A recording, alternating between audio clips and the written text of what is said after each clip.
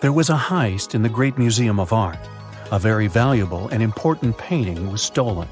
A detective investigated the crime scene and managed to find the person who had stolen the painting. However, when the detective asked the thief to give it back, the criminal gave him 3 copies of the same painting. He refused to tell the police which one was original. But the detective immediately figured it out. How do you think he did it?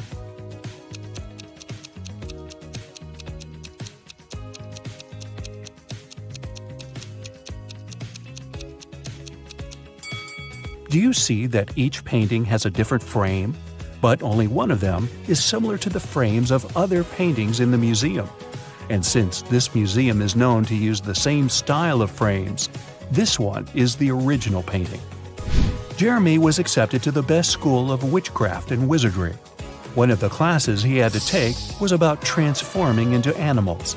3 professors taught that class, and each of them specialized in transforming into one certain animal. Can you tell which professor turns into what kind of animal?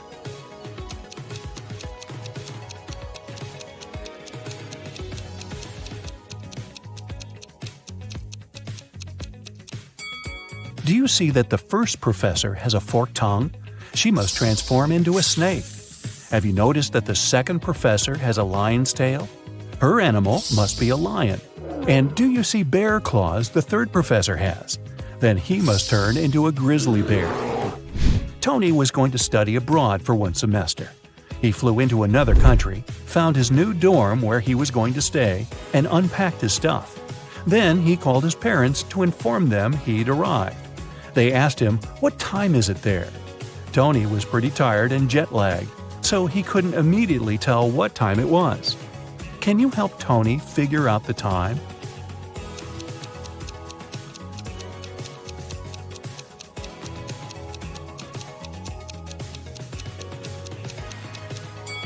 Look, the Eiffel Tower and Sydney Opera House views are just posters, but you can actually see Mount Fuji through the window. So, Tony is in Tokyo, and it's 8:45 there. Carly, Zoe woke up one day and found themselves in a weird place that looked like a jail. Which of them will be able to escape?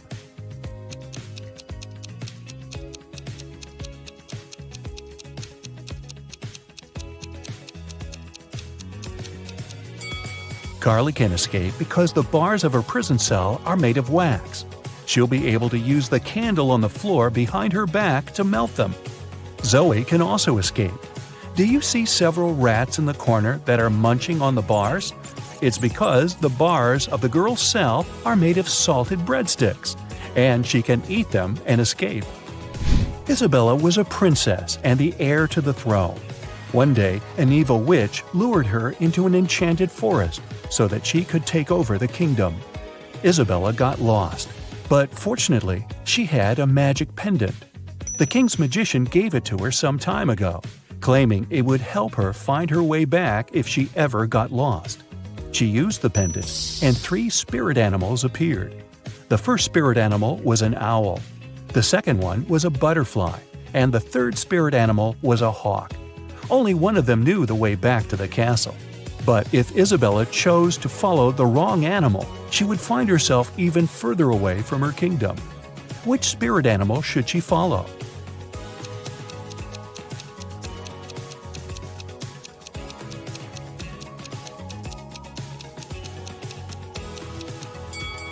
Have you noticed the kingdom banner in the throne room?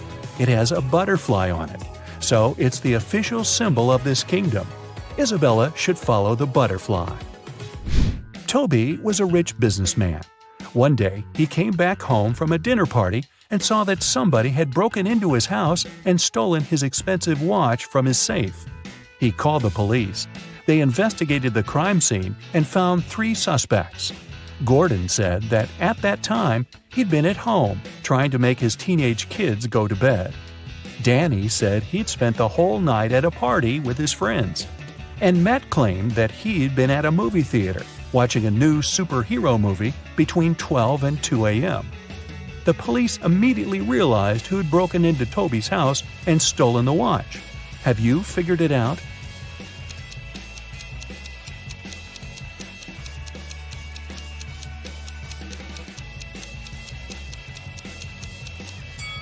It was Matt. When Toby arrived home, it was 11:30 p.m., so it doesn't matter where Matt was between 12 and 2 a.m. Elliot was a crazy scientist who was obsessed with the idea of parallel universes. He dedicated his whole life to figuring out how to create portals to other dimensions. One day, he finally succeeded in building a portal machine. When he tried to test it, 3 portals appeared in front of him, and then the machine just blew up.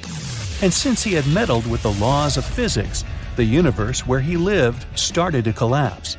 The scientist had to choose one of the portals to escape through, and fast. The first portal opened to the universe in which Elliot was a supervillain.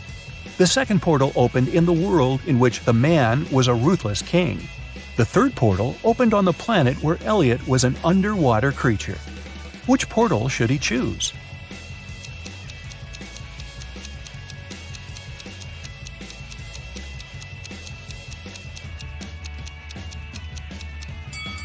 Do you see the portal machine the supervillain Elliot is holding? It's the same as the one that destroyed itself. Apparently, supervillain Elliot is a scientist as well. He might be able to help the real Elliot to bring his original universe back by making a better portal machine. Sally was at a crowded concert.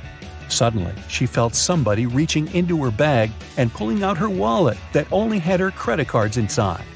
She couldn't see who the person was, but after checking the footage from the surveillance cameras, security guards were able to narrow it down to 3 suspects. Joshua said he had been sharing concert videos on his social media and didn't have anything to do with the theft. Jennifer said she was super rich and didn't need anyone else's wallet with credit cards. She only used cash when she went shopping. Penny said she had been singing along to the song the band had been playing, so she didn't even know what had happened. The security guards immediately figured out who the thief was. Who stole Sally's wallet?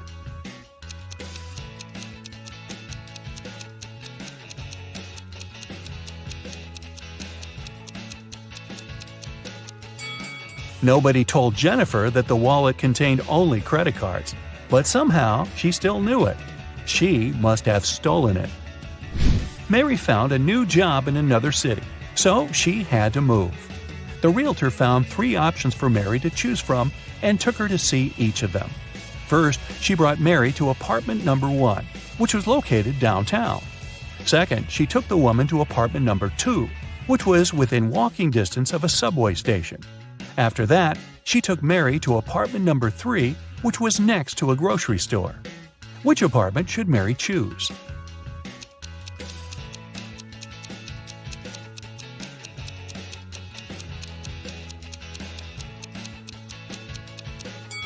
Since apartment number 1 has a rat living in it, and apartment number 3 has a crack in one of the walls, Mary should choose apartment number 2. Miss Sanders took her students camping at the weekend. She wanted to tell them about forest plants. During the trip, one of the students wandered off and got lost in the forest. Hours passed, but he couldn't find his way back. The guy felt very hungry, but he didn't have any food with him. That was when he saw 3 different bushes with 3 different kinds of berries in front of him. Only one type of berries was safe to eat, and the other 2 were poisonous.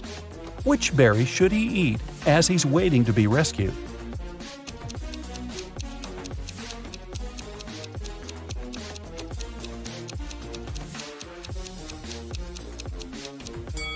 Remember the poster that was in the classroom? It stated that these 2 kinds of berries were poisonous, so only these ones are safe to eat. Sandy was driving across the country to visit her family. She was tired of being on the road and wanted to take a break. She saw a diner and stopped there to have something to eat and rest. The diner looked empty, old, and dirty. The waitress told her there were only 3 meal options to choose from and asked her which one she wanted to eat. So, which one looks safe to eat?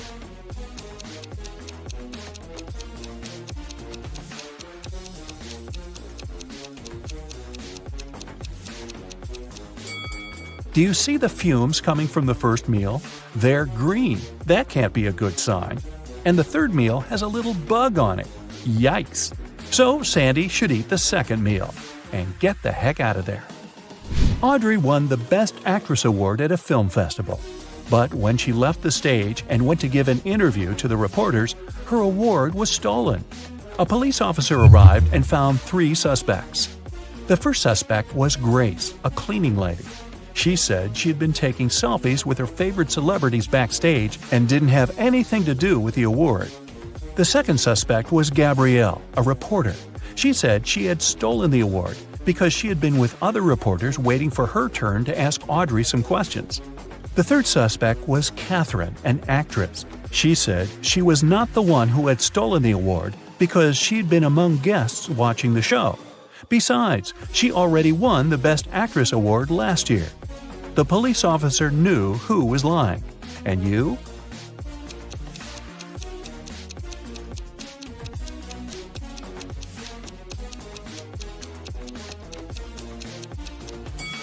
Take a closer look at the selfie Grace took. You can see Catherine behind, sneaking away with the award. Erica works at the Railway Security Service. This morning, she received an emergency alert. There's a person with fake documents trying to escape to Canada by train. Erica and her colleagues found 3 suspects who look almost the same. Can you identify a criminal just by looking at one's passport?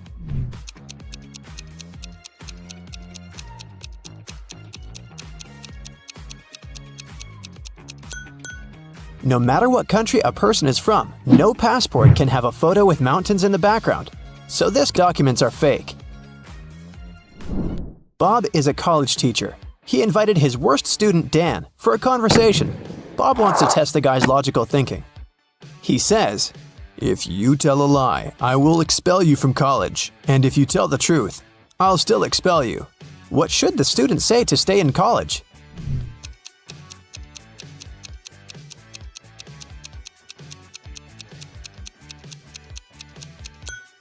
Bob should say, "I'm telling lies." This phrase will create a paradox because it cannot be a lie or the truth. Nancy has 10 bowling balls. Her brother Josh decided to check her intelligence, so he asked Nancy to place those 10 balls in 5 lines, such that each of the lines has exactly 4 balls on them. Can you help her accomplish this task?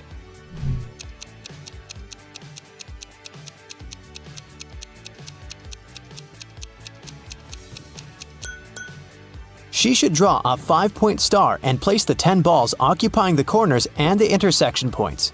Voila! 5 lines with 4 balls in each row. Kevin has been hitchhiking in a desert for hours. Finally, one driver stopped and said, "I will give you a ride wherever you want, but first, you gotta crack my riddle. Which letter can make the road larger?" Can you help Kevin solve this task?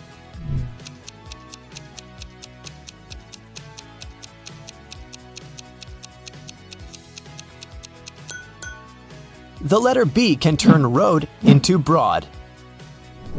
Alex is a shepherd. He had 30 sheep, out of which all but 13 ran away. Can you calculate how many sheep Alex has now?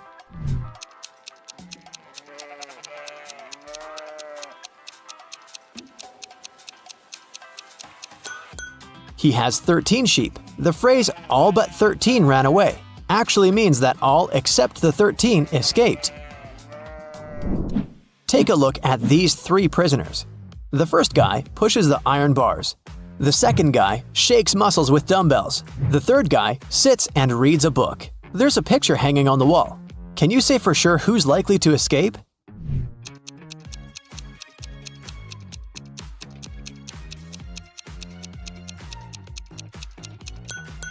Take a closer look at the third guy.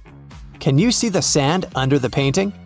He must be digging a tunnel and covering it with a picture, so he's the one who wants to escape. All Becky's shoes are black except 2. Also, all Becky's shoes are red except 2. No idea which pill is which. He can't just throw away the expensive pills. What would you suggest?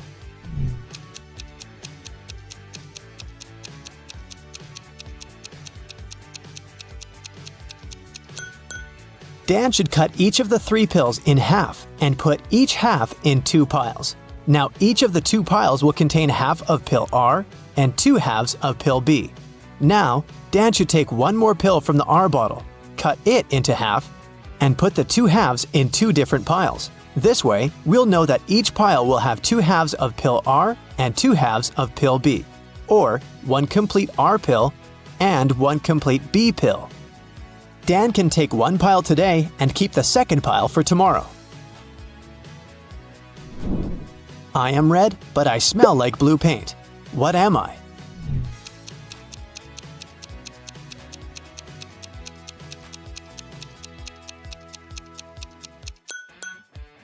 Red paint. Timmy's mother has 3 sons. She named her first son April. The next one's name is May. Can you guess the youngest son's name?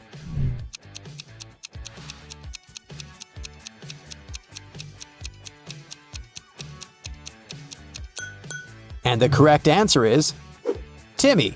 Pretty obvious, huh? Can you spot what's wrong in this picture?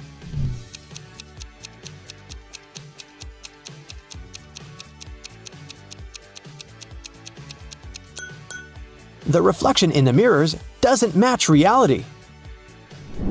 What about this picture? Can you see anything odd?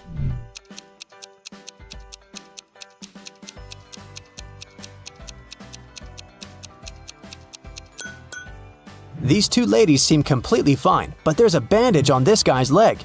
No one would go to a swimming pool if they had big scratches, unless they're a zombie. The king of octopuses has sons, who have 6, 7, or 8 legs. The one with 7 legs always lies, but the one with either 6 or 8 legs always tells the truth. On a certain night, 4 sons meet and chat. The blue octopus says, "We have 28 legs altogether." The green one says, "We have 27 legs altogether." The purple one says, "We have 26 legs altogether." And the red octopus says, "We have 25 legs altogether." Can you identify the color of the son who's speaking the truth?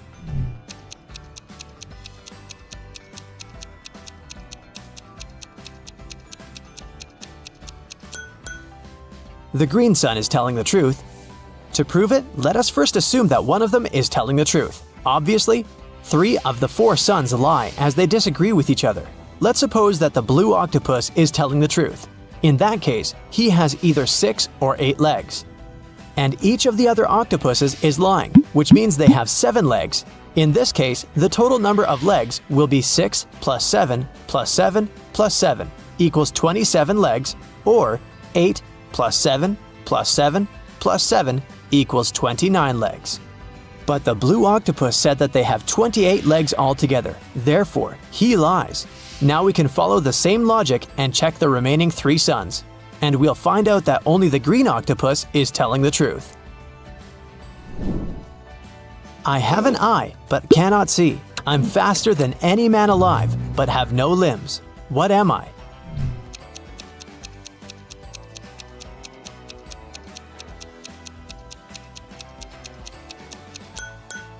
The correct answer is hurricane. I know a word of letters 3. Add 2 and there will be fewer. Can you guess the word?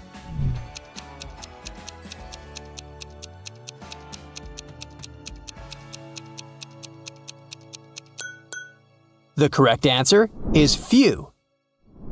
I have a beard without being a man.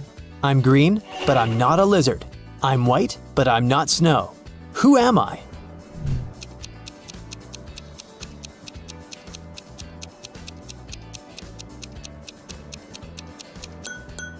The correct answer is leek. A wicked wizard has imprisoned Billy in his tower. Billy ran away from the wizard, but now he needs to choose between these 3 doors leading outside the tower. There's a toxic gas behind the first door. The second path is full of poisonous scorpions and snakes.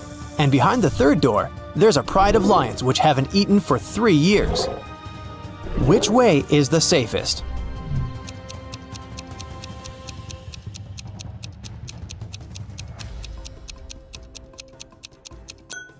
The third one. The lions can't starve for 3 years and still be alive. Monica adores real estate. She used to spend $300,000 per house and acquired property worldwide. She realized that she had too many houses at one point, so she started selling them at $30,000 per house. How is that possible if she was obviously losing money?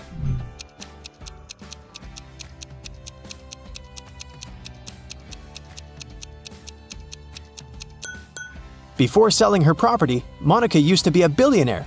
Since she started losing money, she became only a millionaire. I'm full of holes, but I still hold water. What am I?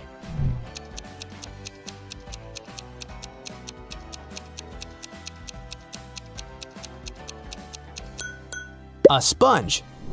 Sarah's mother has 2 sons and 1 daughter. The sons' names are Josh and John. What's the daughter's name?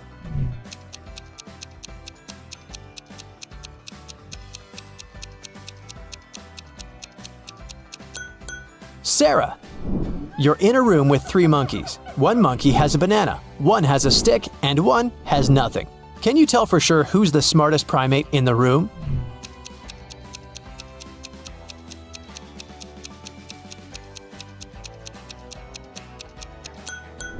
You!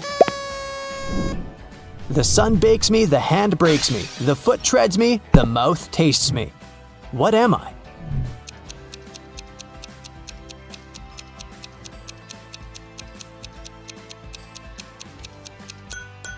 The correct answer is grapes.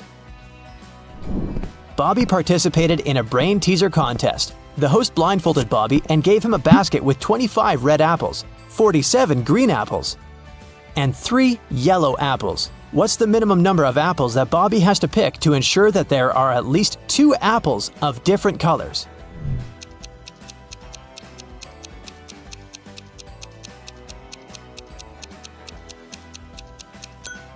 He should pick at least 48 apples. There's a slight chance he might pick up 47 green apples in a row. The Smiths are having a family dinner. A grandfather, a grandmother, 2 fathers, 2 mothers, 1 brother, 2 sisters, 2 sons, 2 daughters, 1 daughter-in-law, and 1 mother-in-law need to sit at a table.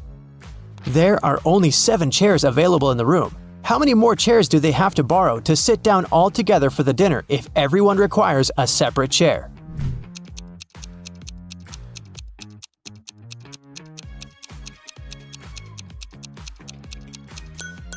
They don't need additional chairs. There are only 7 people. A grandfather married a grandmother. They have a son who has married a woman. Together, they have a son and 2 daughters, so there are only 7 people at the dinner. What has to be broken before you can use it? Any ideas?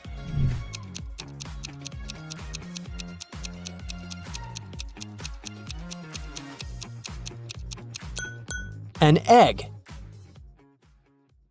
I have a math workout for you today, but first, let's have a little warm-up. How many ducks do you see in this picture?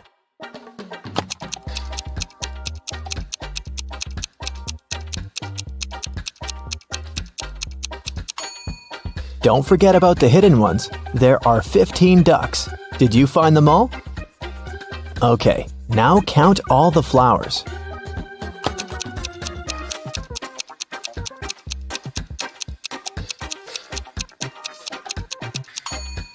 Right, there are 17 of them.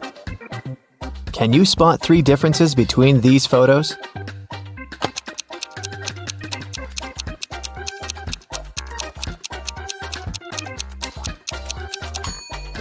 Here they are. And another one. There are 3 differences again. Do you see them?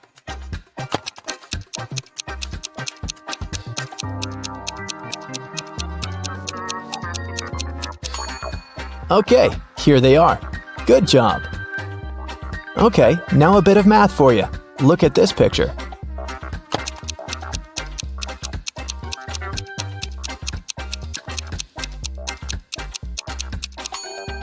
The only number multiplied by itself that gives 25 is 5, so this shape equals 5. This way, the other shape from the second equation is 4. 4 and 6 make 10, so the red circle equals 6. Then, 5 multiplied by 6 gives us 30.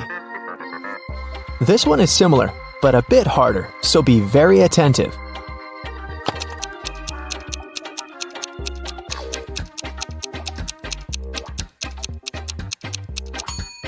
Okay, 3 pairs of sneakers make 30.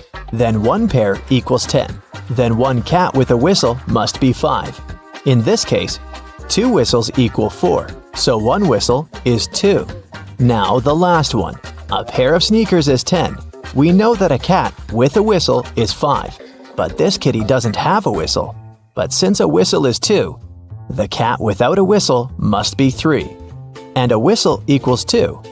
So, it's 10 plus 3 multiplied by 2, which is 16. Ava and Dakota are sisters. When Dakota was 18, Ava was half her age. Now that Dakota is 26, how old is Ava?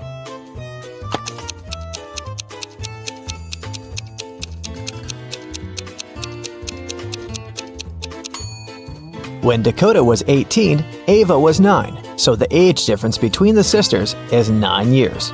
If Dakota is 26 now, then Ava is 17.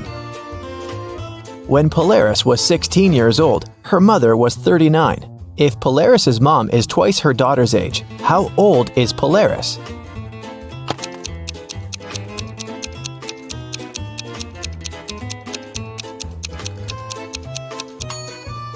The age difference between Polaris and her mother is 23 years. That means now, Polaris is 23 and her mom is 46. Yvonne had a big collection of CDs. One day, she decided to clean up her house and counted that she had 172 CDs. She sold them all except for 7 CDs of her favorite singer and 5 CDs of her favorite band. How many CDs does Yvonne have now?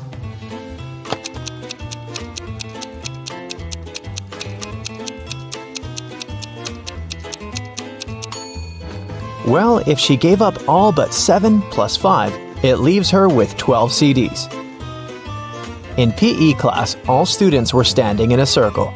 If the 5th student was exactly opposite the 12th student, how many students were in the circle?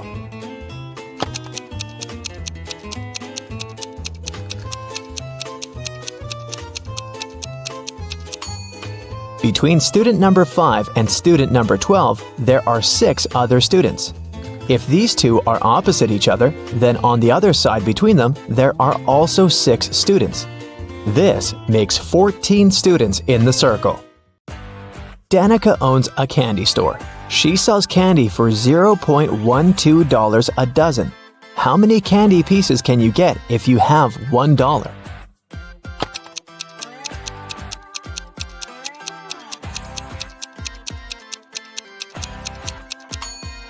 $0.12 for a dozen mean that 1 candy costs 1 cent. So if you have $1, you can get 100 candies. For casting a spell, Flora should put these stones in the correct order. She has 4 of them: purple, green, red, and blue. The instruction says, 1. The red one only has 1 stone next to it. 2. The green and purple stones aren't next to each other. 3. The green stone is the last one. Can you help Flora?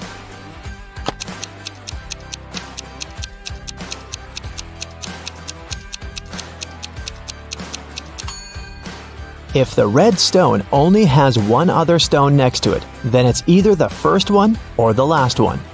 But since green is the last one, then red is the first one.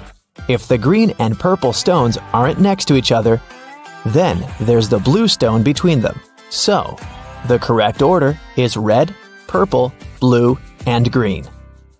It was midday. Kaylin was exploring a big local forest. She found an abandoned mansion and entered it. The door closed behind her back and wouldn't open. Oh no! Kaylin got trapped inside. There were 3 other doors leading to freedom, but there was a catch. Behind the first door, there was a huge pit that would take her miles underground.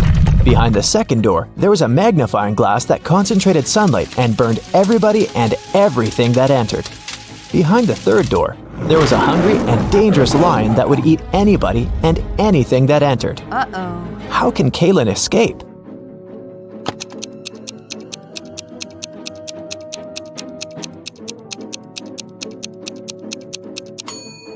Kaylin should wait until sunset. When the sun goes down, the second door with the magnifying glass won't be dangerous anymore.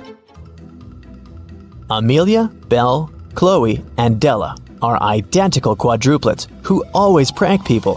One day, one of the girls' teachers had to let Amelia leave the class early. She had a doctor's appointment, but the woman wasn't sure which girl was Amelia.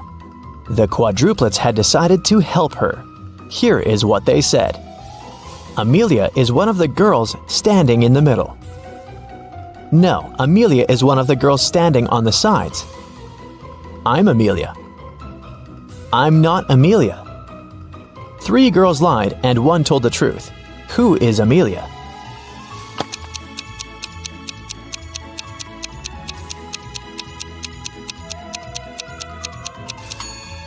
If Amelia is the first girl, then 2 girls told the truth, the second and the fourth ones. If Amelia is the second girl, then the first and the fourth girls told the truth. If Amelia is the third girl, then the first and the third ones told the truth. But if Amelia is the fourth girl, then only the second girl told the truth. So, Amelia must be the fourth girl. Esme was having a walk in the forest and got lost. She found a witch's house, petted her black cat, and asked the witch to send her home. The witch wanted to play a game. If Esme won, she'd send her home. But if Esme lost, she'd have to stay with the witch forever. We'll be saying numbers between 1 and 10. The next player will have to choose a number that's between 1 to 10 greater than the previous one. The first person to say 50 wins. You can start. How can Esme win?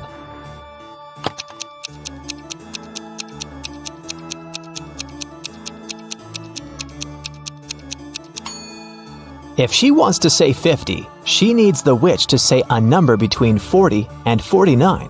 So, before 50, she has to say 39. If she wants to say 39, the witch has to say a number between 29 and 38.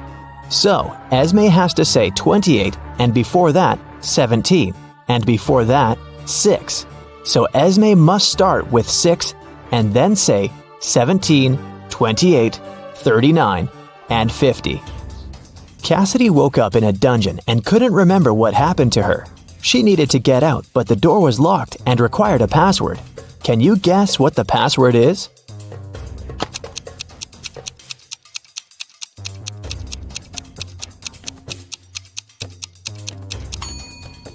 Every next number is made by moving the last digit of the previous 4 to the front. So, the password must be 4728. Mrs. Davies is an elderly lady telling a story of her life.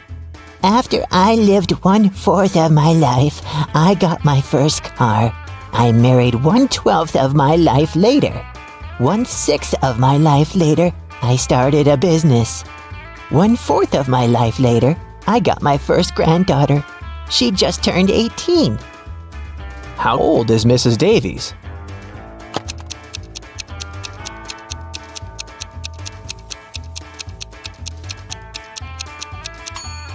Let's say Mrs. Davies is X years old. 1/4 of her life, till she gets her first car, X is 4. Then we add 12 till her marriage. X till opening her business, 4 till the birth of her granddaughter, and finally, 18 years from then till now. It should all be equal to X. If you solve this equation, you'll figure out that X is equal to 72. So, Mrs. Davies must be 72 years old. Esme was walking in the forest, and you know what? She didn't get lost this time. She knew how to get home, but the other road led to the witch's house, and the girl recently came up with a cool riddle for the witch. So, Esme decided to pay her a visit. She offered a deal. If the witch couldn't solve her riddle, Esme would get her cat. The witch agreed, and Esme gave her a square piece of paper, 4 inches by 4 inches, with a total area of 16 square inches. Turn it into a square with a total area of 8 square inches without a ruler. How can the witch do it?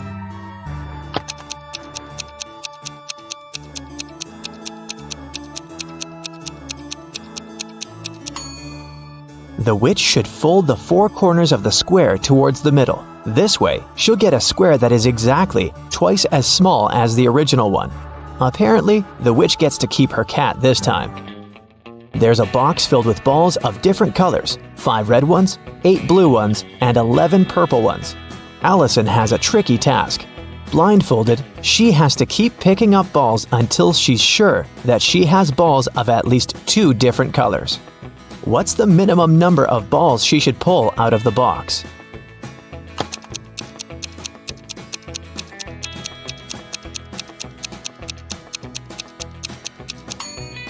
In the worst-case scenario, Allison will be picking up balls of the same color until there are no more of them left in the box. The majority of balls are purple, so if she picks up a purple ball every single time, it'll be 11 balls. And only after that will she get a ball of a different color, so she should pick up 12 balls. Like every morning, Daphne went to her favorite local cafe to get her coffee and breakfast sandwich. She left the cafe after she'd paid. A few minutes later, she returned, looking anxious, because she had forgotten her wallet. Strangely, it was nowhere to be found. She called the police to report the incident. Nobody had left the store, so the thief was still there when the officer arrived. He started questioning everyone. Jenny, the cashier, said that Daphne was a regular customer and she had known her for a long time. So, she would never steal her wallet, and she didn't see it after Daphne had paid. Andre was a tourist visiting the city for the first time. He said he'd come to the cafe because he'd wanted to try their famous muffins. She claimed he hadn't seen the wallet. He was busy trying to pick what type of muffin he should get at the time. And Harry worked as a store clerk. He said that he'd come there to grab a coffee, and he didn't see the wallet because he was pouring milk into his coffee. So who do you think stole the wallet?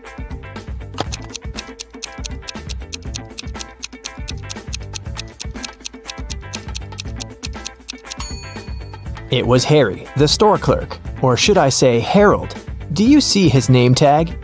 He lied about his name when he ordered his drink. Also, even though he said he was pouring milk in his coffee, as you can see, it doesn't have any milk in it. Jessica was an aspiring actor, and she had a big musical theater audition that day. She left her house early in the morning to make it on time, but she had forgotten to take her sheet music with her, so she had to drive back. When she walked in, though, she saw her roommate lying on the floor unconscious. A nurse was standing beside her. She explained to Jessica that her roommate had been poisoned, but luckily, she'd had enough time to call an ambulance before she passed out. Jessica immediately realized something was wrong. She thanked the nurse for helping her friend and asked her if she could get her a glass of water or anything else. The nurse agreed, and Jessica hurried to the kitchen. There, she called the police saying, "There's a fake nurse in my house. She poisoned my roommate and tried to rob her." How did Jessica understand that?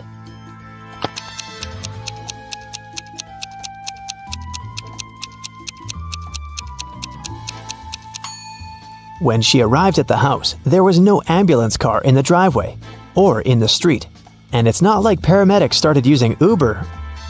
And you might have also noticed that the paramedic bag the nurse was holding was slightly open, and Jessica's roommate's jewelry was dangling out of it. Anna and Catherine are both influencers, but take a look at the latest photos they posted. Which of these ladies do you think is richer?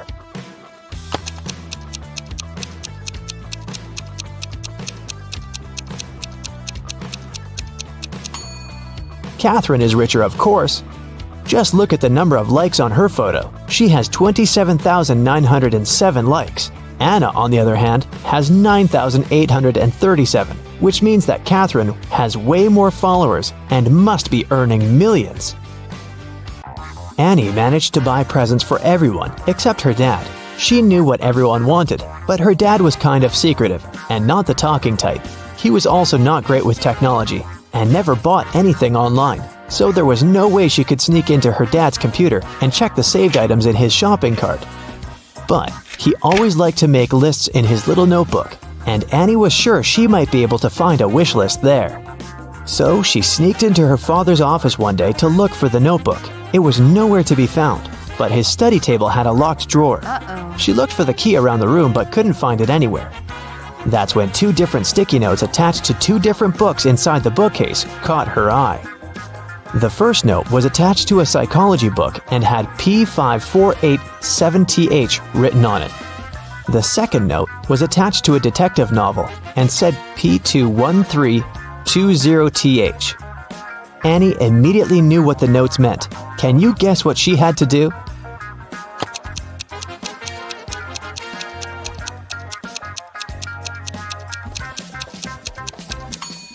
She had to open to page 548 in the first book and find the 7th word on this page. Then, she had to open page 213 in the second book and find the 20th word on that page.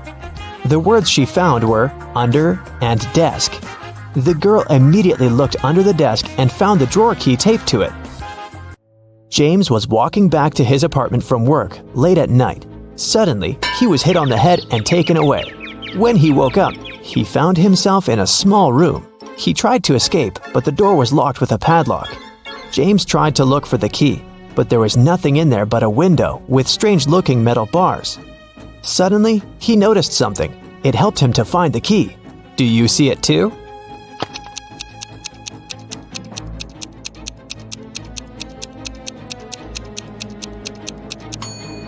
One of the metal bars is different from the others. That one is the key. Giselle was camping in the forest during a night when the moon was full. After midnight, when she was making s'mores by a fire, she heard a loud howl. There was a werewolf in the forest, and it managed to find Giselle's tent because it smelled of food there. Thankfully, Giselle was not in her tent anymore when the werewolf arrived because she had already run away.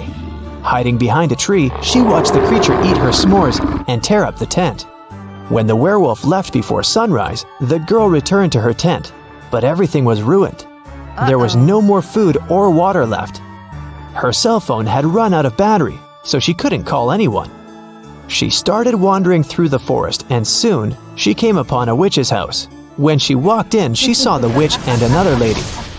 Giselle asked the witch if she could send her home. The witch agreed to help her on one condition. She would only send Giselle home if she guessed her sister's name. If not, she would turn her into a frog. Giselle knew the answer, but how?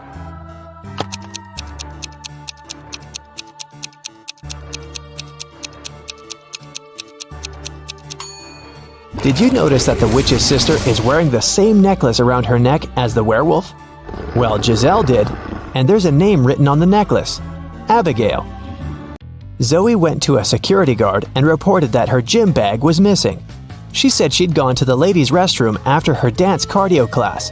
She was fixing her hair when someone came up from behind and pushed her. So she didn't see the person who had taken her bag. The security guard refused to check the footage from the security camera that was outside the restroom. Neither did he file a report. Why?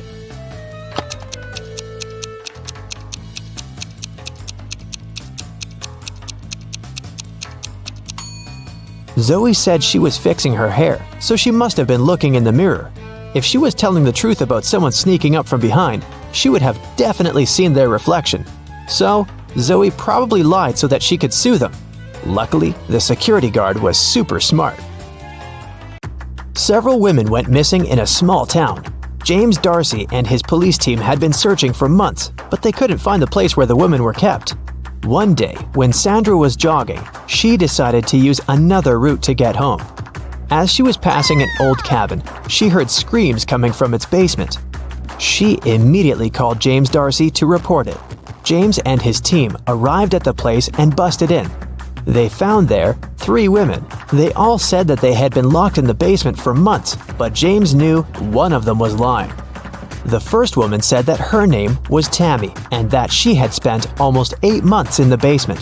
The second woman claimed that her name was Hannah and that she had been there for almost 5 months. The third woman told him that her name was Allison and that she had stayed there for about 3 months. Can you tell who the liar is?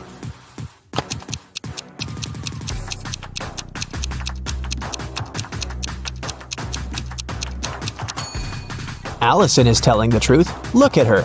Her clothes are dirty. Her hair is greasy. Her roots have started to grow out. She definitely hasn't seen daylight for a long time. The same goes for Hannah. But look at Tammy. She looks clean.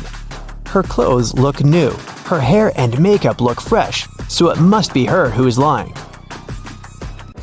David spent his summer break at a science camp that was at a big space facility. When the summer break ended and school started, He told his friends from the science club all about his camp adventures. He said that at the facility, he had found a secret room. And in there was a time machine. He stepped into it and pressed some buttons to test if it really worked. And it did. He traveled through time and was able to talk to Nikola Tesla, Chuck Berry, and King Aragorn. But one of his friends immediately called him out for lying. How did he know that David made up this whole thing?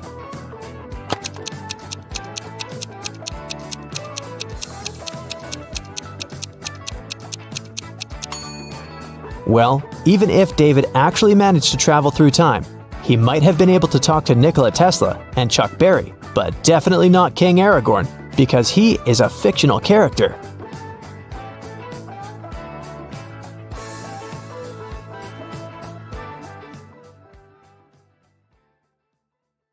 At first, you'll be a Sherlock trainee. Look carefully at the pictures and pay attention to the smallest details to solve the riddles. Which one of these students has 3 mothers?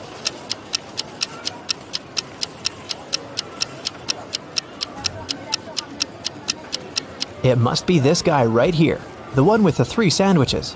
The guy with 3 glasses got them from the cafeteria. He must be very thirsty, but it's not a sign of 3 mothers. But this one definitely brought sandwiches from home, so I bet it's him.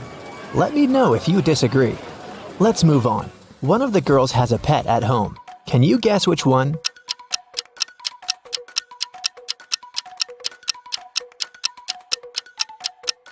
It's the girl in the middle. Look, her hands and arms are scratched. She must be living with a cat. Okay, look at these 3 people. Who is a vampire?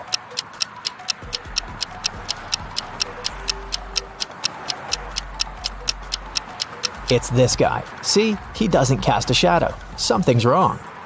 Chastity was at a party and met 3 guys. All of them claimed to be pilots, but one of them lied.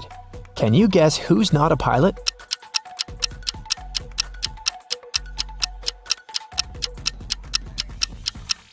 Pilots must have perfect eyesight. This guy is wearing glasses, so he's not a real pilot. Look at these 3 students. One of them is left-handed. Can you figure out who exactly?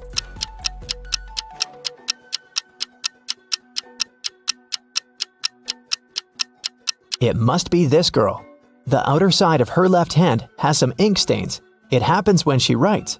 Since we write from left to right, her arm covers everything she's just written. 3 best friends met for a coffee in the evening. Can you tell which one of them has a pet?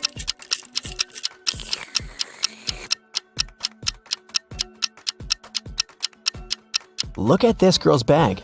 There's dog food in there, so she probably has a dog at home waiting for her. This one is super easy. 3 sisters came to visit their parents. One of them got engaged while she was away. Can you tell which one?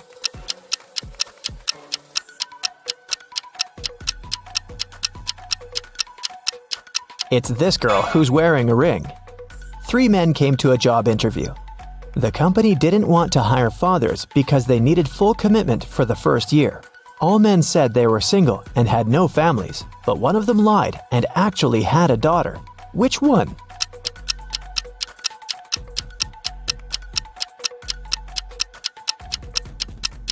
It's this guy here. Why would he wear a pink scrunchie on his wrist if he wasn't making his daughter's hair right before the interview? Okay, now let's go and look at people's houses. Here are the bathrooms of Daryl and Tiberius. Which one of them has a girlfriend?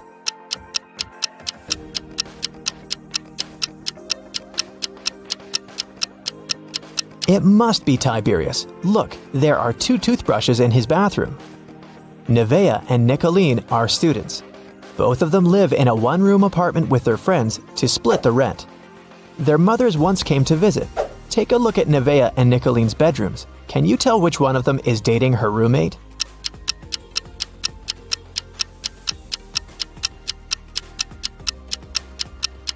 It must be Nevaeh. In Nicolene's bedroom, there are 2 single beds, and in Nevaeh's bedroom, there's just 1 big bed.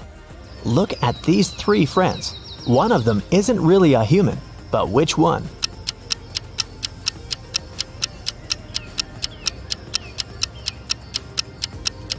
Look, this guy right here has only 4 fingers. Perfect, we trained you well. Now let's solve some cases. The city bank was robbed, and Detective Callum was on the case. After a long investigation, the police managed to track the robber and found the money hidden in the nearest desert in a cactus bush. They couldn't see the robber's face, but there were 3 suspects. Take a look at the people. Who is guilty?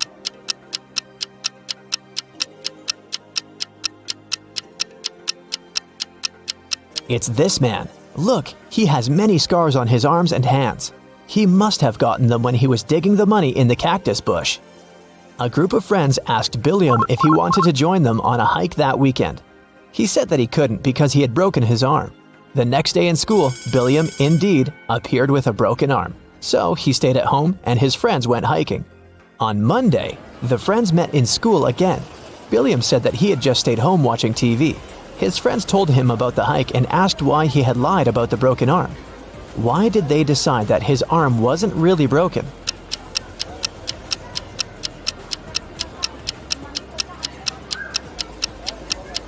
Last week, Billiam's right arm was broken. On Monday, it was the left one. He must be faking it. Mr. Tucker called the police and reported that he had been robbed. Detective Callum arrived at his place and found Mr. Tucker tied up to a chair.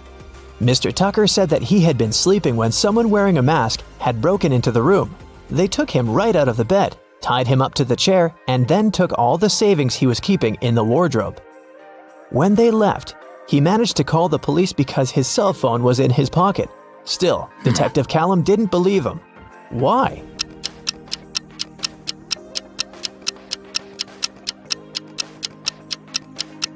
Mr. Tucker said that he had been taken right out of bed, but the bed was perfectly made.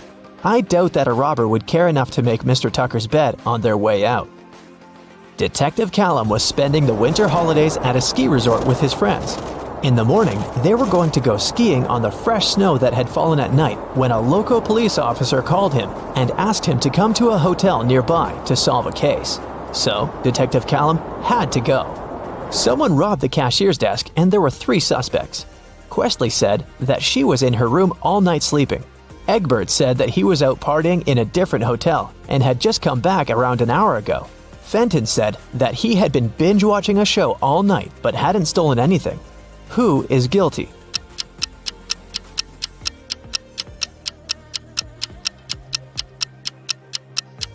It was Egbert. If he had just returned, he would have left his footprints on the fresh snow, but there were no footprints leading to the hotel as Detective Callum was walking there. And the name Egbert will make anyone suspicious. There was a car accident in the suburbs, and police arrived to investigate the case. The driver went into a cliff right where the road was taking a dangerous turn. The car turned around, and he was pushed out of it and got stuck nearby. He had his cell phone on him, so he was able to make a call. A police officer helped the driver out and asked him to show what was in the trunk. The driver gladly opened it with his keys. In the trunk, there was his suitcase, some instruments, and a spare tire. The police officer said that the accident had been staged. Why?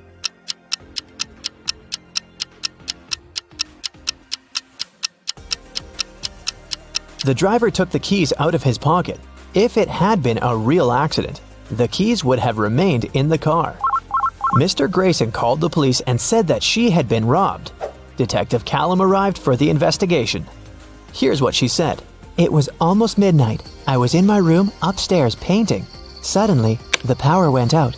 There was no light or electricity, and I could only see the streetlights outside. Then, the stationary phone rang. I was scared, so I didn't pick it up. I stayed upstairs, and in about 10 minutes, the light came back. I just went to sleep, and now, in the morning, I found out that someone stole my grandma's diamond ring. Detective Callum didn't believe her. Why?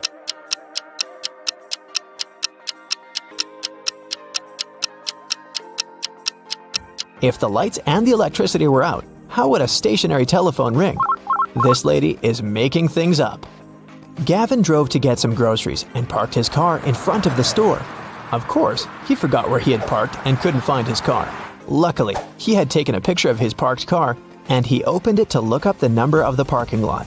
The problem is that his parking lot number is covered and the number of the lots nearby doesn't make any sense. Can you figure out what's Gavin's parking lot number and where he should search for his car?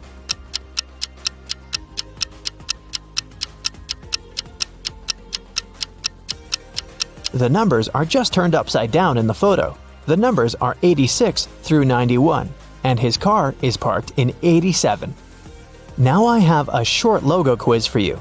I'll show you a logo and you have to tell the company. Here's the first one. Do you recognize it?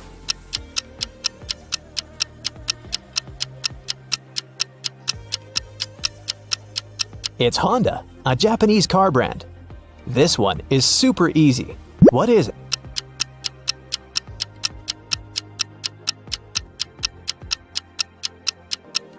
This is Pepsi, of course.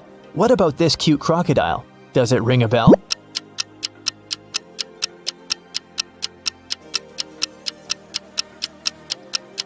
This is Lacoste, a French clothing brand. Another easy one. I bet you have it on your phone.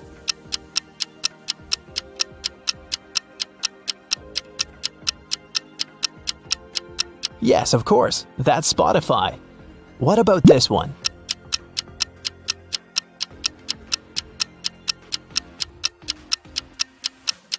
Yes, it's Nike. This one is a very fancy brand. What's your guess?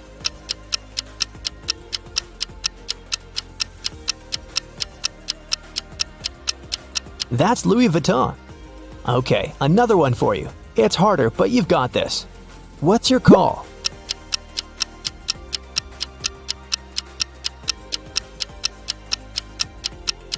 This is Reebok, an American footwear company. Do you recognize this bull?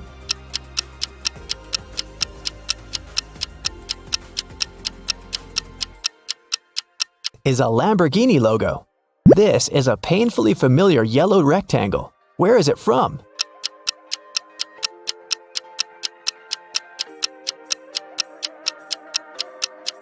That's the National Geographic logo. Porsche and Vinette live in a country where postal services are super unreliable. Everything sent by post is stolen from the package. How can Porsche send his wife, Vinette, a diamond ring if both of them can buy locks, but don't have keys from each other's locks?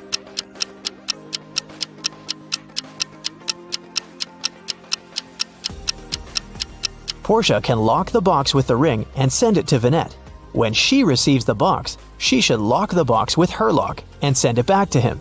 When he receives it, he can open his lock and remove it, and send the box back to Vinette with her lock only, so that she can open it once she gets it again. There is a box filled with balls of different colors. 5 red ones, 8 blue ones, and 11 purple ones. Ninja has to pick out balls blindfolded until he's sure that he has at least 2 balls of the same color. What's the minimum number of balls Ninja should take out to be sure of that?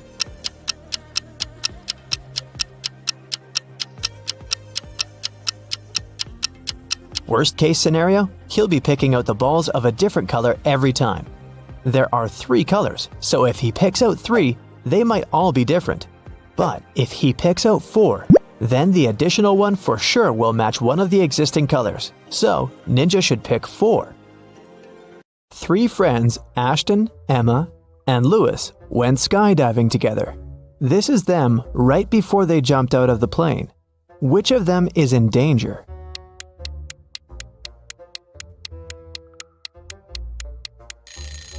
Ashton.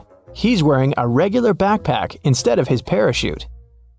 Amelia is running away from a group of zombies and comes across 3 doors. Behind the first one, there's a raging fire. Behind the second door, there's a deep lake. Behind the third door, there are venomous bees that bite everyone who enters. Which way is the safest?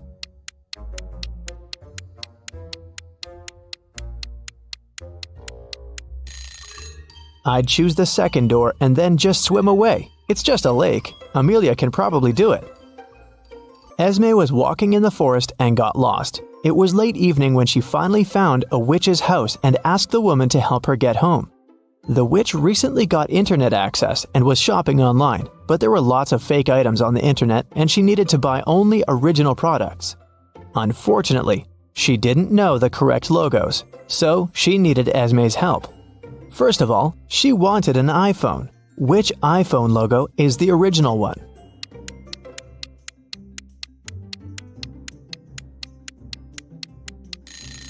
Of course, this one. Next, she needed a pair of sneakers for her morning runs. Which logo is correct?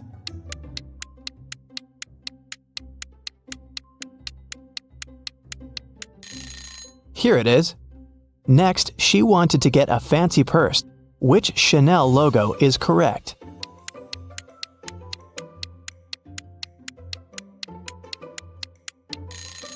This one. The witch also wanted a BMW motorbike. But which one is the original logo?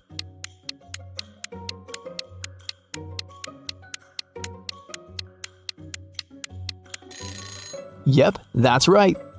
When the witch needs gas for her motorbike, what 7-Eleven should she go to?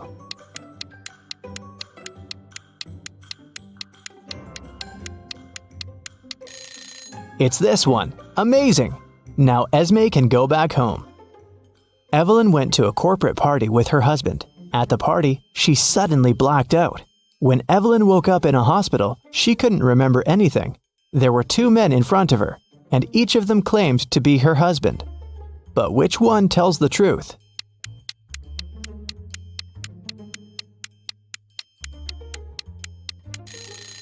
Since Evelyn and her husband were at a corporate event, they were both dressed accordingly.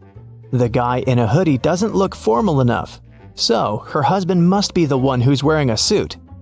Miss Lodge was going on a vacation. She cleaned up her office and left, taking the key with her. When she came back 2 weeks later, she immediately realized that someone had been to her office while she'd been away. How did she understand it?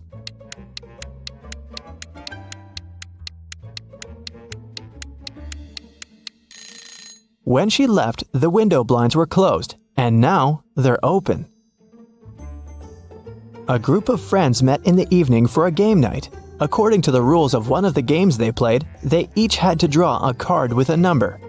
Soon, they realized that the number 6 was missing. Since it was a new set of cards, it was weird that they had already lost it. They all revealed their cards and, indeed, there was no 6. Suddenly, one of the friends started to laugh. She said she'd found the missing card. Can you spot it too?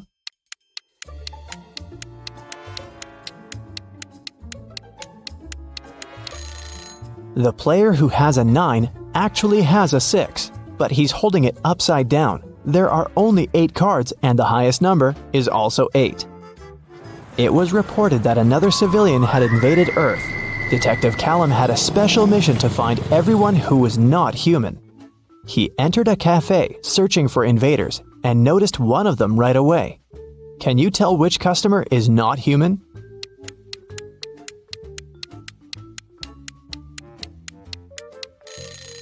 It's that dark-haired guy right there. Look, he has 6 fingers. Take a look at this busy street. Can you find an imposter here?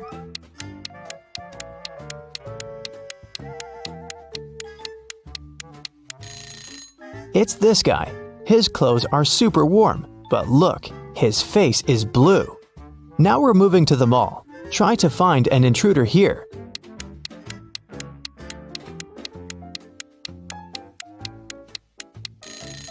Look, this woman is glimmering. She must be from another world. We have a few more intruders to catch. Detective Callum found out that one of them was at a local college, so he drove there. Which student is not human?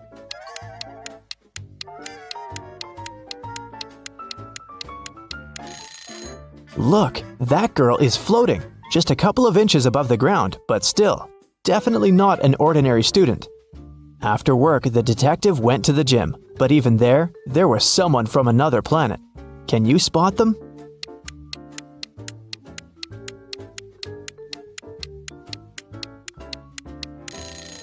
Pay attention to the guy on the treadmill. He's running too fast. He must be an imposter.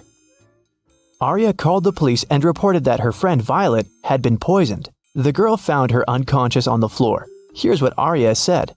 I was walking past Violet's house and noticed that the lights were on. I figured that she was at home, so I decided to come in and say hi. The front door was open, so I walked in and saw Violet just like that. The police officer asked her if she had touched anything. Arya answered that she had only touched Violet to check her pulse, and then her cell phone to make the call. The police detained her for further investigation. Why?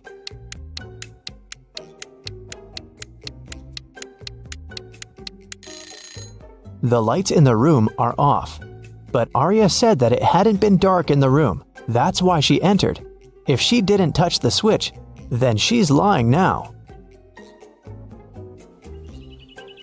It was a sunny spring Sunday morning. The whole family was at home. When Hannah returned to her room after breakfast, she noticed that someone had played a prank on her and stolen all the clothes from her closet. She questioned every person in the house. Hannah's mom said she'd been busy reorganizing her bedroom. Her dad said that he'd been shoveling snow in front of the house. The girl's sister, Serenity, said that she had been playing video games in her room. Who took Hannah's clothes?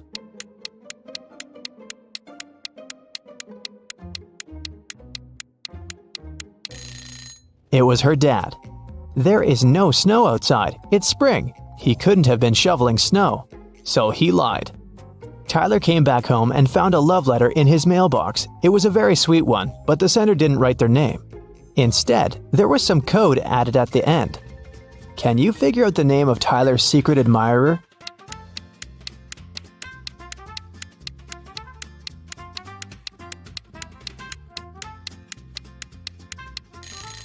The alphabet is the key. D plus 1 means the letter following D, which is E. O minus 3 means 3 letters before O, which is L. 2 letters after G is I. Z plus 0 is actually Z. And C minus 2 is A. It seems that the girl's name is Eliza. Kara likes traveling, but she's terrible at packing. So, your task is to check her suitcase and find one thing she doesn't need to take with her. Kara is going camping with her friends. What's that extra thing she packed that she needs to leave at home?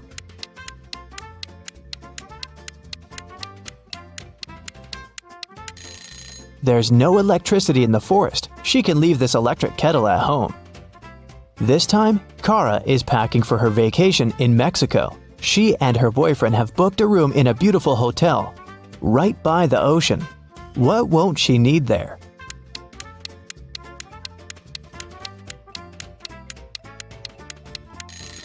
She probably won't need the towel. Hotels usually provide them and replace them every day with clean ones. This time, Kara is going on a ski trip with a group of friends. The task is the same. What won't she need there?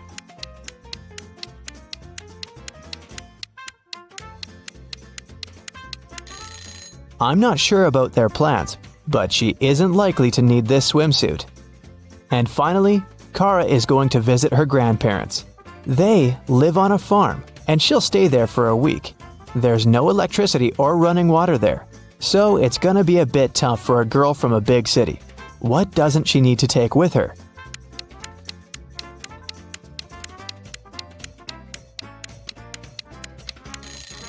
I think it's this hairdryer.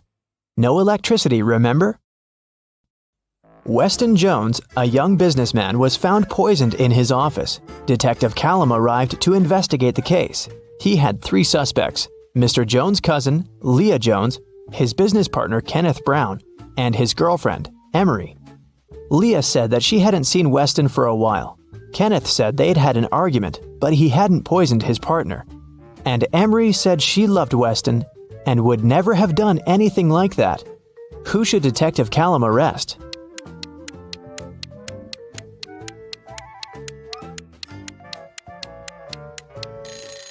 Look, there's a lipstick stain on one of the teacups in Mr. Jones's office. The color matches Leah's lipstick, but she said that she hadn't seen her cousin lately. She must be lying. Ariana was poisoned, and Detective Callum was on the case. One of the main suspects was Jake, Ariana's sister's boyfriend. Someone saw them together, and Detective Callum visited him. Good afternoon. I'm sorry to tell you this, but your girlfriend's sister, Ariana, has been poisoned.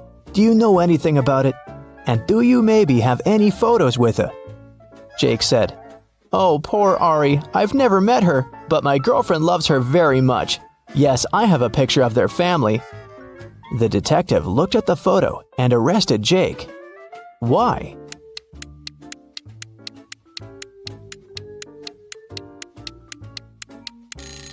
Look, Jake is in the photo too. It means that he must have met Ariana. Then why would he lie about it? Esme was walking through the forest, again. And you know what? She got lost. She had been wandering around until she found the witch's house. She said, "Hi," petted the cat, and asked the witch to show her the way home. The witch had a task for Esme. She needed several magical artifacts for her new spell, but she only knew their shapes. And Esme had to figure out which of the artifacts the witch needed. Here's the first set. Those are magical crystals. Which of them is the one the witch needs?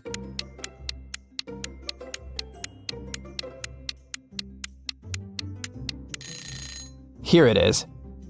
Okay, here are several plants. Can you spot the one the witch needs?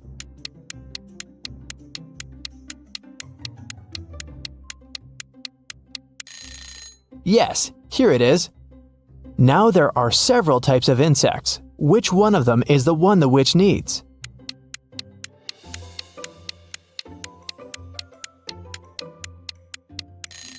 Perfect. Here it is. And the last crystal. What's your guess?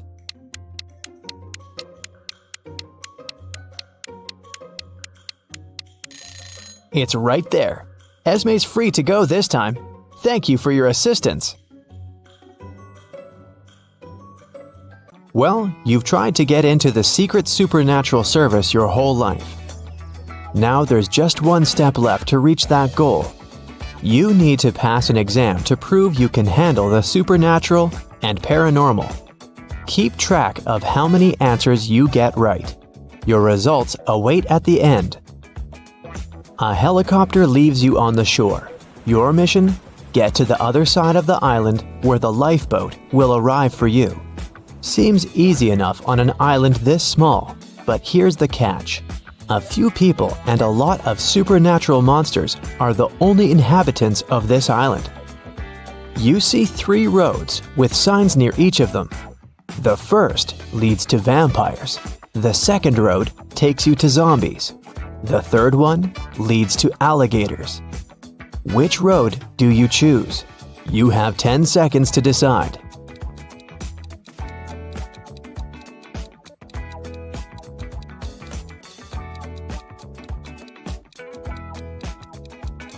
Choose the road to alligators. As I said, only people and monsters live on the island. No real-world creatures here. You take the third road and end up in a huge meadow. The scorching sun is beating down on you, and you want to find some shade. Fortunately, you see 2 houses ahead. The first looks very old and decrepit. The windows are broken. It's missing most of its shutters, and it looks like the whole thing could collapse at any minute. The second house looks brand new, sturdy, clean, but you notice it doesn't have any windows at all. Where will you go? 10 seconds on the clock.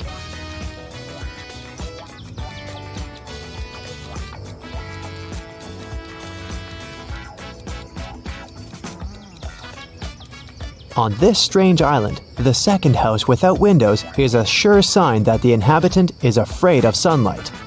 You don't want to land in the trap of vampires. You choose the first house. You find yourself in a large room. Everything's covered in cobwebs. A thick layer of dust coats the furniture, and the floor is creaky. You find a can on the table. All it says is antidote. You're sure this could be useful, so you put it in your pocket. You also find a bunch of keys and go to the far end of the room.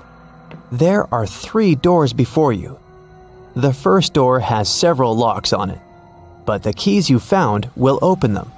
The second door clearly says werewolf inside.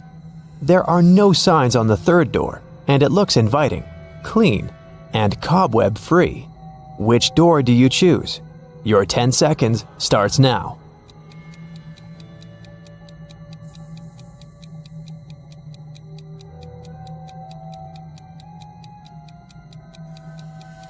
The locks on the first door mean there must be someone or something kept inside that shouldn't be let out.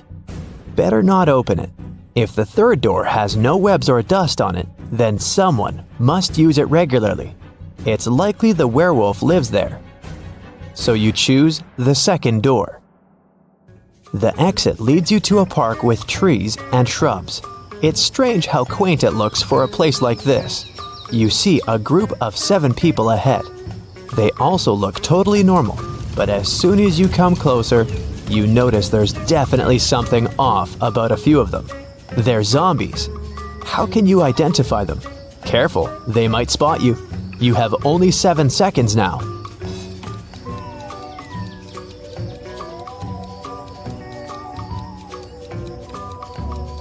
The right answer is 3. The guy is trying to find his eyes that fell out. The girl on the bench is eating ice cream with body parts in it. And this man doesn't even notice the dog biting his leg. You're afraid of zombies as much as the next guy. But the really scary thing is those people standing nonchalantly nearby. Anyway, you discreetly pass by this strange crew and eventually come to a mountain. You climb to the top and enjoy the view of a beautiful sunset. To move on, you need to cross one of the 2 bridges. Strangers are standing at the other end of each one. You're sure one of them is a werewolf. But who is it? How can you tell? Looks like those zombies caught your scent. Hurry, you only have 7 seconds.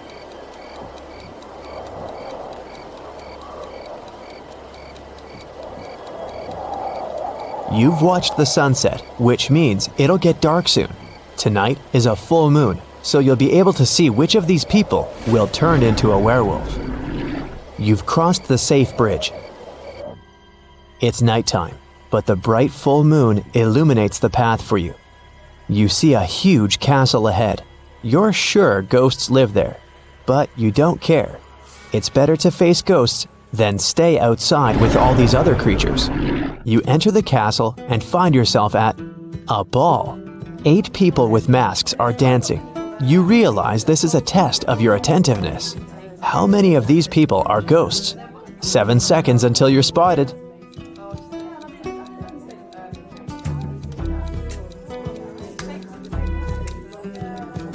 That lady is dancing, but her feet aren't touching the floor. She's floating. Everyone is wearing modern dresses and costumes. But that couple over there is dressed as if they're from the Victorian era. Ghosts can't change clothes, right? You've spotted 3 ghosts, and you decide not to interfere with their dance. Gotta keep moving on. You come to another room. You see a huge table with a buffet of food. Fried chicken, French fries, pizza, vegetables, fruit, soda, mouth-watering desserts, and pastries. 8 people are sitting at the table. You've worked up quite an appetite by now and consider having a bite. But intuition tells you something is wrong here. You realize these are all vampires. But how did you know? You better decide in 5 seconds.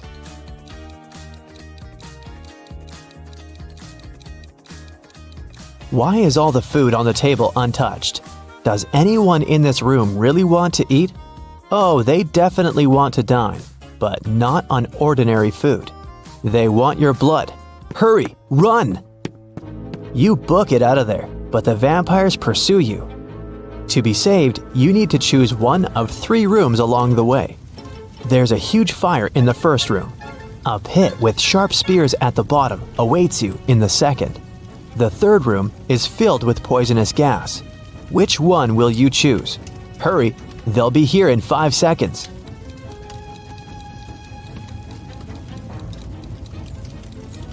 The correct answer is the room with the gas. If you breathe in the poisonous stuff, the vampires won't drink your toxic blood. But how will you save yourself? Oh, that's right. Earlier, you found an antidote. You drink it, fully recover, and leave the mansion. You go through the jungle and finally find the shore. Perfect, you've reached your goal. That's when your joy is cut short by the sight of 3 people flailing out in the water. Help! We can't swim! You're about to dive in the water to save them, but your intuition tells you something's fishy here. 2 of them are sea monsters trying to lure you into a trap. But which ones? You only have 5 seconds to save the real person.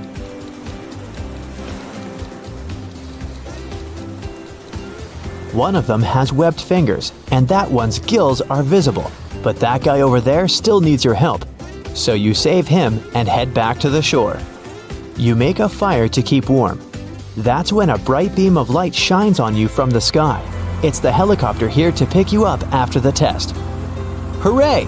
It throws a rope ladder down. You start to approach it, but then you realize something's not right. Do you climb up or do you trust your instincts? You better decide in 5 seconds.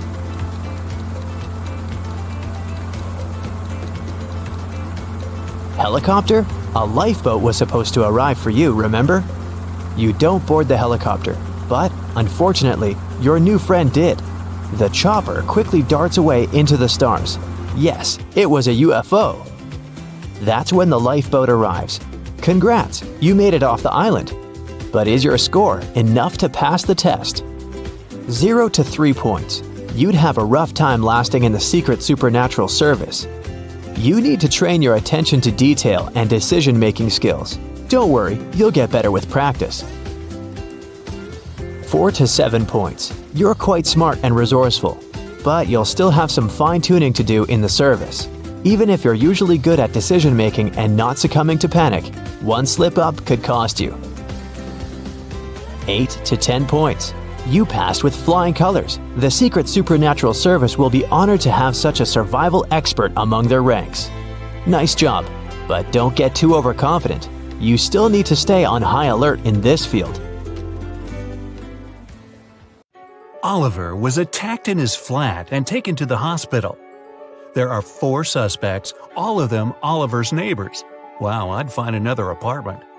Amelia said she'd been walking in the park since early morning. Henry explained he had been painting in his studio and had heard nothing. Jacob said he had been repairing his car. Sophia answered she'd been taking a bath for the past 3 hours. Look at these people's hands and try to figure out who's lying.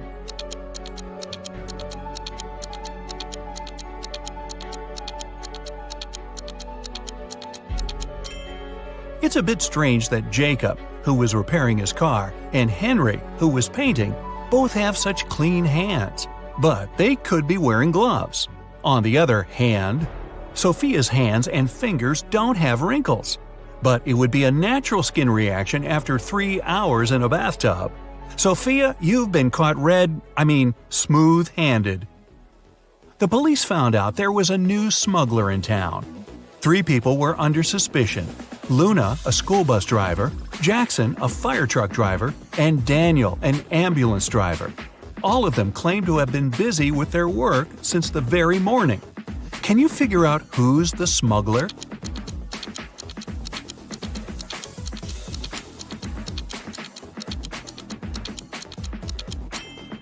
Look at the car Daniel drives. On such vehicles, the word ambulance is normally written backward. It's done so that other drivers can instantly read the inverted word in their rearview mirrors. Well, it seems Daniel has given himself away. It was the day when Jacob was supposed to be discharged from the hospital. He had spent a couple of months there and underwent several surgeries. His doctor told him he was going to be fine. It was safe for Jacob to leave the hospital. But the guy didn't believe these promises. In low spirits, he walked home. On the way, he accidentally bumps into an elderly lady. She gets furious and started to shout at Jacob. But instead of arguing back, he hugged the woman and ran home. Why?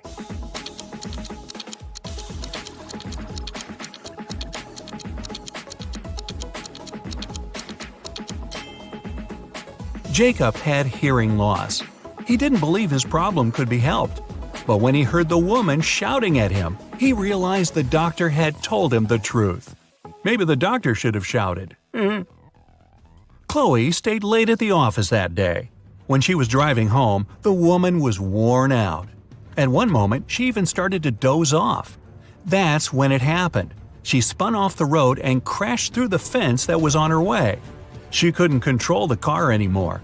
It slipped down a steep hill and ended up in a lake. Chloe couldn't move her arms. They were stuck. She couldn't undo her seatbelt or open the door. The car sank to the bottom of the lake. Was Chloe doomed?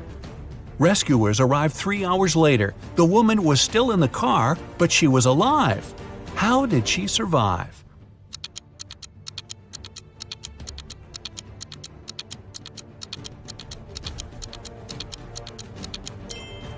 After the car hit the bottom of the lake, the water only came up to Chloe's throat. It was a very shallow lake. Good thing, huh? It was Jack's birthday, and the fellow got a present he had been dreaming about for ages – a motorbike. The next morning, he rode his bike to college and left it at the parking lot. During lunchtime, Jack decided to check on his motorbike. Imagine his horror when he found out someone had broken the mirrors. The security guard told Jack only 3 other people had left his building in the afternoon. They were Owen and Sam, 2 best friends, and Layla, the girl who once liked Jack but got turned down by him. Owen said he and Sam had gone to the campus cafe to get sandwiches for lunch. Sam confirmed this. He then added the bike could have been damaged by Layla out of revenge. But Layla told Jack her mother had visited her and they had spent 2 hours together. So, who's lying?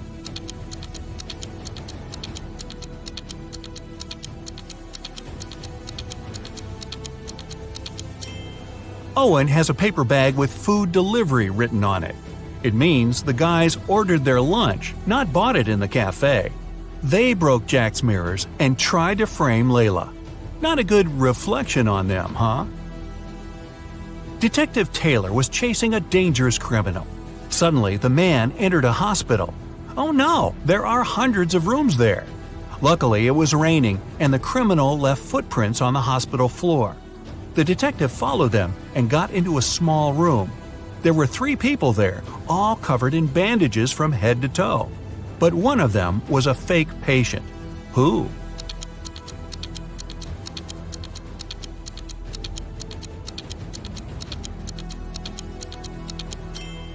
It was the dude in the middle. He didn't even have a medical chart next to his bed. Very quick job on the bandages, though.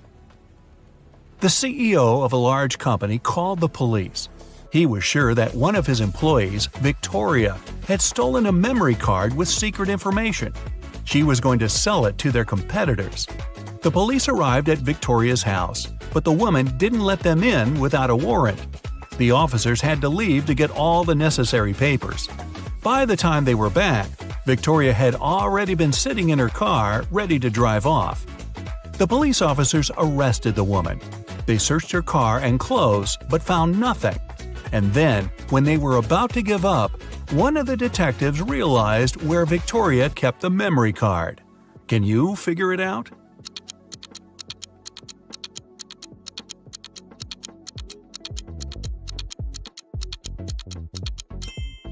When the police first came to her, the woman had her hair down. But after that, Victoria changed her hairstyle. The memory card is in her bun. Yep, Victoria and her sticky bun. Michael was going home from the gym when everything went black. When he regained consciousness, he found out he was in a locked room. Next to the door, there was a computer with a keyboard.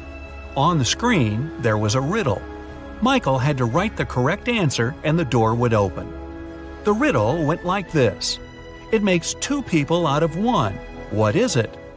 Michael typed the needed word and the door opened. He was free to go. What was the answer?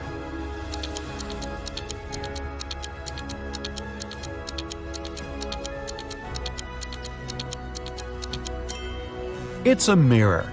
Oh, I was guessing a buzzsaw, but this one is better and not as messy. 2 best friends, Emily and Luna, came to a popular and expensive hair salon. At first, the administrator told the girls they had just one available hairstylist. But after making a phone call, she happily announced she had found another hairdresser. Emily and Luna could have their hair done at the same time. But in the process, it dawned on the girls that one of the hairstylists was fake. Which one?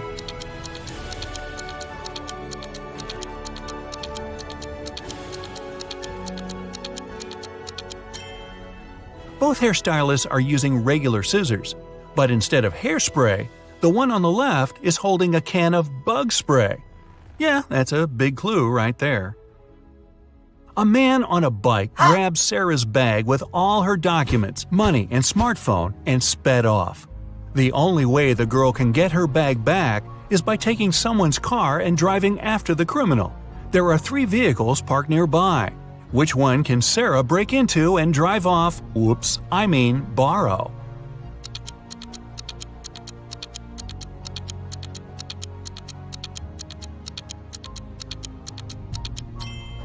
A man is sitting in the blue car. That's no good.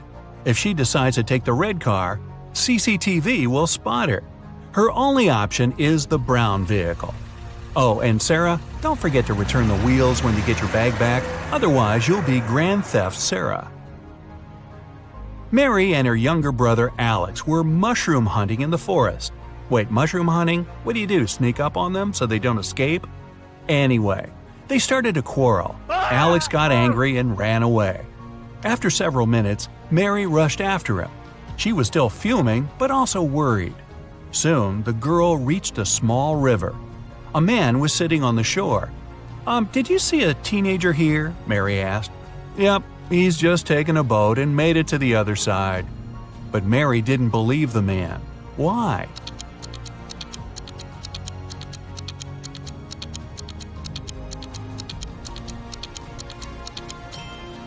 The boat is indeed on the other side, but the paddles are lying next to the man. How could the boy cross the river without them? So, where's Alex? Kidnapped by the escaped mushrooms? We may never know.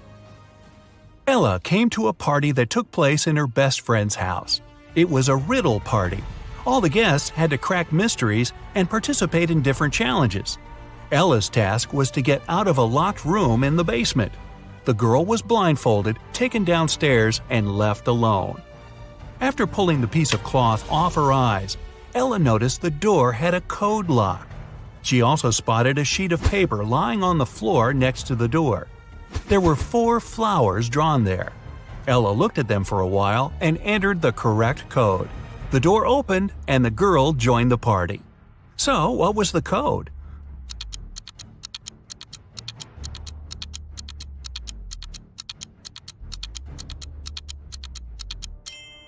Ella counted the petals on each flower.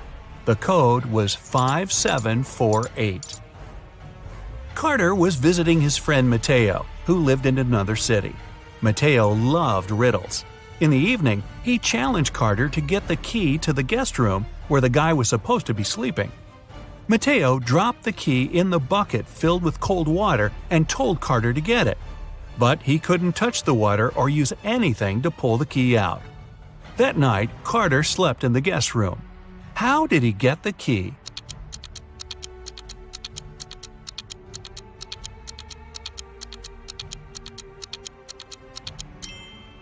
He put the bucket over a fire. The water started to boil and soon evaporated. After that, Carter picked the key up. Mateo was steamed. Nora was an insurance agent. Once, her client called her early in the morning. The woman was in tears. At night, someone had broken into her house. By the time the woman had enough courage to go downstairs, the thief had already taken all the valuables. When she looked out of the window, the man was running away. "Do you remember what he looked like?" Nora asked. The client answered, "It was still dark outside. I understood it was a man, tall and thin. He had dark hair and was wearing a V-neck t-shirt." Nora immediately realized her client had staged the burglary. How did she figure it out?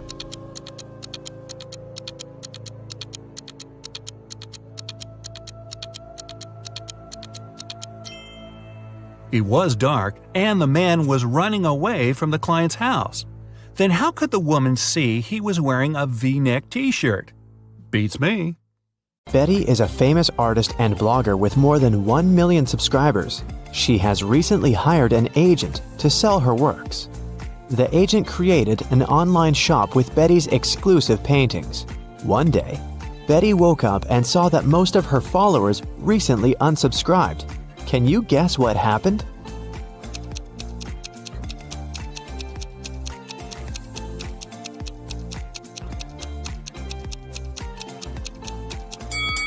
Take a look at the items in Betty's shop. Van Gogh painted the Starry Night, not Betty. The agent tried to sell fake art through her shop. The next day, Betty visited her favorite cafe. She made an order and went to the ladies' room to wash her hands. She found this beautiful ancient necklace. 3 people approached her to claim the jewelry. Helen said, "This piece belonged to my grandmother. Emeralds fit our green eyes perfectly. Give it back." Fiona said, "My necklace used to have a weak lock. It must have been broken when I was combing my hair." Julia said, "Hey, it's mine. I lost this necklace in the ladies' room." Who should Betty give the necklace to?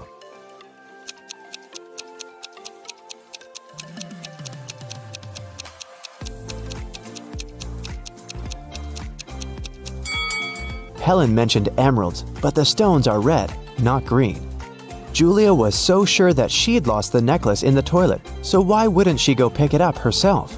Fiona was the only one who knew about the weak chain lock, so she's the real owner. Betty returned to her table. She noticed that someone had taken a bite out of her bagel. Betty was shocked and questioned other customers. Derek said, "Lady, I'm a billionaire. I don't need to steal other people's food."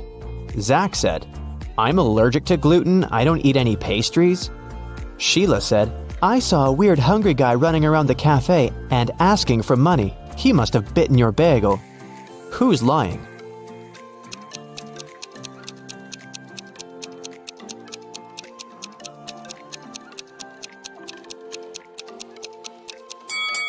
Zach. If he doesn't eat any pastries, why did he order pancakes?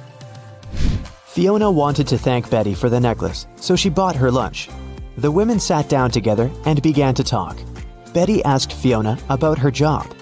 Instead of answering, Fiona showed her family tree. Can you help Betty figure this out?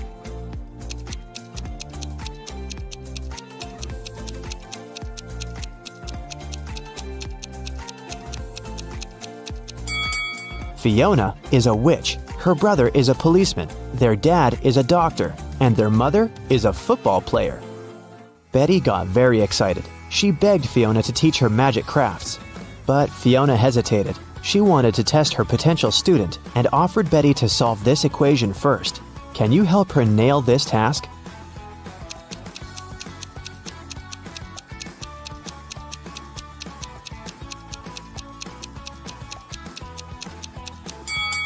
Many people fail to solve this equation because they don't pay attention to details.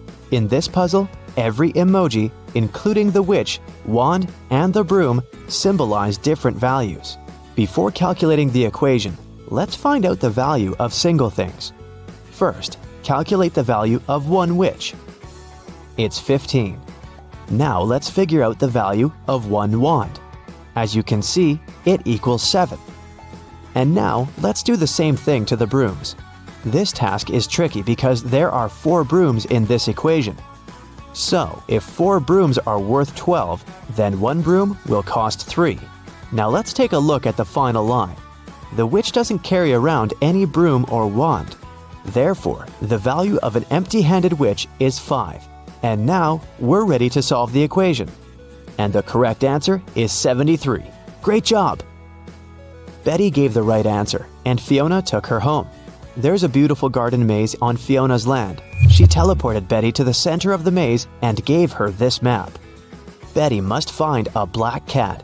Otherwise, she's gonna stay in this trap forever. Can you help Betty out?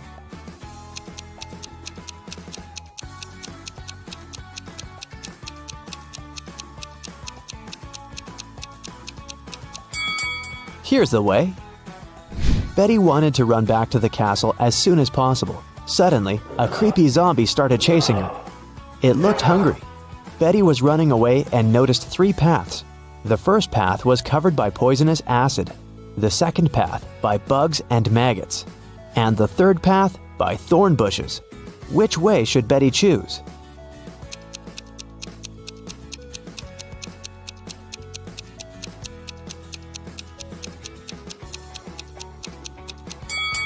Betty should choose the second path.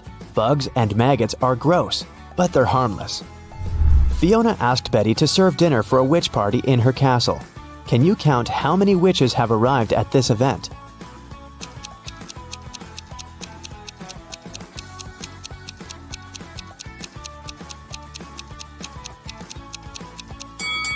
There are 13 witches in this picture. This one is not a witch, it's a garden scarecrow. Betty needed to go to the store to buy some ingredients for dinner.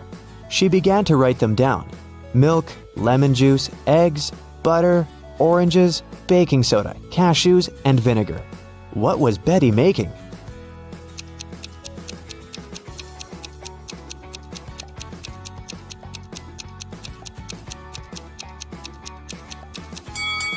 Have you guessed?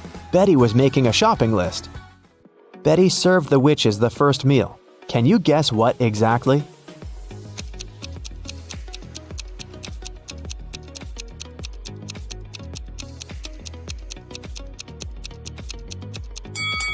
The correct answer is onion rings. Here's a second serving. Can you guess it?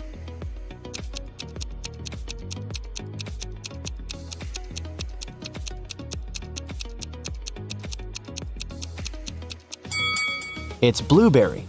What about this dish? What do you say?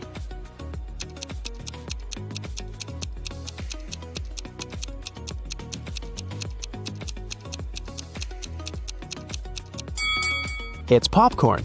Here's the next one.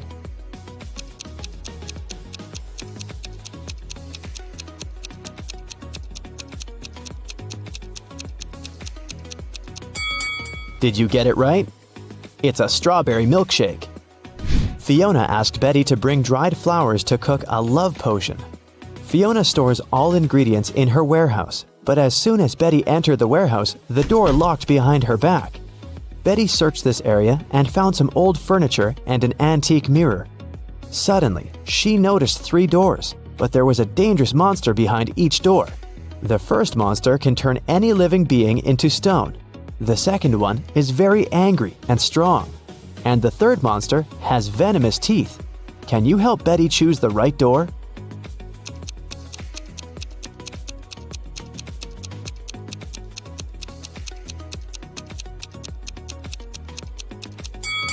Betty should open the first door and show the mirror to the monster so that it would turn into stone.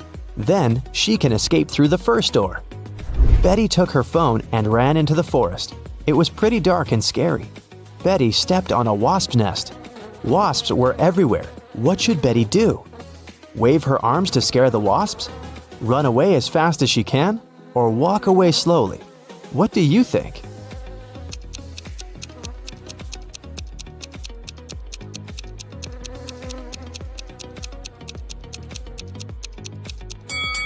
The safest choice is to walk slowly. Waving hands and running is too dangerous.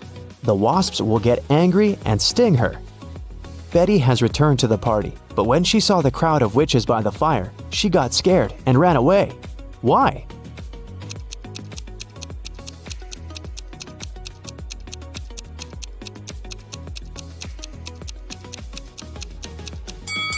This lady by the fire is a ghost. See, she doesn't have any feet and levitates. Betty decided to hide in the castle. She wanted to call the police, but she couldn't find her phone. Betty questioned 3 witches. Georgina said, How dare you? I use telepathy. Phones and gadgets are for losers. Lillian said, I was outdoors singing with other witches. I didn't see or hear anything weird. and Nina said, I don't need to steal honey. I can manifest any amount of money anytime. Who's lying?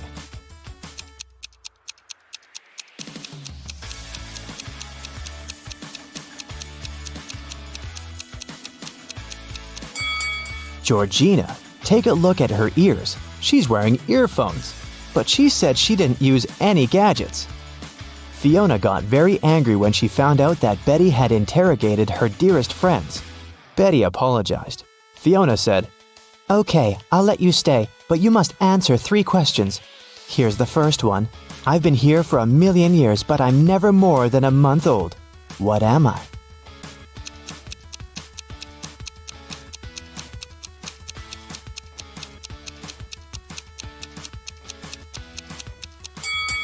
Have you guessed it? The correct answer is the moon. Here's Fiona's second question. I build castles and I tear down mountains. I make some people blind, but I help others see. What am I?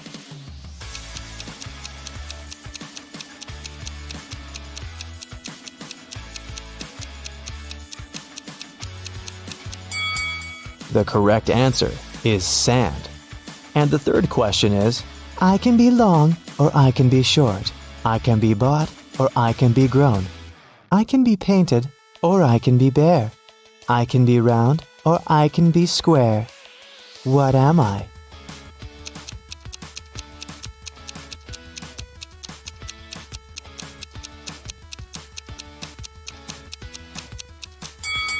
And the answer is fingernails. The party was still on. Fiona went upstairs to change her dress. In 5 minutes, Betty heard a scream from Fiona's bedroom and found her unconscious on the floor. Betty asked one question to 4 suspects. What have you been doing for the last 5 minutes? Jenny was roasting marshmallows by the fire. Gemma said, I've spent the last 30 minutes in the pool. Sarah said, My frog Fluffy ran away to the garden. I've been looking everywhere. but unfortunately I couldn't find it. And Nancy was flying on her broom around the house and filming the party on her phone. Who's lying?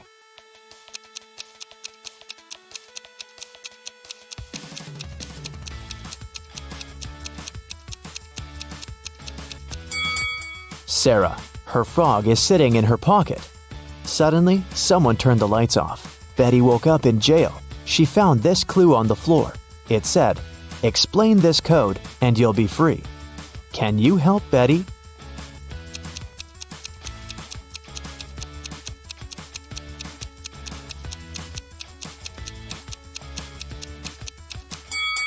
Here's the answer. Betty was running through Fiona's basement and noticed 2 more prisoners. She figured out that one of them was planning to escape. Can you guess who?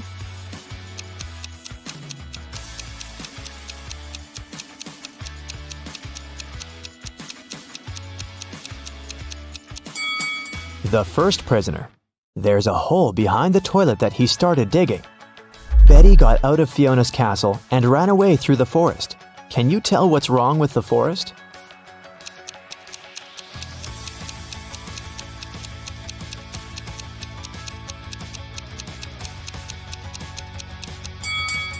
Look at the trees. They all cast shadows, but the big oak tree's shadow is in the wrong direction. Eddie and Lucy decided to go camping in the forest for the weekend. However, they didn't know that it was protected by an angry spirit who didn't like intruders. He appeared in front of them and said, "You have set foot into my forest uninvited. You will not be able to leave. Forget your home. With it, you will never be reunited." We apologize. We didn't know the forest belonged to you. Please let us out. We won't ever come back. Lucy cried. The spirit replied, "I'll show you mercy, for you are sincere. Mysteries of my forest await you. Solve them all, and you will be able to leave." Then he magically teleported them to the deepest, darkest part of the forest and vanished out of sight. As Eddie and Lucy walked around trying to find their way out of the forest, they came upon a river. They had to cross it to continue their journey. There were 3 different bridges in front of them. Which one should they choose to move to the other side?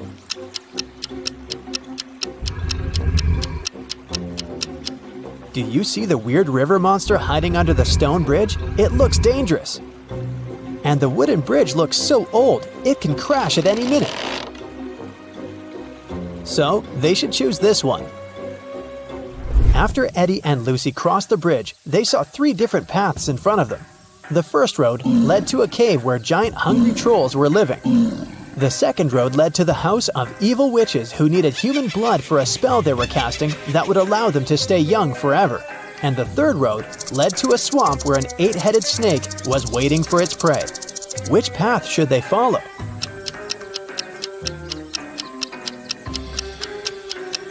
They should choose the third road because if you look carefully, you can see that up ahead, the road is forked too. It means that there's a 4th path they can take if they continue walking on this one, and they won't end up in the swamp after all. When they arrived at the end of the 4th path, they saw a wizard's hut. They thought he might be able to help them, but the gate was locked. When they tried to force it open, a magical quill came flying towards them from one of the windows of the hut and started writing a riddle in the air. "The only being who can let you in is my familiar Arthur the Owl. He must be sleeping on a tree at this hour. To convince him, you must bring him his favorite flower. Yet, if you cannot spot him in the next few seconds, I can't help you, and forever in this forest you'll have to wander. Can you spot where the owl is?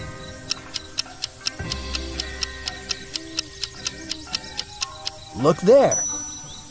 Eddie and Lucy managed to spot not one, but 3 owls standing on a tree branch. Only one of them was Arthur. If they don't figure out which one of them is Arthur, they won't be able to get help from the wizard.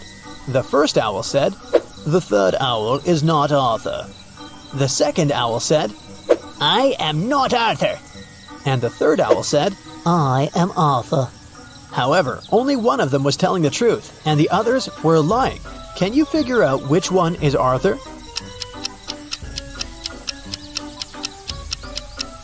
If the first owl was Arthur, then both he and the second owl would be telling the truth. If the third owl was Arthur, then he and the first owl would be telling the truth. But only one of them is telling the truth, remember? So the second owl must be Arthur. Once Eddie and Lucy figured out which one was Arthur, the remaining owls flew away. Then Lucy asked him what his favorite flower was. Arthur answered with a riddle. I can grow very tall. I am of the color yellow. When I am young, I follow the closest star in the sky. Can you tell what flower I am?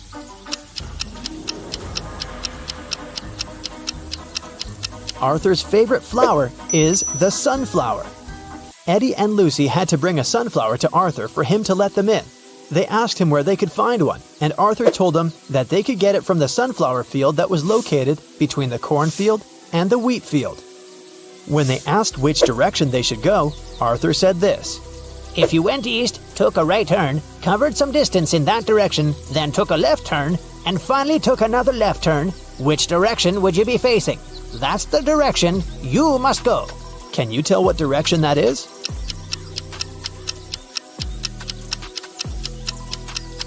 It's north. After Eddie and Lucy had walked for some time, an angry leprechaun jumped onto them out of nowhere and knocked them out with fairy dust. They opened their eyes in a prison cell. The leprechaun said, You stole my pot of gold, and you're going to stay in this prison until you tell me where you hid it.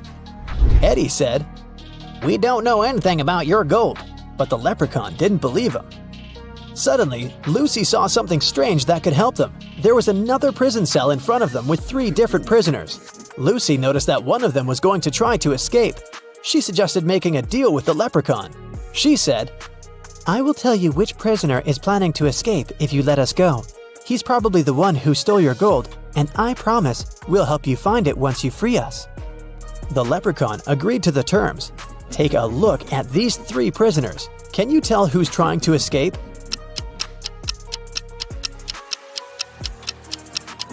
It's the 3rd prisoner. He has a map sticking out of his pocket. He must be up to something. The leprechaun took the map from that prisoner and let Lucy and Eddie go. He said, But now you have to help me find my pot of gold.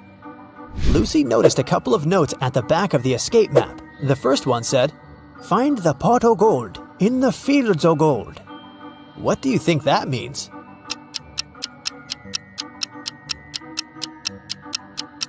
Remember what Arthur said?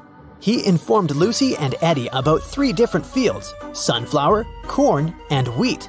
These 3 things are all yellow or golden. It could only mean that the leprechaun's pot of gold is in one of these fields. The road from the leprechaun's prison to the fields was foggy. They lost their way and arrived at part of the forest that even the leprechaun didn't even know about. Eddie immediately noticed 3 unusual things. Can you spot them?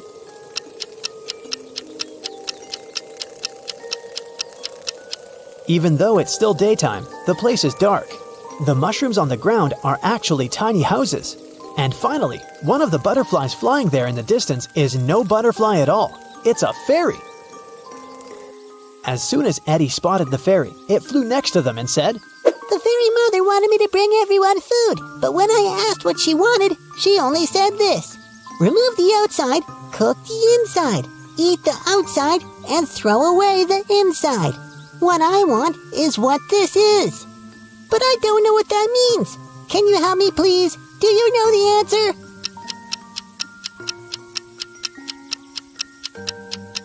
It's a corn on the cob. The fairy thanked them for helping her, Lucy then told her that they were actually on their way to the sunflower, corn, and wheat fields, but they had lost their way. The fairy told them she was going there to get the corn on the cob or two. They all followed her and arrived at the fields. After the fairy got her corn, she asked them what they were looking for. The leprechaun said, "We're looking for my pot of gold." The fairy told them that there was a maze in all 3 fields. At the center of each maze, there was a pot of gold, but only one pot had real gold in it, and the others were fake. The real one was in the maze that had the shortest way from start to center. Can you tell which one that is? It's the sunflower maze. The leprechaun, happy to get his gold back, bid farewell to Eddie and Lucy. They picked a sunflower for Arthur and headed back to the wizard's hut. On their way there, they heard a scream. They ran toward it and saw 3 princesses. They all said they needed help because 2 monsters were following them. Only one of them was a real princess who was telling the truth. The other 2 were actually monsters. Can you tell who?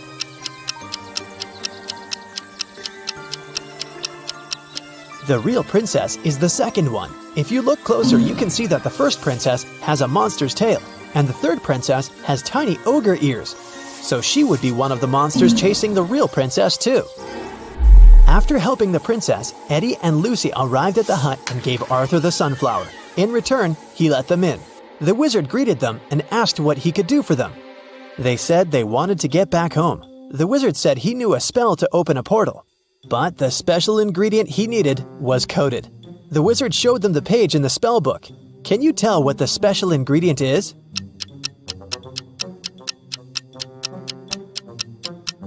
It's one piece of feather from a crow. The wizard prepared the spell, but something went wrong with it, and instead of 1, 3 magical portals appeared. Behind the first one, they could see a knight holding an axe. Behind the second one, they could see a robot shooting lasers from its eyes. Behind the third one, they could see a vampire with a dagger in his hands. Only the safest one would transport them home. Which one is it?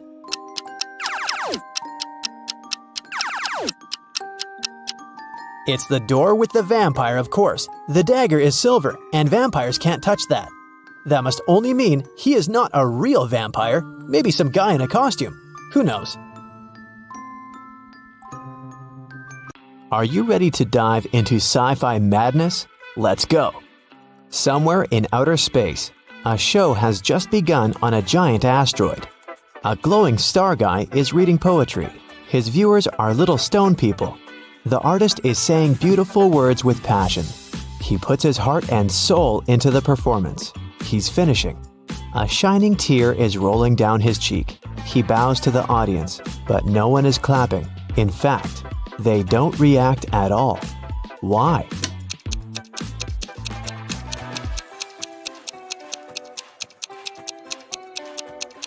Because this is outer space. There's no sound here. Somewhere in the vast valleys of Mars, races on rovers are taking place. 5 cars are driving at high speed toward the finish line. 3 racers soon leave the others behind, but only one of them will be the winner. Take a look at the dashboard of each of the drivers. Try to figure out who will be the first to come to the finish line.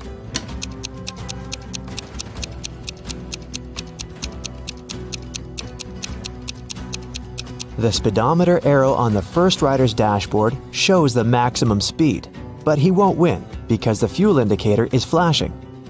The second racer seems to be fine, but look at the mirror. No one is reflected there. The car is moving without a driver. The third driver will win. Each of these 3 friends is going on a journey. They have already packed their suitcases and filled the tanks of their spaceships. This guy says he wants to visit Neptune. That girl is going to check on her friends who live on Mars. This man is flying to Venus. Which of them is lying?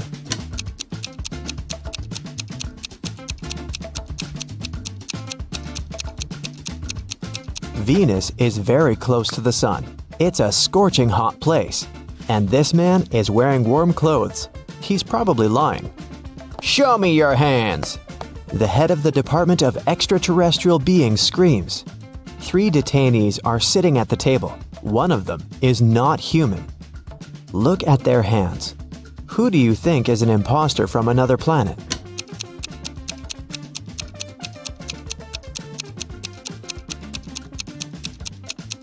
Yeah, this guy has 6 fingers, but there are people on Earth who have such hands. Look at this girl. She has shining green eyes. Apparently, she's not from our planet. 3 wanderers are walking on the dark side of the moon. They're tired and lost. Fortunately, a rescue spaceship spots them. The travelers beg to take them on board, but there is only one seat. The first wanderer carries a heavy box with meteorite rocks. He's tired and can no longer walk with this load. The second guy carries nothing, but he looks sick. The third wanderer says he's exhausted because he's extremely thirsty. He hasn't drank for 2 days. Who really needs help?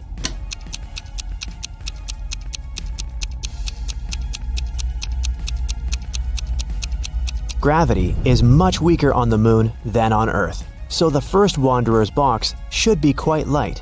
He just pretends to be tired. The third wanderer has a chance to get some water. Do you see a small rescue station in the distance? H2O is written on it, so he can find water there. But the second wanderer really needs help. The indicator on his spacesuit signals a low oxygen level. The inhabitants of Planet Quest love adventures. Their favorite place is a dangerous park on a desert planet near a black hole. So one guy named Lup goes there. He needs to try to survive there for 1 week. As soon as he arrives at the park, he comes across a space cockroach that has 6 heads. The cockroach jumps on Lup and bites him with one of its heads. Lup fights off the monster and gets back to the ship. The bite is venomous, but fortunately, Lup has an antidote. First, he needs to drink 1 pill that contains medicine, and after that, a catalyst that activates the cure. Then, Lup needs to repeat it 2 hours later. But the problem is the pills with the medicine and catalyst look similar, and Lup has mixed them in his pocket. He can't take 4 tablets at once because it's dangerous, so how can he separate them?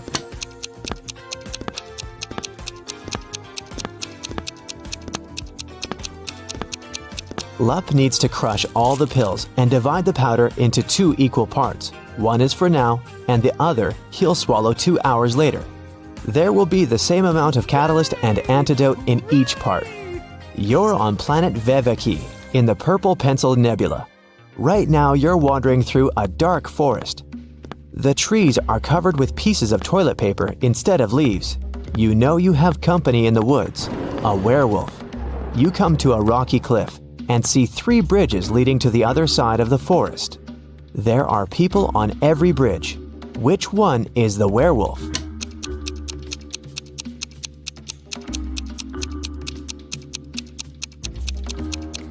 It can be anybody, but it doesn't matter. No one can turn into a werewolf since there's no full moon here.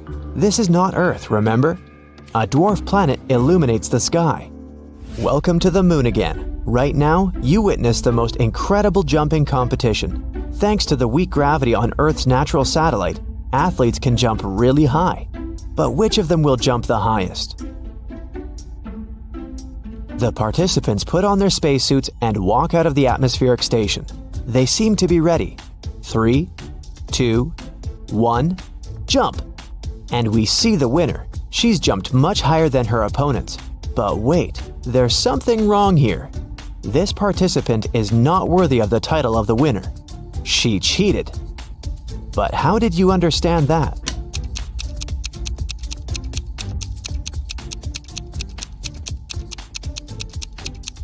It's a hologram.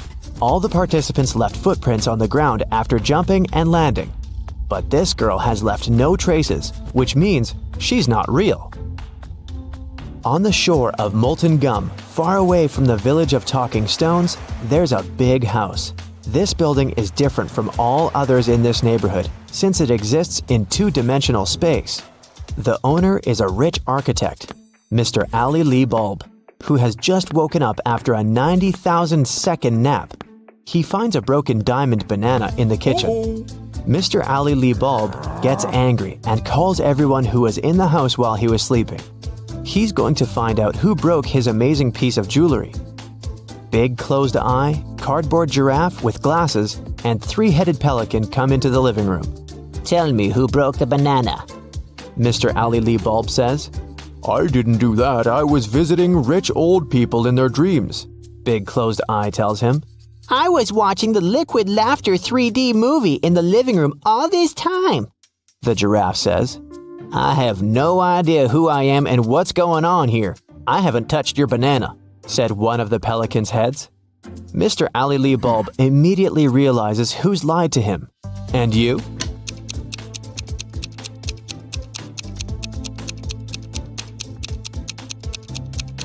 It's Cardboard Giraffe. He couldn't watch a 3D movie since the house only exists in 2 dimensions. It happened on a dark night on a purple planet. A fluffy snake crawled into the house where a purple guy was sleeping. It bit him, and the purple guy decided to go to a hospital. He told the doctor everything. She looked at the guy attentively and told him the snake hadn't been venomous. How did she know that?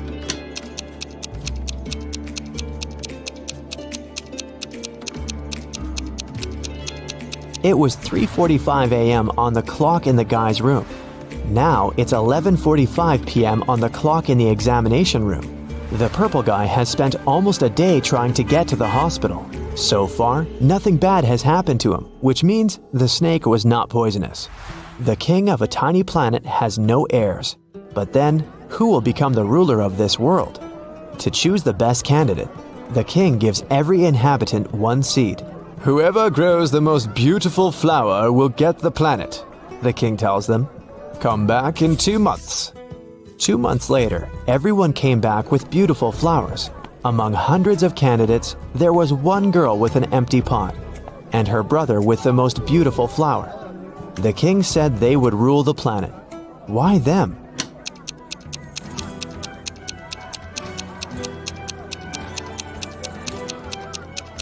All the seeds were fake, and the girl didn't want to deceive the king by replacing the seed. Meanwhile, her brother put a lot of effort into growing the most beautiful plant to achieve his goal. Rain falls upward in this world, cars move backward, broken glass repairs itself, pens erase words from paper, chickens hide back in the egg at the end of their life. So you get it, time runs backward here. But something is wrong in this world. What is it? Try to look beyond the picture you've just seen before answering.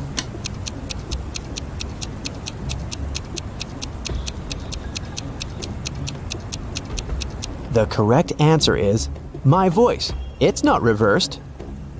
Space monsters are chasing you inside an abandoned space station somewhere at the edge of a faraway galaxy. They're stretching their toothy tentacles towards you. Fortunately, you manage to jump into a rescue ship and get out of there. Suddenly, you realize that the ship has no brakes. There's an asteroid belt to your left. A small black hole is on the right, and a red star is in the middle. Which way should you choose?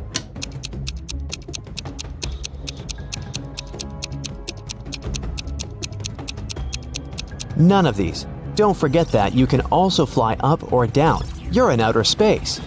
It's raining diamonds every day on this planet. The rays of the closest star that warms this world contain gold particles. Banknotes grow on trees. Seas glow green because the water is filled with emeralds. Despite all this wealth, people don't want to live here. Why?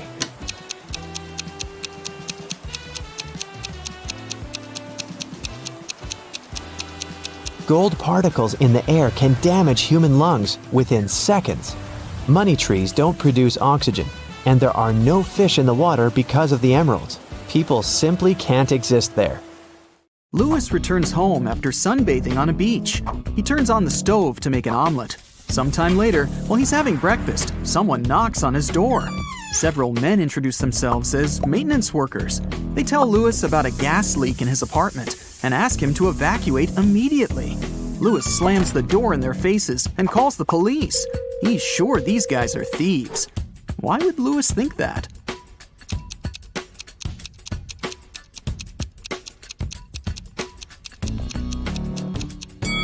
He fried his eggs on the electric stove, not a gas one. Thieves wanted to lure him out of his apartment and steal his stuff. 6 people got stuck on a desert island. They know a helicopter will arrive in a few hours, but they need to eat something now. They have a pot, a bottle of fresh water, and 5 potatoes. They cook them and are about to have dinner. But first, they need to divide 5 potatoes of different sizes and shapes among 6 people. And the food should be distributed equally. How can they do it?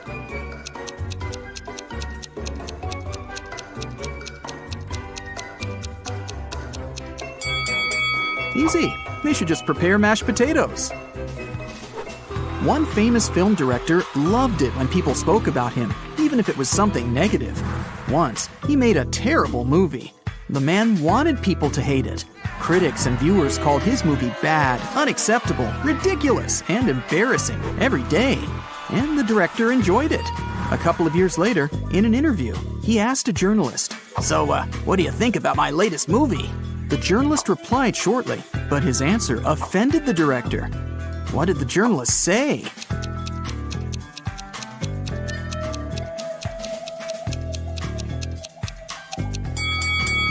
I don't remember it. 3 girls met in a cozy restaurant to discuss an upcoming party. Jessica ordered a lot of food. Sarah asked for cherry juice. Lucy took an apple out of her bag and started eating it. The waiter brought the juice and the ordered food and left. Sarah started sipping her drink from the glass, but Jessica didn't touch her meal at all. Someone's not human. But who?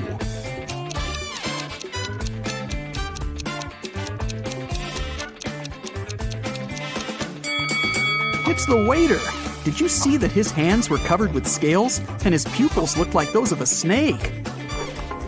A traveler is walking through a dense Amazon jungle. He's looking for a unique artifact that once belonged to an ancient tribe.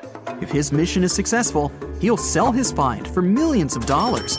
He comes out of the jungle into a wide clearing and sees 2 caves. They're both filled with traps, but only one of them contains the treasure. The traveler's sure he'll be able to deal with all the dangers, but only if he chooses the right cave. Which cave should he opt for?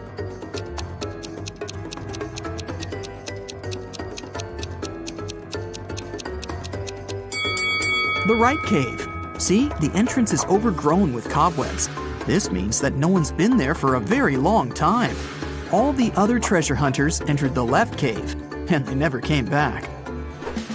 Mark's friends invited him to a picnic.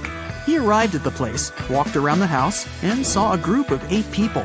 None of them was his friend. It was the wrong house. Before leaving, Mark noticed that 3 people in that group were androids. Can you spot them?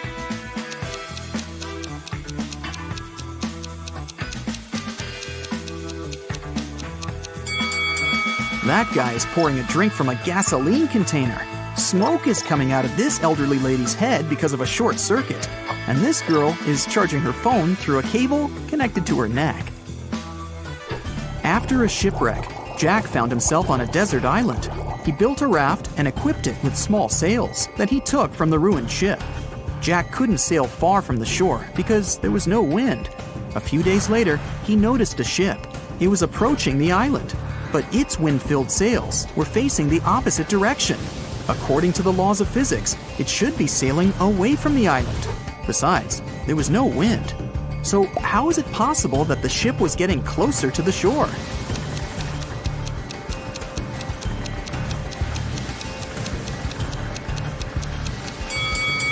The ship was equipped with a motor. Richard is walking through the forest barefoot because some monkeys have stolen his shoes. He's cold and hungry. Fortunately, he spots a hut. Smoke is coming out of the chimney, and light is shining through the windows. 3 paths lead to the house. The first is covered with red-hot coals, and there are loads of rusty nails on the second one. And the third path is littered with broken glass. Yikes! Which way should Richard choose?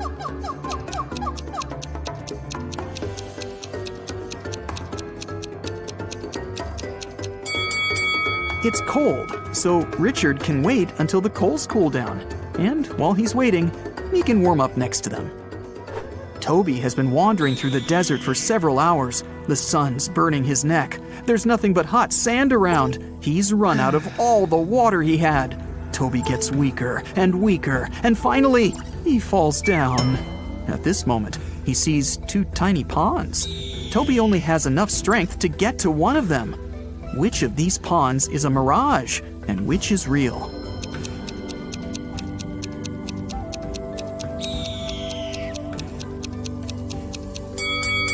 The left pond is real. See the clouds above it? It rained there, and the rainwater formed the pond. At the edge of the forest, quite far from the village, there was an old house. Its owner found his TV broken in the morning. Someone had smashed the screen. The owner called everyone who had been in the house that night: a cook, a cleaning lady, and a lawyer. "Who broke my TV?" the man asked. "I was cooking dinner. I didn't touch anything," the cook said. "I was cleaning the basement," the cleaning lady answered. "I was upstairs. I spent the whole night studying the documents," the lawyer replied. One of them is lying. Who is it?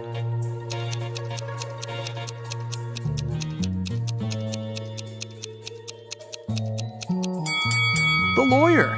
He said he was upstairs, but it's a one-story house. He couldn't be studying the documents on the roof all night. Tom has lost his car keys. He's searched every corner in every room, but hasn't found them.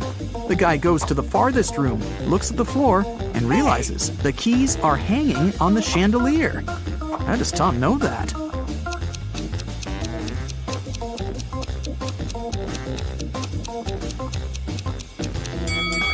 The floor is reflective.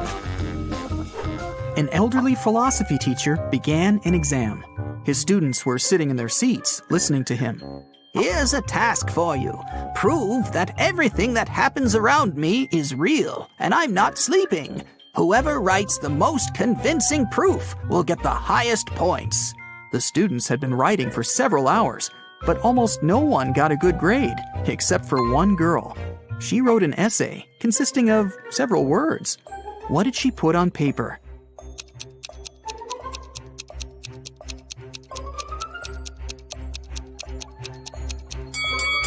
You can't read this if you're asleep.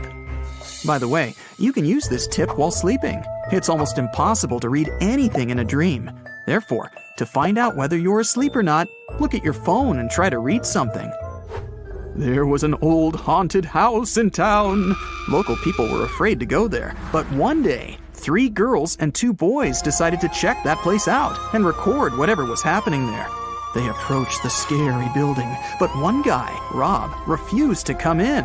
He said he would wait for his friends outside. The rest of the group went into the house. Rob was nervous. After waiting for them for a few minutes, he was ready to call someone for help. But all 4 girls and 1 boy returned at this moment. Rob realized there were ghosts in the house and ran away from there. How did he know that?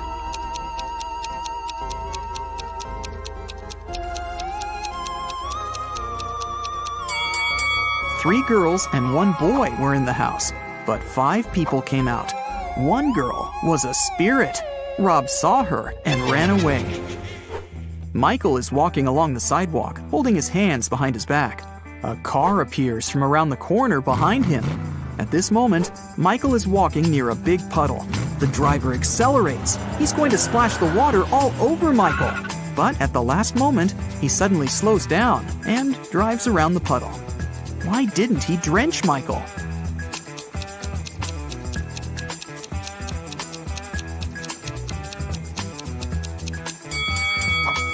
Michael was carrying a brick behind his back.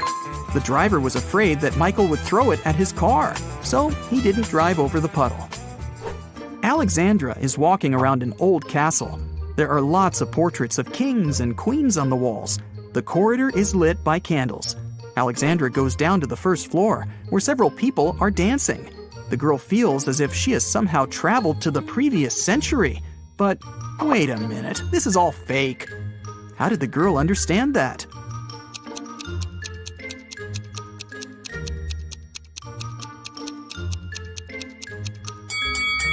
A hidden camera is installed in the corner of the hall. Also, that dancing girl has a smartwatch on her wrist. See? It's morning. Bob leaves his house and goes to the beach. The sun is peeking over the horizon. The sea is calm. There's no wind. Bob sits down on the sand, closes his eyes, and begins to meditate. Several people come up to Bob and sit down next to him to meditate too. Bob opens his eyes, sees them, and realizes that something's wrong with these people. But what?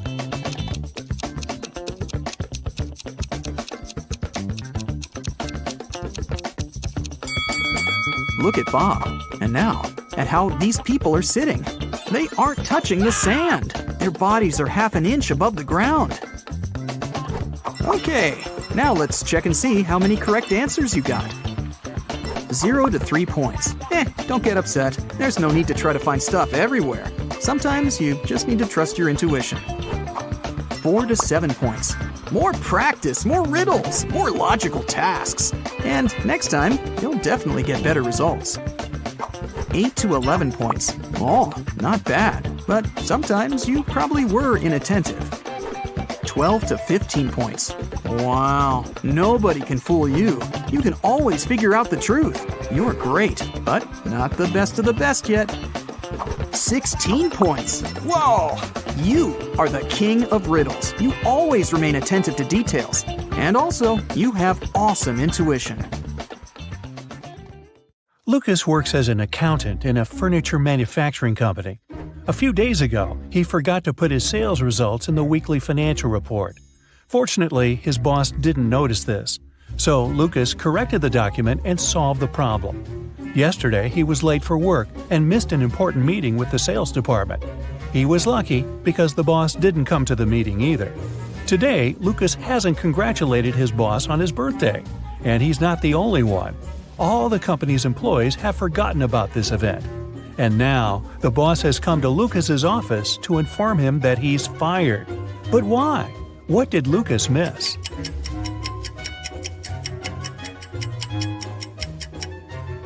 The boss fired him because he noticed that Lucas had been watching YouTube videos on his computer during working hours.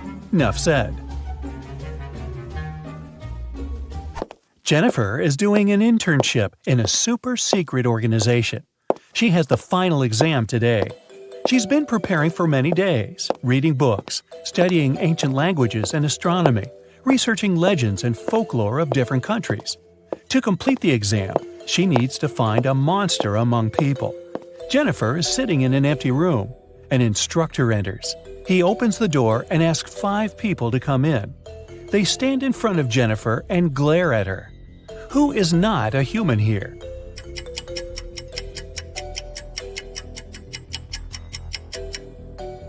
Look at this guy.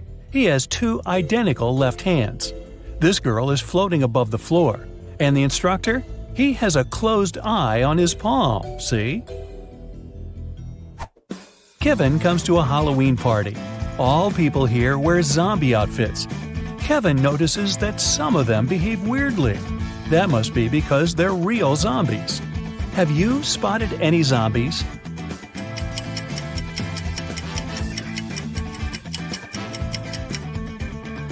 There are 2 real zombies here.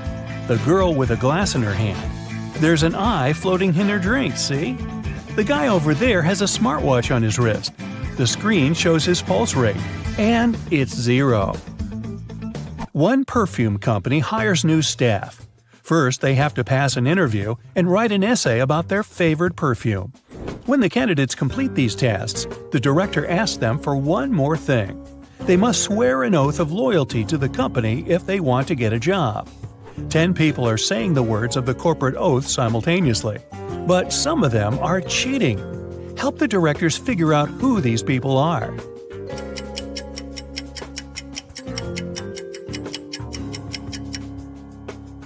This guy keeps his fingers crossed. And the man on the left is standing with his legs crossed. They won't be loyal to the company, so the director doesn't hire them. 2 influential media moguls are having lunch at an expensive restaurant. They're discussing the merger of their companies. The transaction amount is several $billion. They're whispering since the terms of this deal are top secret, and they suspect that someone can hear them. And they're right. Some curious people are eavesdropping on the conversation between the 2 businessmen. Try to find them.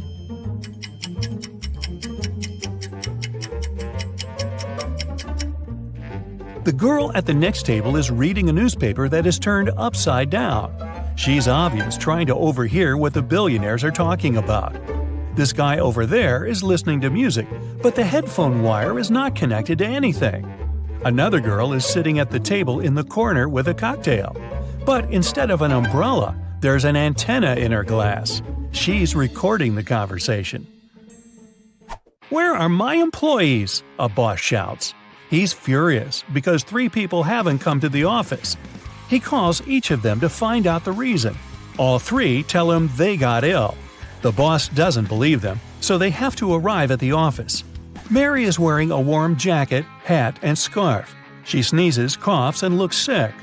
Lori is walking on crutches. Her leg is in a cast. Sometime later, Michael appears. He's got a hand injury, and now he can't type. The boss is sure that one of them is faking. Who is it?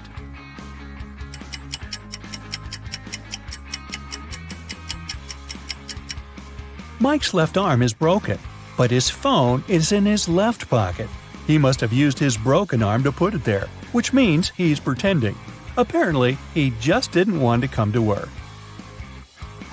Jerry's walking through the woods. He's cold, hungry, and lost.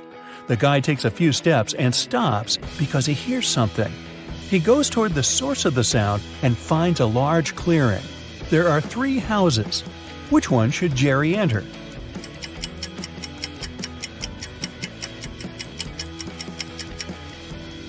The house on the left is closed from the outside. There's a lock on the door, see? The house on the right seems safe, but look at these footprints leading to the door. These are wolf paw prints. Jerry should choose the house in the middle. A wanderer has been walking through the desert for several hours. He doesn't have any water left, and he's losing strength. He climbs a low hill and sees 3 lakes. They're far from one another, and only one of them is real. Help the wanderer distinguish the reality from a mirage.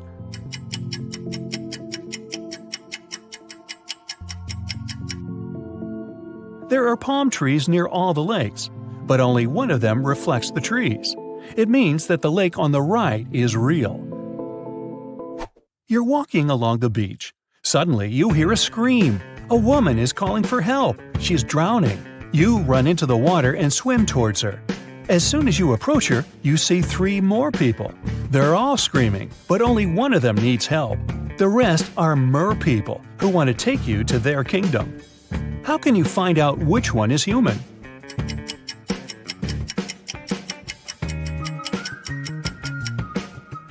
Dive under the water to see who has a fishtail.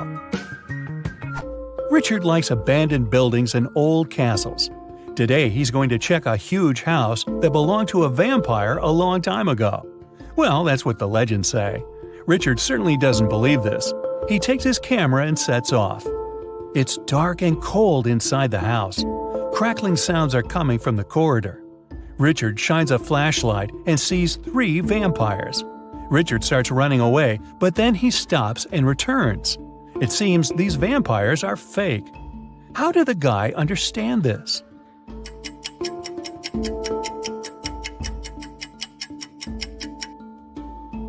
There's a mirror on the ceiling above the first vampire, and he gets reflected there. The second vampire has no fangs, and the third one, he seems to be real. Run! Now Richard wants to visit an abandoned hospital.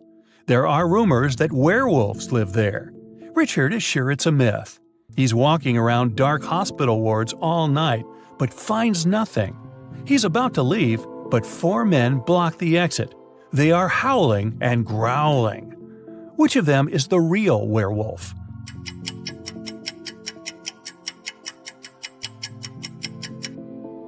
No one. The full moon is shining through the windows, but these people haven't turned into monsters. But still, Richard runs away. It seems these guys are really crazy. A rich man comes to an exhibition of modern art. He's going to buy a new painting for his collection. The owner of the exhibition shows him 3 works of different artists. In the first picture, there's a green triangle with a sunflower in the middle. The second painting is of a tiger taking a selfie on his phone. In the third picture, there's a flying house. The collector is sure that one of the paintings is fake. Which one?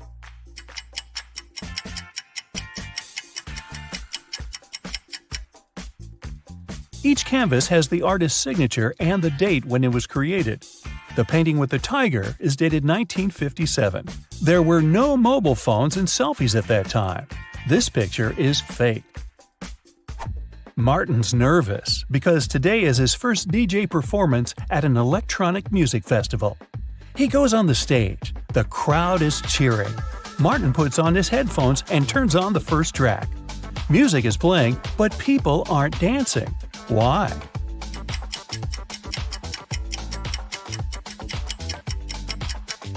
The music is only playing in the DJ's headphones.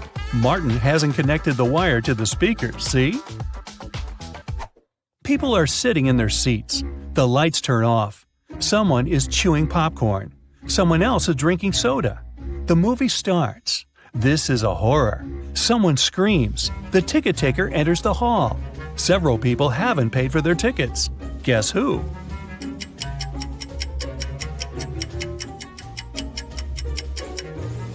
No one has a ticket here. Free entrance, the note pinned to the back door claims. Jack is walking through an ancient abandoned city in the desert. Treasure is hidden somewhere here. Jack checks the map and finds the right place. He starts digging. 6 hours later, exhausted, he hits something with a shovel. It's a chest. Jack pulls it out of the ground, rips off the rusty lock, and opens it. The chest is filled with ancient gold coins. Each of them costs hundreds of thousands of dollars. Now, Jack is incredibly rich. But he shouldn't be happy because all the coins are fake. Why is that?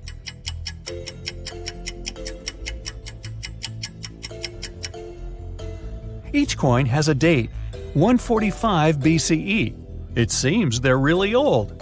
But people who lived at that time couldn't write BCE on their coins because they didn't know they lived before the current era.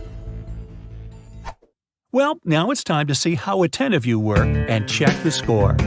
0 to 3 points. Well, you must have been distracted while watching the video. Try to work on your attentiveness. 4 to 7 points. Pay more attention to details. Sometimes you need to look at the whole picture to see something small. I'm sure you'll do better next time. 8 to 11 points. It's not so easy to fool you. You've solved more than half of these puzzles, but don't relax. Keep your eyes open and you'll be the best. 12 to 14 points. You've cracked almost all of the riddles. Nothing can slip your attention. But sometimes you need to trust not only your eyes, but also your intuition.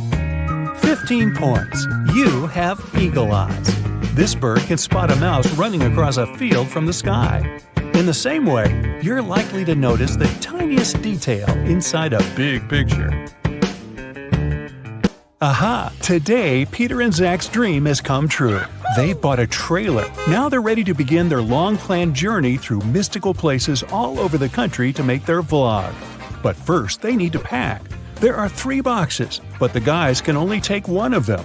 Which box should they choose?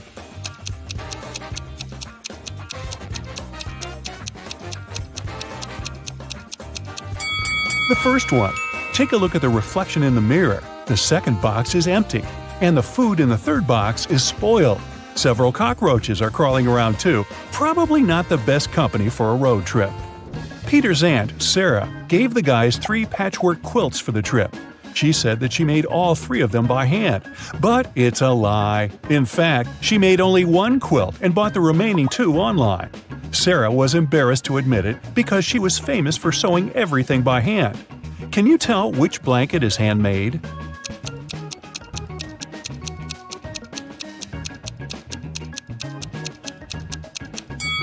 The third one. Look at this piece of fabric. It's identical to Sarah's skirt. She sewed these 2 items using the same material. Finally, Zach and Peter hit the road. They headed for the first spot. It was an abandoned library on a hill. Subscribers told the guys many ghost stories about this place. But our vloggers were skeptical and wanted to explore the building on their own. They walked around the library, recording videos and taking Polaroid pics. But they didn't meet any ghosts. When they returned to the trailer and looked through the pictures, they freaked out and locked all the doors. They left this creepy place as soon as possible. What scared them so much?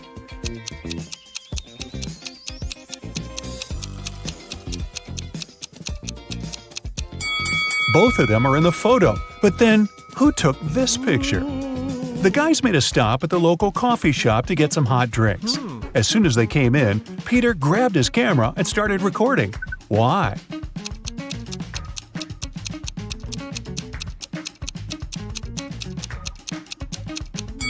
Here's a ghost. The guys ordered sandwiches, but the barista, Fiona, had to prepare online orders first, so she asked the guys to wait for their food for a while. Fiona cut one loaf of bread into 4 pieces in 12 seconds. How much time does she need to cut the same loaf of bread into 5 pieces?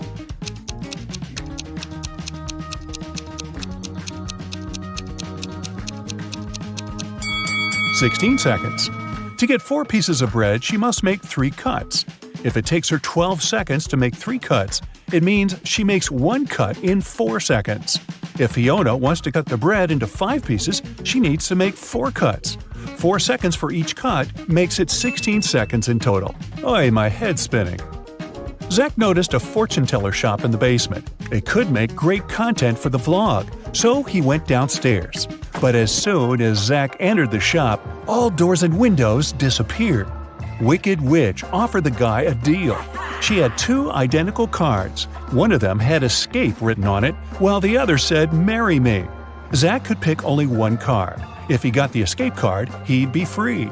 And if he picked the marry me card, he'd stay with this creepy witch forever. The witch didn't want him to have a chance to escape, so she wrote marry me on both cards. Zach anticipated that the witch would do so, but he still managed to win and escape. How did he do it?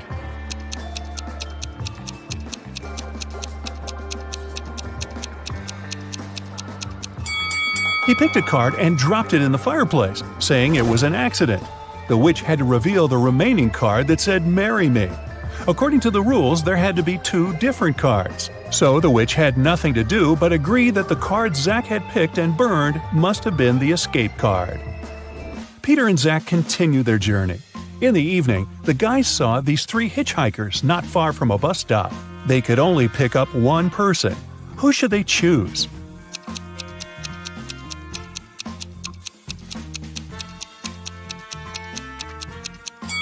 This pretty girl is a werewolf. Hey, look at her toes. She has already begun to transform because it's the full moon. And this harmless-looking elderly lady is a runaway criminal. Take a look at the poster hanging at the bus stop. It's her portrait. As for the guy, he looks pretty harmless. Yeah, his clothes are indeed stained with something red, but that's just some paint because he's an artist. Look, there are art supplies in his backpack. The artist, whose name was George, told the guys about another interesting, mysterious place. The locals called it the Haunted House. 1 week ago, George heard strange screams coming from inside. He went to check the house. A minute later, he ran away screaming. What scared him so much?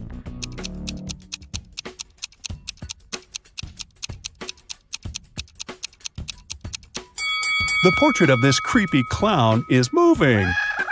Zach and Peter decided to explore that haunted house. When they entered the building, they didn't see any portraits, but they heard screams coming from the basement. They walked downstairs and found a loudspeaker that replayed the screams over and over again. There was a clown costume in the closet. Zach and Peter found 3 suspects among the neighbors and asked them just one question. What did you do 1 week ago? Mr. Daniel said, I was on vacation in Spain for 2 weeks. We came back yesterday. Jessica said, I have very sensitive skin. I wouldn't spoil it by wearing a clown mask. As for Henry, he said he had been preparing for his tests at college 24/7. Who is lying?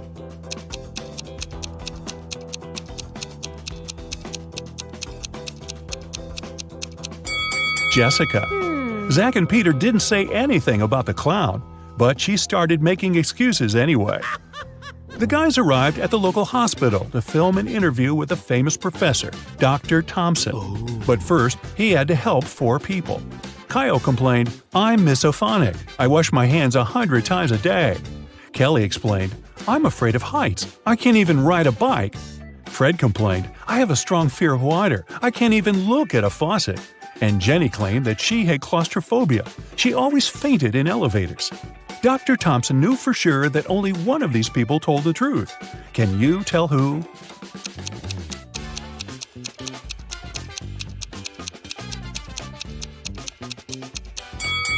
Fred can't be afraid of water. He has an aquarium with fish in his house. Jenny lives in a tiny van, so she can't have claustrophobia. And Kyle's apartment is too messy for someone who has a fear of dirt and germs. So it's Kelly. She sleeps on the floor, which is normal for someone with an abnormal fear of heights. Next up, creepy caves. Zach and Peter went to see ancient ruins in the middle of the woods. Many people had disappeared there. The guys heard weird screams coming from the cave, ran toward the sound, and got lost. Suddenly, they saw 3 tunnels. The first tunnel was filled with fire. A hungry vampire was waiting in the second tunnel. And the third tunnel was filled with poisonous apples. Which way should they choose?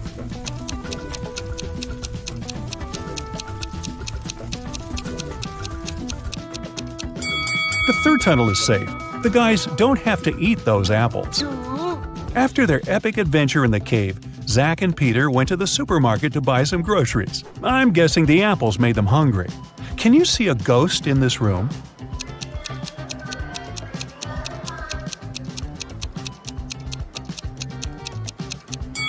Here it is. Peter and Zach found out that people had seen some zombies in this abandoned town, so they decided to make a stop there and check for themselves. The town looked empty. The guys were very disappointed, but suddenly a crowd of hungry zombies popped out of nowhere and started chasing them. The guys ran into a hospital and locked the door. Zombies began breaking the door down. Luckily, a helicopter with a rescue team arrived quickly. It was going to land on the roof. Zach and Peter needed to get there as soon as possible. Help them find the shortest way.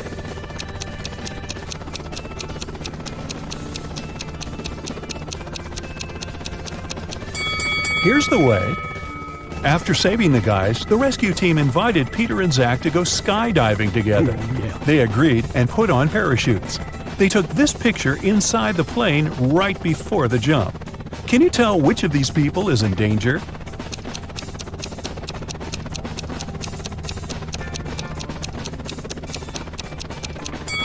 This man over here, he's wearing a regular backpack instead of a parachute.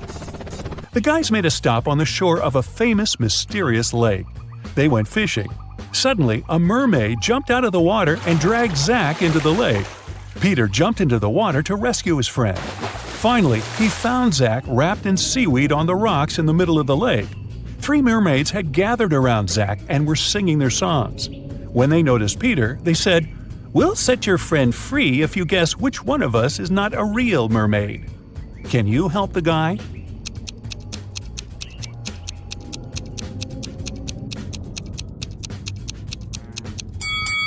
This lady over there, her tail isn't real. Sometime later, Peter's aunt, Sarah, called them. She was very upset. She found out that she had left her diamond ring in the guy's trailer. Peter found the ring and said, "No worries, we're going to send it back to you." But there was a problem. If he sent it by post without locking the box, the ring would be stolen. Both Peter and Sarah had some locks, but neither of them had the key that would open the lock of the other. Still, they managed to make it work and Sarah got her ring back. How did they do it?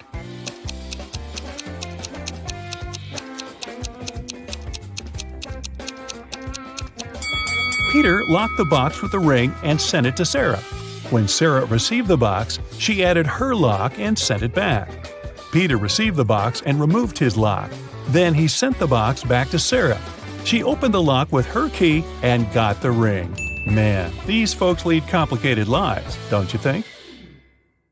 Okay, I'll show you 2 profiles. Your task is to guess which of the 2 is fake. Let's start. Which profile is fake?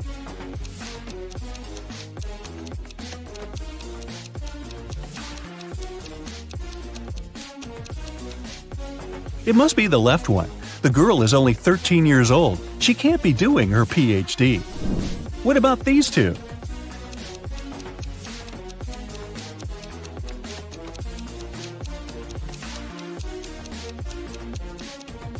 The person on the right was born on February 29. It's fine, this date does exist, but there was no February 29th in 1985 because it only occurs every 4 years. So the profile on the right must be fake.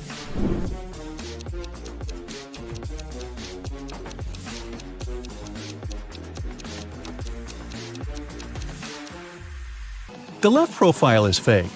Pilots are supposed to have perfect vision, so the guy is probably lying about something. Take a good look at these profiles.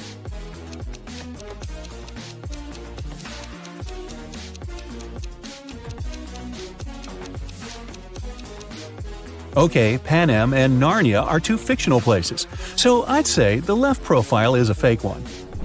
What can you say about these two?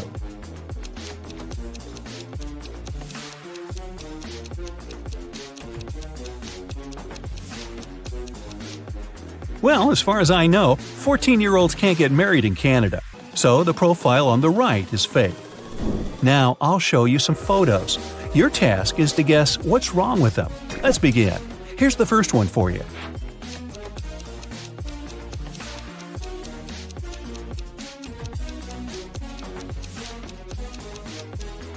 Look, this train is transporting a modern car, but it's the Wild West. There were no cars back then.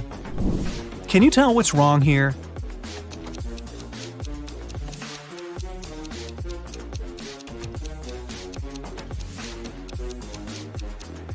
It's medieval times. But look, there's a 10-story building in the background.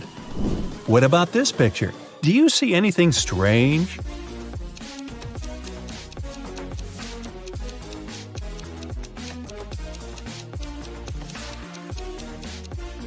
The woman is wearing sneakers.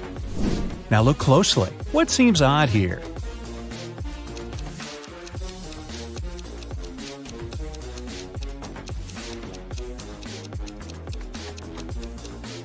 This woman has a modern camera.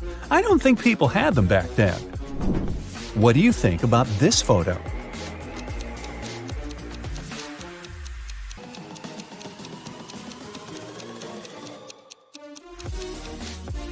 The mountain in the background is green. There's no snow. Keep going. What's wrong here?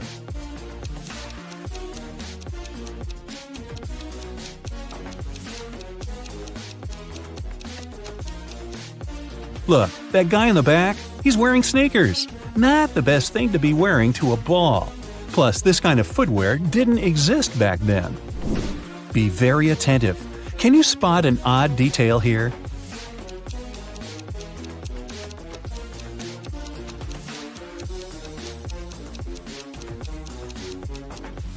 This guy has 3 hands. How handy. Ryan had a crush on a girl from his school, Amelia. Once, he got a note from her saying that she liked him, so Ryan decided to write her back and ask her to prom. Unfortunately, he didn't remember which desk was Amelia's. There were 2 possibilities. Can you tell which desk is the one he needs?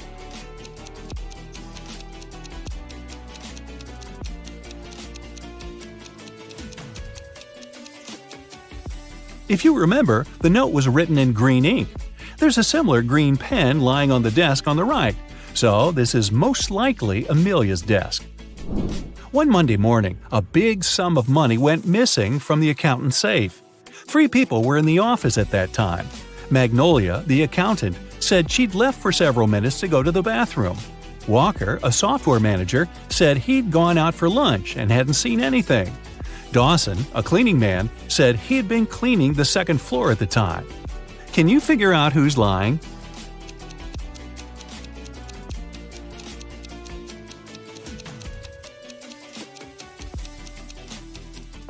It's Walker. He said he'd been on his lunch break, but it was still morning at that time. Tessa works in a clothing store in the suburbs. She doesn't usually have many customers. One day, she only had 3. The first person got a belt and a purse. The second got a dress. And the third customer got a hat. One of them was a criminal, and Tessa reported them to the police. Who is the criminal, and how did the girl understand it?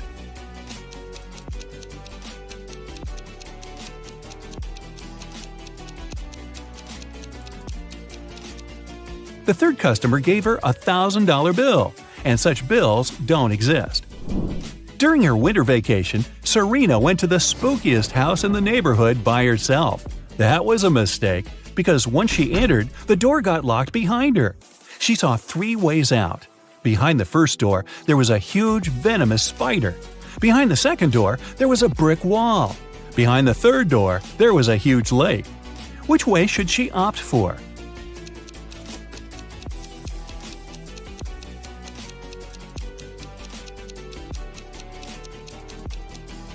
She should take the third way. It's winter and the lake is frozen. Serena told her friends what had happened to her, but no one believed her. The next day, Leslie went to that house too. The same thing happened. The door got locked and the girl saw 3 dangerous ways out. A fire was raging behind the first door. Behind the second door, there was an angry ghost. If she opened the third door, a huge chunk of glass would fall down on her head. Which way should Leslie choose?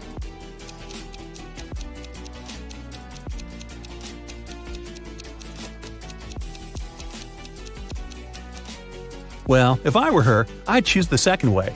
Ghosts, even angry ones, can't physically harm you. They can only freak you out. Now, look at the pictures I'll show you and try to find the odd image.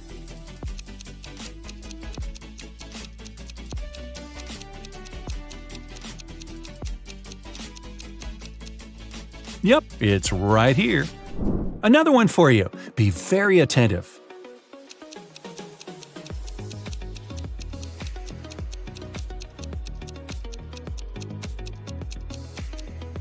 Look, here it is. Now, let's make it harder. Here's a picture of many plants. Can you find 2 that are the same?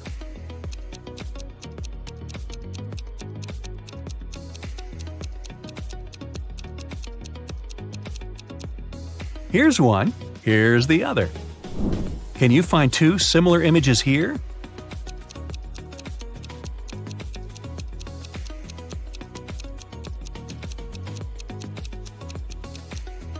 Look, here they are. Okay, now I have a maze for you. Can you find the way out?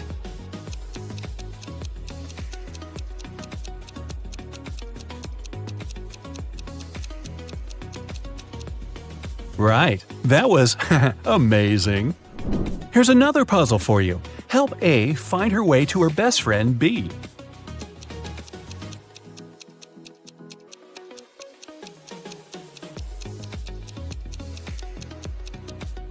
That's how she can do it. And another maze, the hardest one so far. Can you help the dog find its favorite plush toy?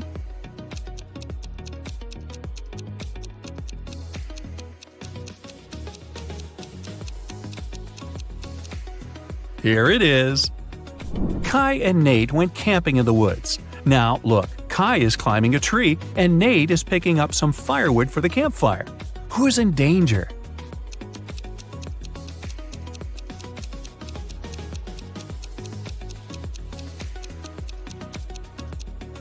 Nate. A bear is approaching him. The guy should be very careful.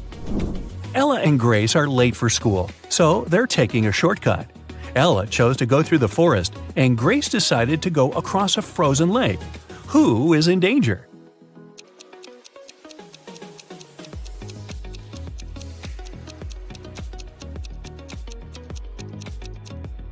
Grace. The ice on the lake is melting. There are cracks over there. Pierce's daughter and Andre's son came back home after studying at their friend's house. Neither of the parents got suspicious, but someone's kid had been to a party instead of studying. Whose kid was it?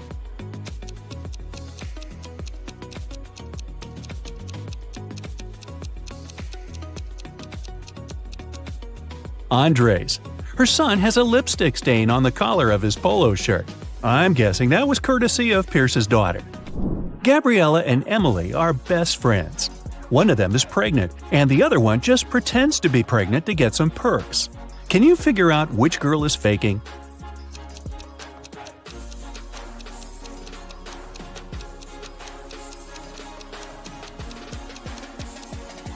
I'd say it's Gabriella. Look, she's wearing really high heels, so she's probably not afraid of slipping and falling. If she was pregnant, she'd be more careful, you'd think. One day, Los Angeles police were warned that the infamous robber Samuel had left Spain and taken a plane to Los Angeles. The only detail the police knew was that the criminal had a beard. At the airport, they stopped a group of people who had just arrived from different countries. The detectives noticed 3 bearded men and interrogated them. The first guy said that he'd come from London. The second one said he'd arrived from Spain, but his name was Cristiano. The third man said he'd come from Poland to have a vacation. The detectives didn't even need to check their plane tickets to figure out who the robber was. Who do you think the criminal is?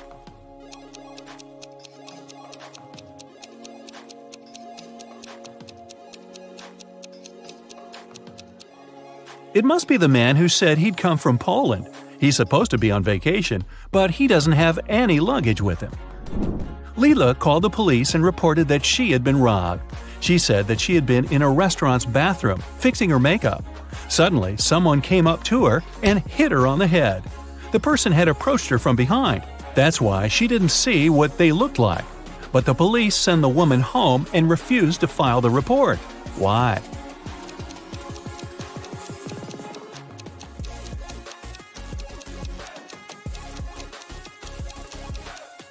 The woman said she'd been fixing her makeup. Then she had to be looking in the mirror. If someone had tried to approach her from behind, she would have seen that person. But she said she hadn't. She must have made up the whole story. Several girls went missing in a small town. The police only managed to find them half a year after the first one had disappeared. When officers entered the place, they saw just 3 girls. They all said they had been locked in a small room and had never left it. The detectives knew that one of them was the kidnapper. The first girl, Eleanor, said she'd spend around a half a year there. The second girl, Vera, said she had been confined there for 2 months. The third girl, Sienna, said she had been there just a week.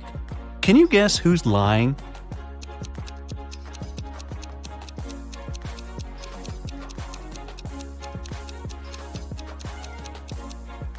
It must be Vera. Look, both Vera and Sienna have a pretty manicure. It's okay for Sienna because she's only spent a week there, but Vera's manicure would be all messed up after being locked for 2 months. Henry and Mia lived together in New York. They wanted to run away from big city life and celebrate their anniversary in the wild. So the guys used a special online service and found 3 available options nearby. Bob offered his cozy treehouse in the woods for a reasonable price. Julia offered this fancy geodesic dome with all conveniences. It's a 2-hour drive away from New York, and Crystal offered an old mansion that she'd inherited from her granny. Can you help the guys make the right choice?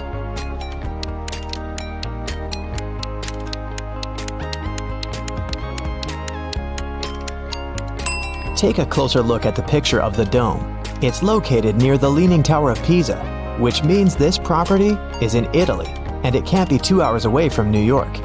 And Crystal's granny's ghost is still in the house, so Mia and Henry should choose the treehouse. The guys contacted Bob, booked the house, and hit the road. Mia is a famous blogger, so she decided to post all milestones of their journey in her stories. Can you spot any differences between these 2 pictures?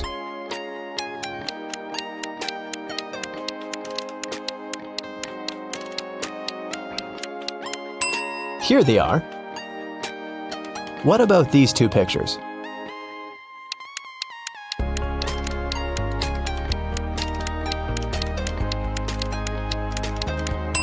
There are 3 differences. What can you say about these 2? Can you see 3 differences?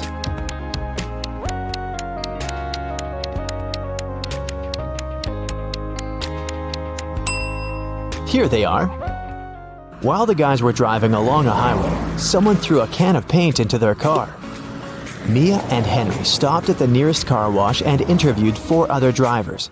Bill said, My truck has to be perfect. I'm going on a date this evening. Jack said, I'm going to meet my business partner at the airport. I want to leave a good impression.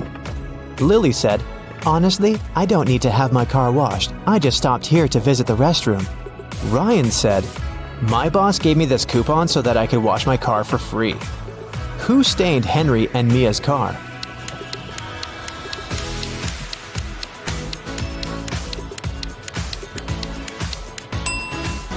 Lily.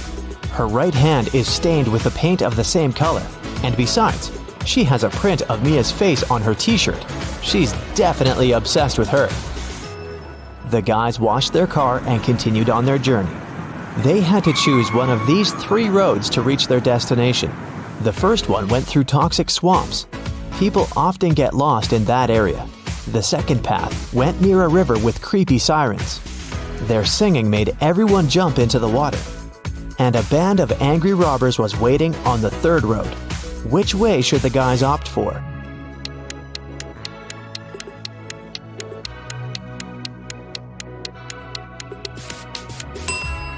The second one. They can close all the windows, turn some music on, and drive past the sirens very fast. Mia suggested visiting the farmer's market to buy some fresh produce for their romantic weekend. When they entered the marketplace, 3 sellers offered them apples, but only one deal was safe enough. Can you help the guys make the right choice?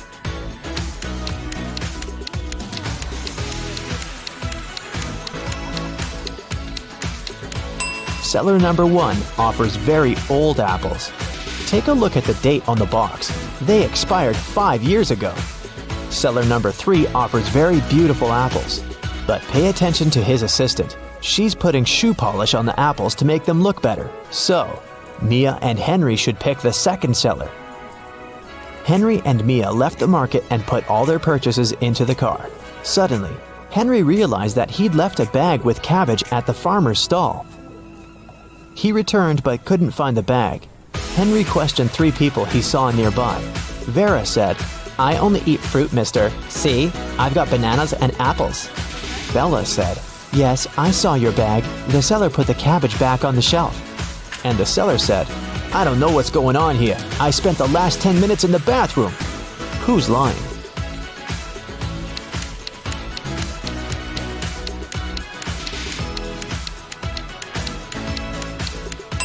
Vera. She hid the cabbage under her elegant hat. Finally, the guys reached their destination. The treehouse is even better than in the photo, but can you spot anything weird in this picture?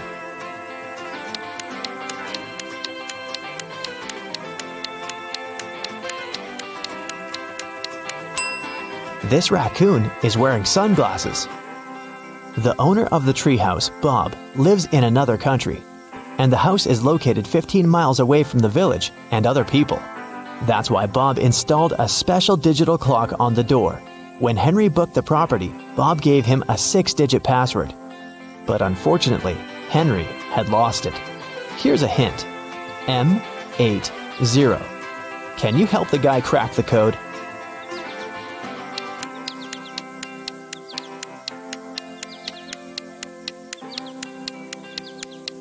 These symbols are mirrored digits. Split them apart and you'll get the code 1133CC. The guys unlocked the door. But as soon as Mia entered the living room, she got very scared. She asked Henry to call the police. Why?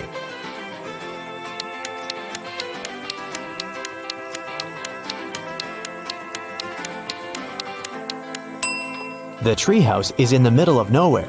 Who lit the candles and the fire? The house was locked. Henry checked all the rooms, but found no clues. What about you? Any ideas who that could be?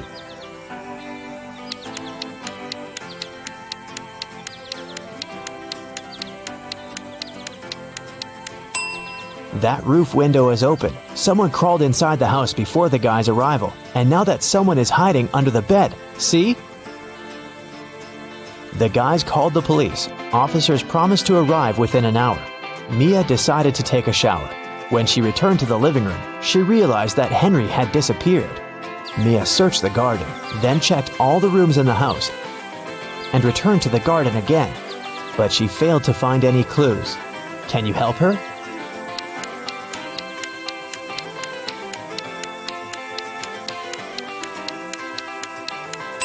The hot tub was open when Mia began her search, but now it's closed. Pretty suspicious. Mia was walking through the garden. Suddenly, a man in a mask popped out of nowhere and pushed her. Mia stepped on a trap and fell into a deep well. She yelled, "Please help me out!" No one answered, but Mia's phone pinged. The masked man offered her to play a game. Otherwise, she'd have to stay in the well forever. Here's the first riddle. I come in many different colors, and I get bigger when I'm full. I will float away if you don't tie me down, and I will make a loud sound if I break. What am I? Mia nailed it immediately. What about you?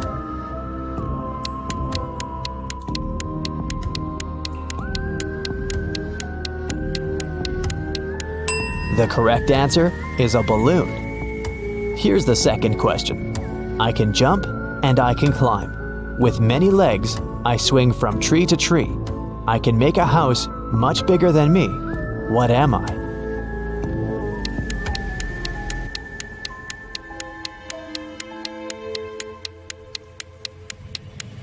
Have you guessed? It's a spider. And the final question. I come out at night without being called. I'm lost in the day without being stolen. What am I? Can you help Mia?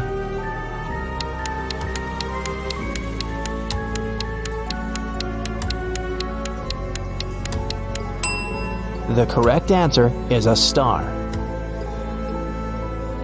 A hatch opened at the bottom of the well. Mia went through it and got into a creepy basement. There, she found 3 ways to freedom, but every door hid some danger. A fire-breathing dragon was sleeping behind the first door. The corridor behind the second door was filled with high-voltage wires. And a vampire was waiting behind the third door.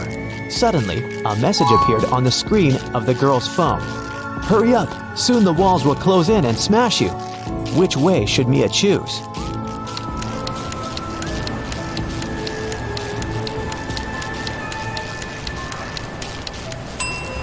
She should wait until the walls are close enough so that she can scare the vampires away with this stake and go through the third door.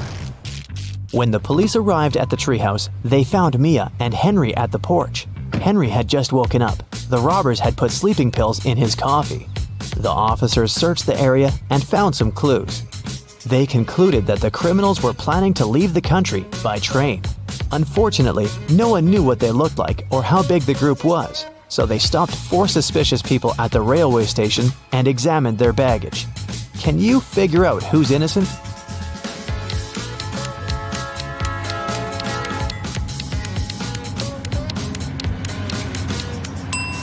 Why would a bald man need shampoo?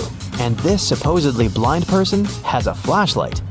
This guy is carrying 3 tubes of toothpaste, but no single toothbrush. It seems that only the third guy isn't a criminal. 3 friends lived not far from one another and often met to drink some coffee together. Their names were Mr. Blue, Mr. Red, and Mr. White. One day, they noticed that under their coats, they were wearing t-shirts of different colors: red, blue, and white. Mr. Blue said, "Hey, Mr. White, have you noticed that we're all wearing colors that are different from our actual names?" The man wearing the white shirt answered, "Wow, you're right. Can you figure out the shirt of which color each of them was wearing?"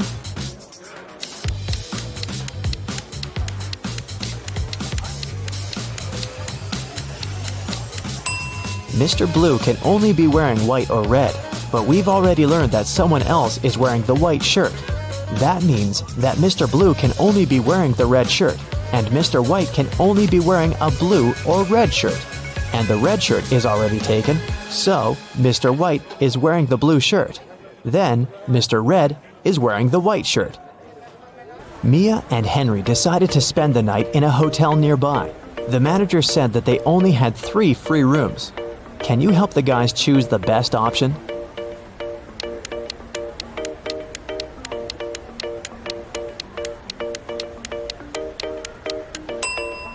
This room doesn't have any doors. That's weird. And this room has a cracked mirror on the ceiling. It's too risky.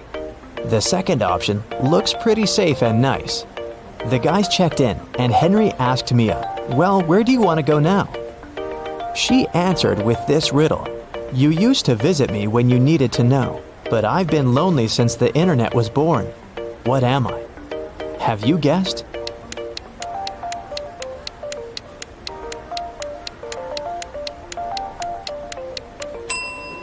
The correct answer is a library. In the library, the guys met these 4 students. One of them is broke. Can you guess who?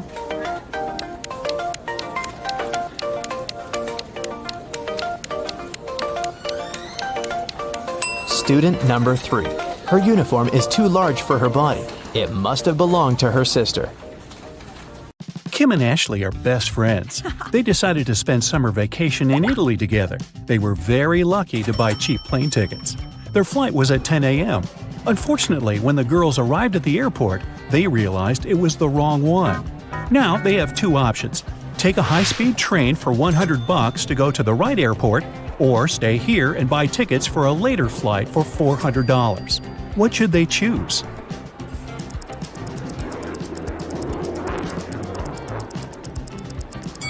The second option. Look at the clock on the wall. It's 9:55 a.m. The boarding for their flight is already over. They won't make it even if they take the high-speed train. Kim and Ashley bought new tickets. They went to the airport restaurant to drink coffee. But one weird detail scared Kim away. She suggested they should leave that place as soon as possible. What did Kim see?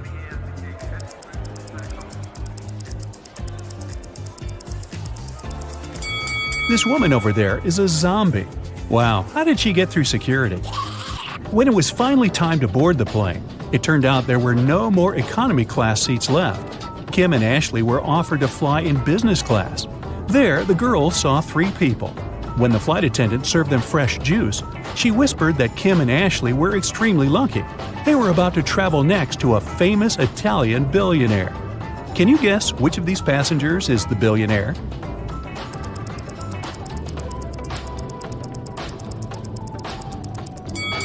This glamorous lady is a good candidate, but it's very unlikely a billionaire will wear a 100% polyester coat.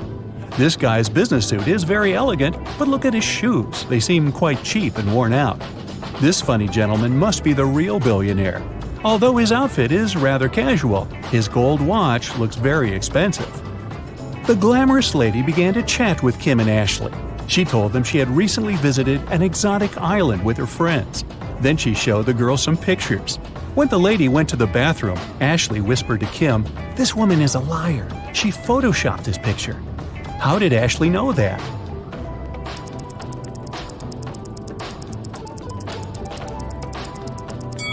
It's all about the shadows.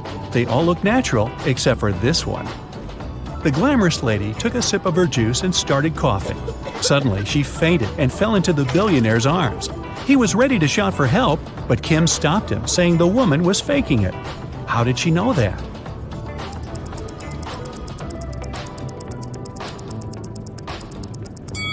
Look at the content of her bag. It's full of the billionaire's pictures and magazine articles. She also has a tattoo with his portrait on her leg. This woman is obsessed with him. It was lunchtime, and the billionaire offered Kim to play a game. There were 3 boxes. One of them contained a meal. There was a statement on each box, but only one of them was true. Can you help Kim figure out which box has food inside?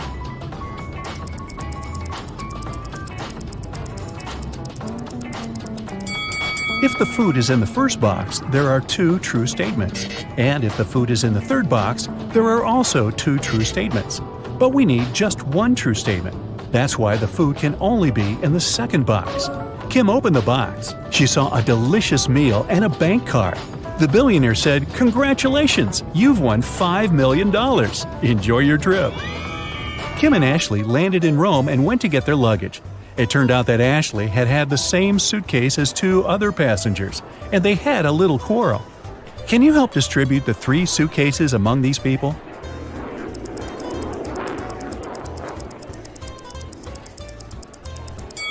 The first suitcase belongs to this woman. It's covered in her dog's hair. The second suitcase has some traces of a star sticker. You've probably noticed it before on Ashley's bag. And the third suitcase belongs to this man. Since Kim and Ashley were now very rich, they decided to find a real estate agent who could help them rent a luxurious villa. They wanted to spend their vacation there. The agent showed them 3 houses. Can you help the girls choose the best one?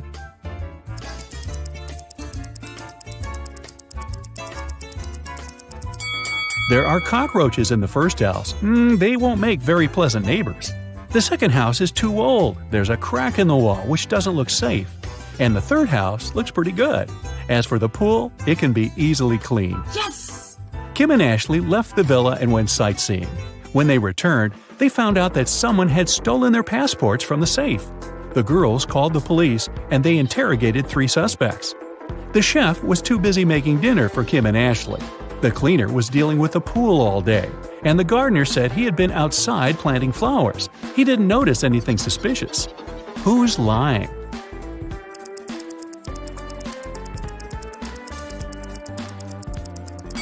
The gardener. If he planted the flowers, where are they? The police returned Kim and Ashley their passports and arrested the gardener. The next day, the girls went shopping. Sellers wanted to take advantage of rich and naive tourists and offered them overpriced souvenirs. Only one of these three items is a good deal. Oh. Can you guess which one?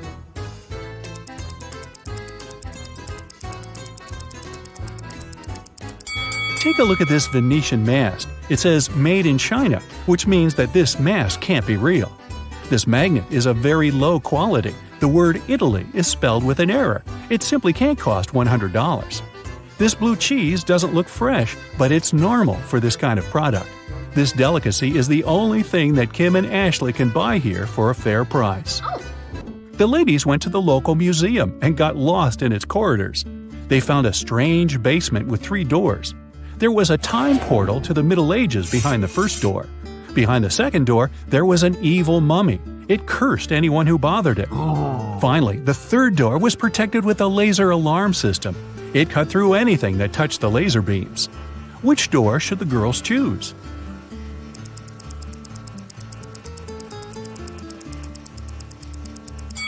The second one.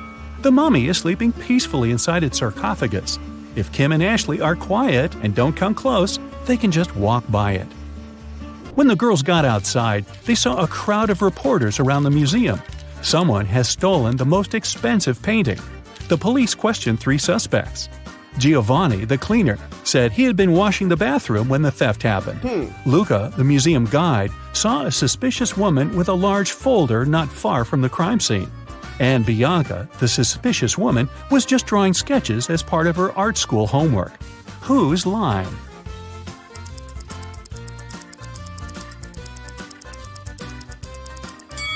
Luca. He has a rolled canvas under his shirt. Kim and Ashley came to a restaurant to enjoy the local cuisine, but they noticed a vampire among the visitors, so the girls decided to leave. Which visitor is the vampire?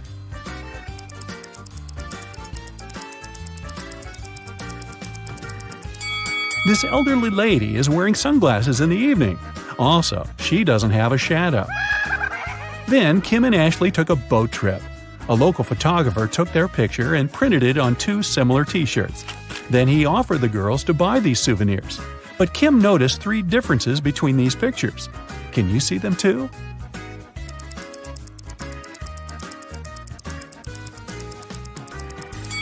Here they are. The ladies came to a bakery. Kim ordered a salad and coffee, while Ashley wanted to eat something sweet. The barista offered her 3 remaining options. Help Ashley make the right choice.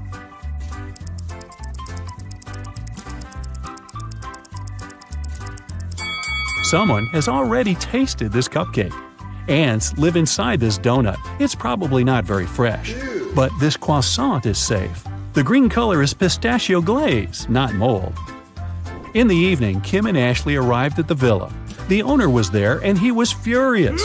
He hadn't received any rental payment because Kim and Ashley's card presented by the billionaire was blocked. Suddenly, they heard breaking news on TV. Some scammers had robbed the billionaire. All his accounts were empty. 3 people commented on the situation. The billionaire's driver said his boss had many enemies. The billionaire's girlfriend complained that now she couldn't even afford a new haircut, and his PA said they would try to return the money soon. Ashley knew for sure that one of them was hiding something. But who?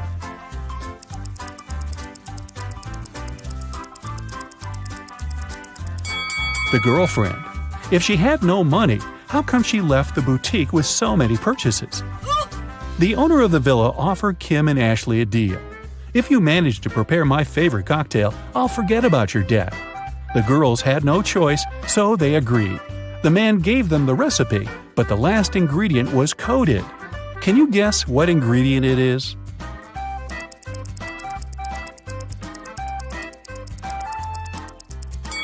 If you mix blue and yellow, you'll get green. So the ingredient must be green grapes. Next morning, Kim and Ashley woke up locked in a room with 2 doors as the only exit. If they chose the wrong door, they would stay in the room forever. And if they picked the correct door, they would end up with loads of jewelry, money, and designer clothing that would be enough for the rest of their lives. Two guards were standing in front of them. One guard always lied, while the other always told the truth. Kim and Ashley didn't know their identities. The girls could only ask one question. What should they ask?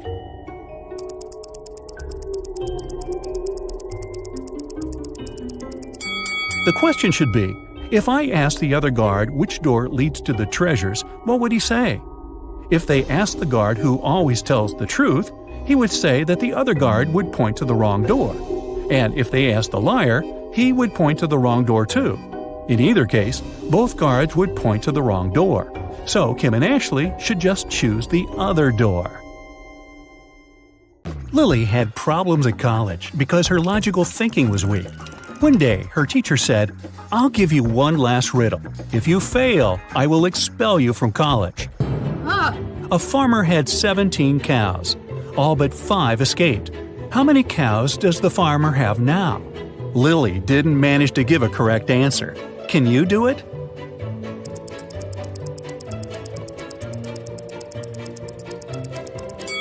The riddle said all but 5 escaped, which means all others except the 5 cows escaped.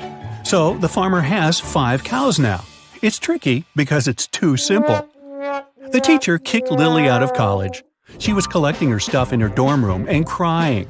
Suddenly, a letter flew into her window. It was an invitation to study at the School of Magic addressed to her. At the bottom of the letter, she saw this code and the words, "See you there." Lily got very excited. She packed her backpack and ran away. Where did she run to?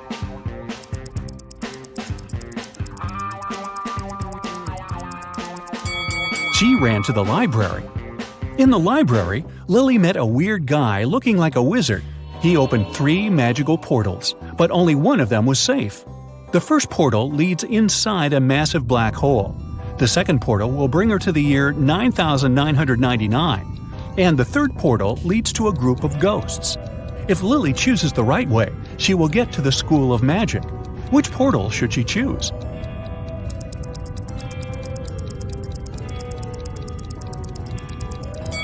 The third one. Ghosts can be scary, but they're usually not dangerous, while the first 2 options are too risky. Lily found herself in a beautiful, snowy forest. Suddenly, 4 male ghosts surrounded her and said, "We'll show you the way to your new school if you spot one fake ghost among us." Can you help Lily find the fake?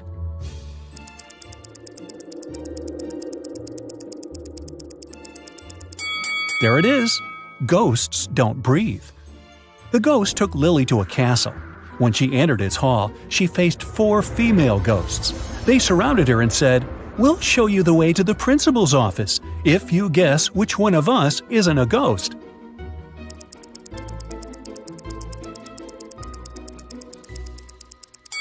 Did you figure it out? This lady has a shadow. Lily entered the office and noticed 5 ghosts there. They asked her the same riddle and promised to show her a secret door. Can you spot the pretender?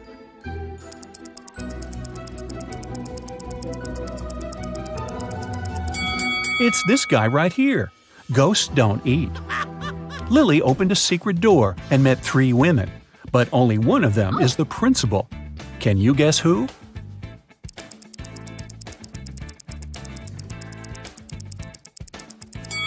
It's the second lady. Her jacket is hanging on the principal's chair. The principal greeted Lily and offered her to solve a riddle right away. There are 2 rows of potion bottles on 2 shelves.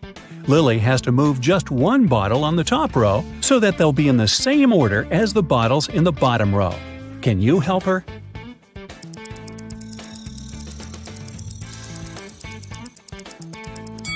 Pour the potion from the first bottle into the 4th bottle and move the now empty bottle all the way to the right. The principal congratulated Lily on getting accepted to the School of Magic and asked the ghost to show her the dorm room. Lily fell asleep very quickly, but in the middle of the night, she woke up floating out of her window.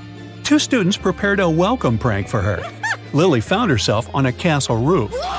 The 2 students in masks said, "We'll set you free if you guess this riddle."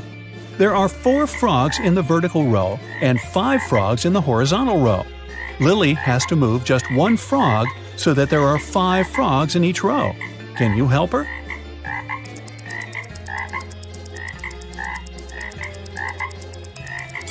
Yep, just like that. Easy. The students wrote 5 words in the air using their magic wands.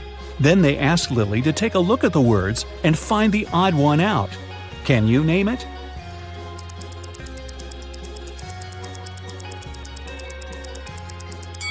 The board doesn't belong here because it doesn't form a word if you read it backward. The wizards opened a portal and pushed Lily inside. The portal took her to a creepy basement where Lily found 3 doors. There's a wild jungle with a hungry gorilla behind the first door. Behind the second door, there's a river with wild alligators waiting to eat Lily. And there's a huge angry cobra behind the third door. Which way should Lily go?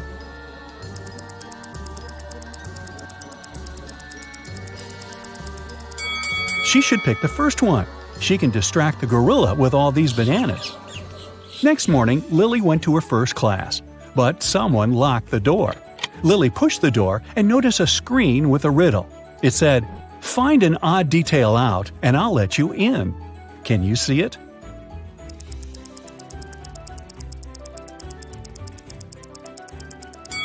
This one is not an S.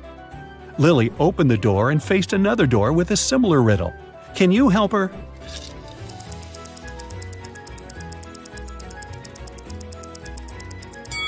This guy doesn't belong here. The last door offered Lily this riddle.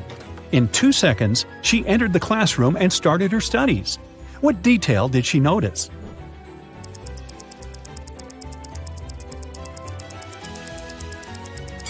This one, right here. During the class, a teacher offered Lily to find 3 differences between these 2 pictures. Can you see them?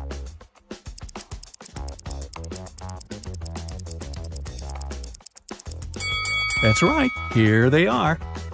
How about these images? Can you see 3 differences?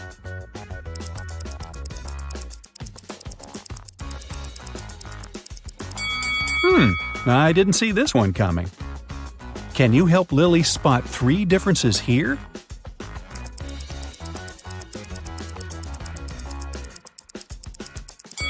Good job! I hope you got them all. Lily came to the dining room for lunch. Plates full of food appeared out of the air. But Lily's classmate, Mike, warned her that only one dish is actually edible. Can you help Lily figure out which one?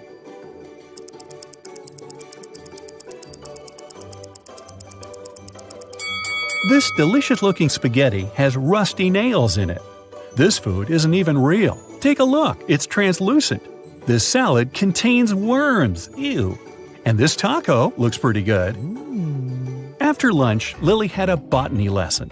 The teacher went to the garden to pick fruits from one apple tree and prepare a special healing potion. The tree has 18 branches. Each branch has exactly 14 boughs. Each bough has 7 twigs, and each twig has 2 fruits. How many oranges will the teacher pick? Lily instantly gave the correct answer. Can you name it?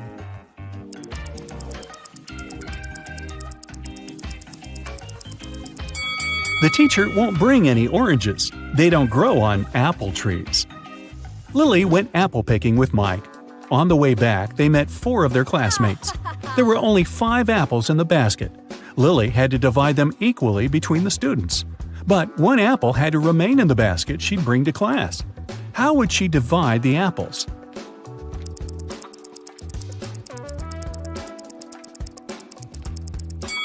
She can give 4 apples to the classmates, leaving 1 apple in the basket for Mike, and then walk to class with Mike. In the evening, Lily found one of her roommates unconscious in the backyard. The principal questioned 3 suspects. Mike went to bed early and loud noises woke him up. Leah was watching her favorite show. She didn't go outside at all. Kelly was carving pumpkins to spice up the living room, and she didn't see anything suspicious. Who's lying?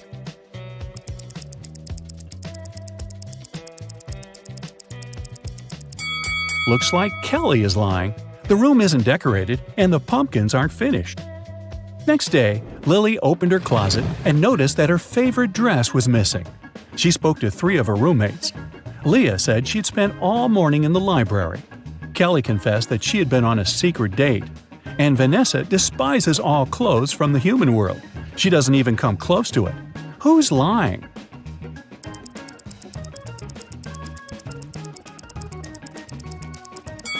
Vanessa is lying. Look at her hat. It's made from the same fabric as Lily's dress.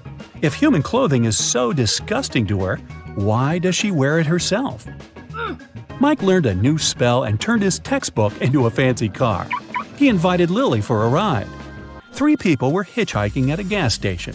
All of them looked pretty suspicious. Who should Lily and Mike give a ride to?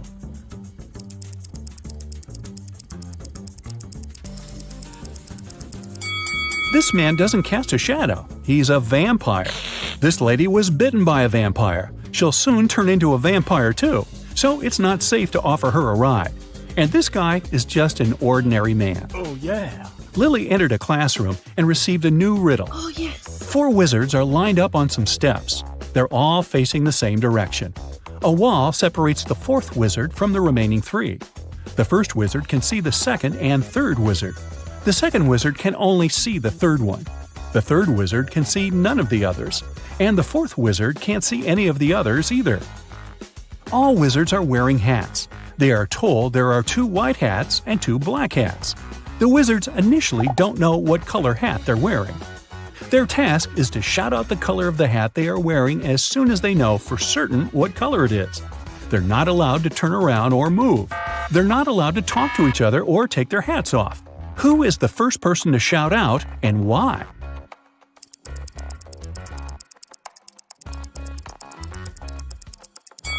The second wizard will shout out the answer after some time. Here's why. Wizards 3 and 4 cannot see the others' hats. Wizard 1 sees a white hat and a black hat and knows his hat can be black or white.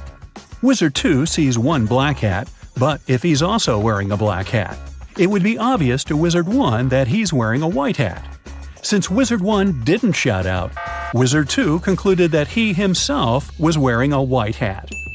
Lily, Mike, Leah, and Mason were having a party in Mike's room to celebrate successfully passing a test. The next day, they found Mike unconscious, and none of his friends knew what had happened to him. When the principal showed up, she saw a note next to Mike's calendar. It read 3, 4, 9, 10, 11. That very second, the principal knew who did it. What about you?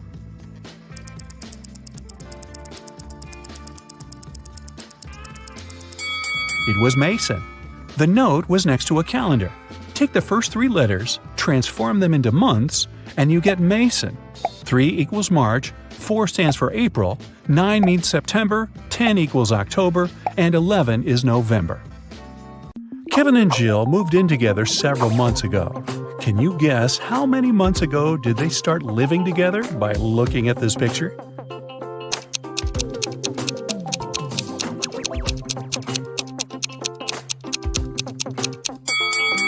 There's a cleaning schedule hanging on the fridge. It has colored stickers with their names. They've been keeping this schedule for 5 months already. Therefore, they moved in together 5 months ago. New Year was coming, and Kevin invited Jill to spend the holidays in his parents' house. When they arrived, Kevin introduced Jill to his father and 2 brothers. Suddenly, Kevin's mother entered the house with her 2 best friends. They just came back home from the mall. Can you help Jill decide which of these 3 women is Kevin's mother?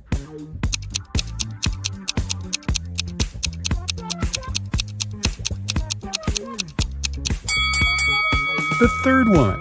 The mole on her face is identical to Kevin's. Also, she's the only natural blonde among these women. Although the other 2 ladies also have blonde hair, their roots are dark. Kevin gave Jill a tour around the house. He offered her to play a game and guess on the second floor. She was supposed to guess which of the 3 bedrooms was Kevin's room where he lived with his parents. Have you guessed?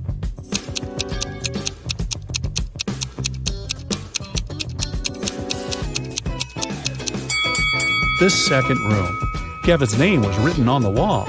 Although the graffiti was covered with paint, it could still be seen through. Besides, the interior of Kevin's current apartment also has some graffiti elements because he still pursues his hobby. Before the dinner, Kevin's brothers decided to prank Kevin and Jill and serve some snacks. There are 3 bowls with snacks, but only one of them contains edible snacks. Can you help Kevin and Jill choose the right bowl?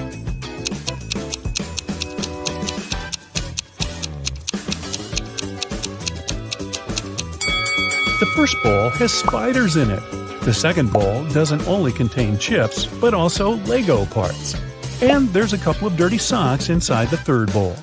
Therefore, the safest option is bowl number 2. They just need to be careful not to eat Lego parts. During the dinner, Kevin's mother has been asking Jill embarrassing questions.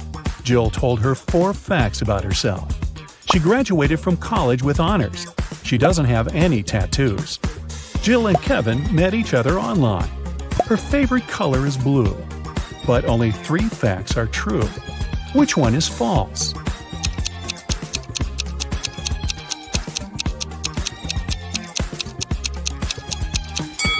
Jill does have a tattoo. Take a look at her ankle.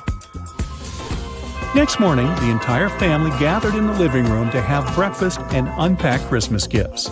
Can you guess what gift is from Kevin's mother to Jill?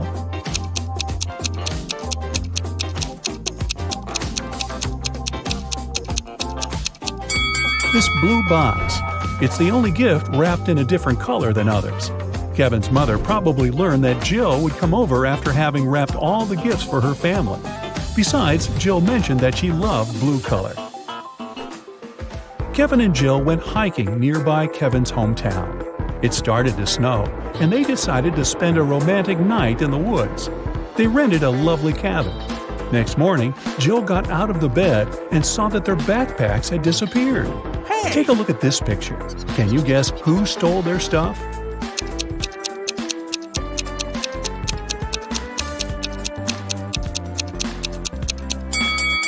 Kevin's brothers decided to prank them. There are traces of 2 people on the snow, and one of the brothers dropped one of his purple gloves. Kevin's brothers jumped out of a barn where they hid. They decided to go for a walk and found a secret base in the mountains. It was well guarded, but Kevin's brother Mike found an open door. The door slammed shut just as Mike got inside. He saw 3 pots in front of him. There was a fire in the first one. The second one was full of acid, and there was a working electric saw in the third pot. Suddenly, a mysterious voice said, "You can get a key from one of the pots to break free, but you can't move the pots." How did Mike escape?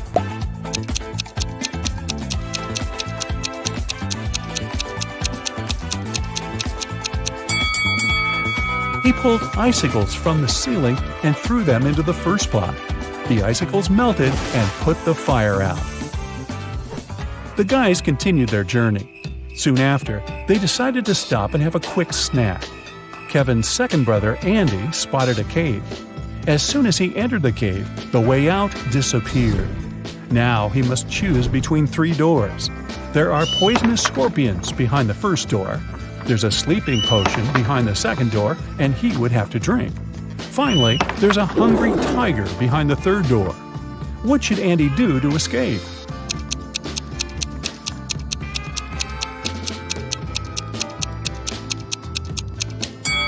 He should grab the sleeping potion, pour it over his sandwich, and throw the food at the hungry tiger. When the tiger falls asleep, he'll be able to escape through the third door. Jill, Kevin, Andy, and Mike headed home when they noticed cougars moving toward them. The guys started running away and saw a tunnel. It was very dark and scary. They only have 12 minutes to cross it. It takes Mike 1 minute to cross the tunnel, Andy 2 minutes, Jill 4 minutes, and Kevin 5 minutes. The guys decided to split into 2 pairs, but they only have 1 flashlight, and there's no way they go in there in 4. How can they escape?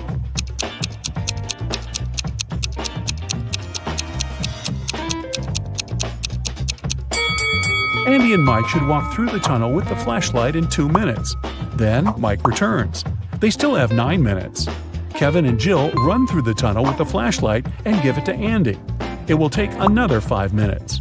Then Andy should run to Mike, and they will escape together with the remaining 2 minutes. Kevin and Jill returned home, but the adventure continued. Someone robbed their apartment yesterday.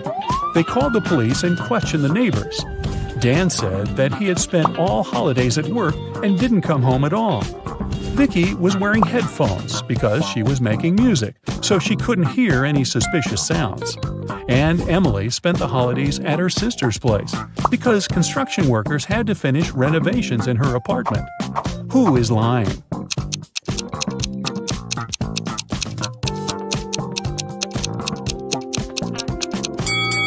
Emily. If they finished renovations, why is her apartment a giant mess? 2 years later, Kevin and Jill decided to get married. On the wedding day, Kevin noticed that Jill had forgotten her wedding necklace in his bag. He went to her dressing room to get the jewelry, but when he got there, he saw 3 identical Jills wearing identical dresses. Jill's father is a scientist. He decided to test Kevin's feelings before the wedding and made 2 clones of his daughter. Help Kevin find his real bride.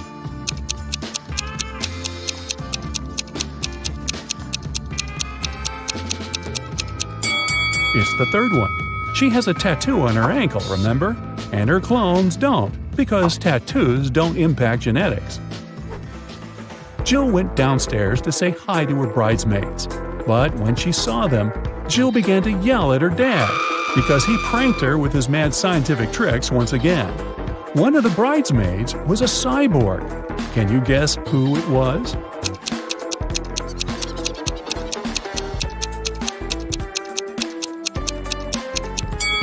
This elegant lady over here.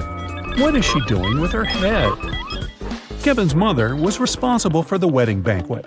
But when she entered the kitchen and saw the food served by the catering company, she got very upset. She called the company's office and started to yell at the manager, telling them to fix the disaster immediately. Can you guess what made her so upset?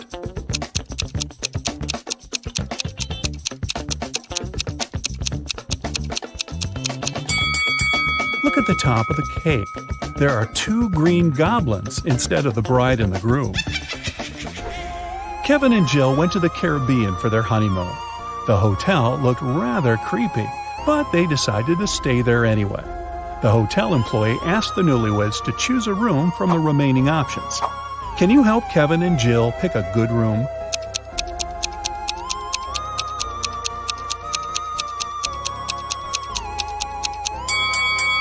There were weird stains on linen in the first room. There's a spider web on the chandelier in the second room. And the third one looks pretty good. Jill decided to chill in the swimming pool. On her way to the dressing room, she noticed a TV in the hall and heard some breaking news. Someone spotted a zombie in town. The creature probably went downtown, and it could be anywhere. Zombies are not very good at swimming and move very slowly. Jill entered the dressing room and met 3 people. Can you tell who the zombie is?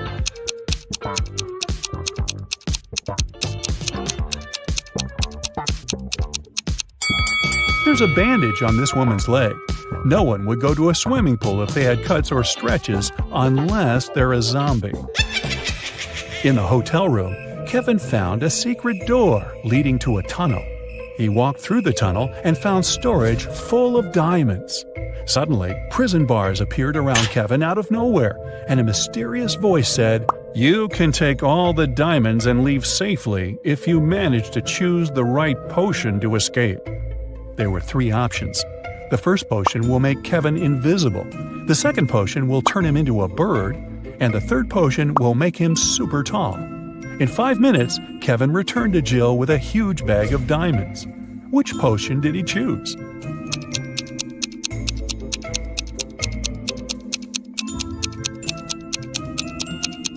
The second one.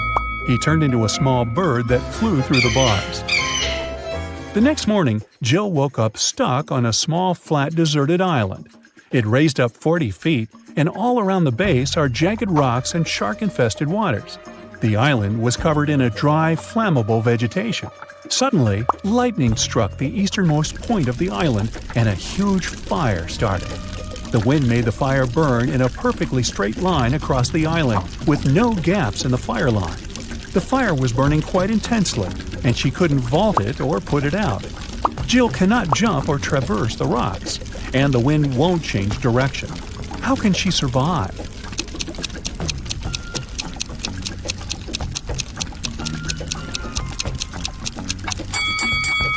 Jill can start a fire herself, which will burn behind her. By the time the main fire gets there, she will be surrounded by an already burned area, and the main fire will not harm her. Also, since there was lightning, it probably rained soon after. The rain could put out the fire, and Jill would survive. Wow, what a crazy honeymoon. I think I'd just stay home. So, take a look at these two girls. Can you tell which one has a boyfriend?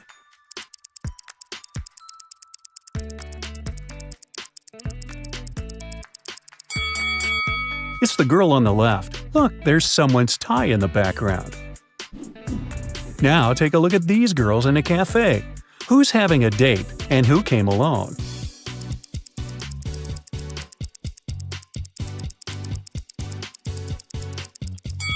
The girl on the right has two sets of dishes, so she's with someone. Jake got in a car accident and lost his memory. He was a popular guy in school, and every girl wanted to date him.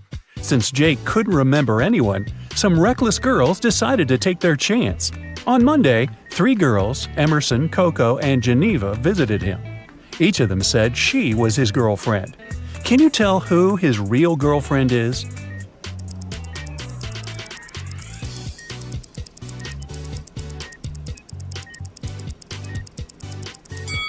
Take a closer look at Jake's shoulder.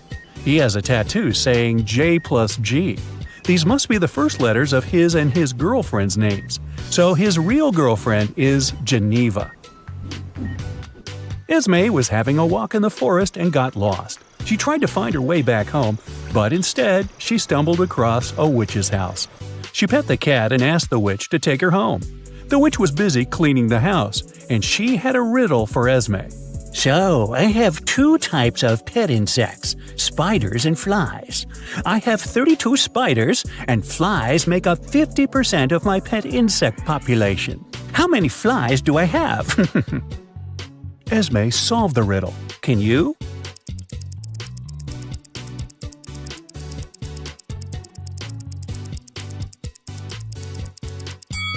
If there are just 2 types and flies make up 50%, then spiders make the other 50%.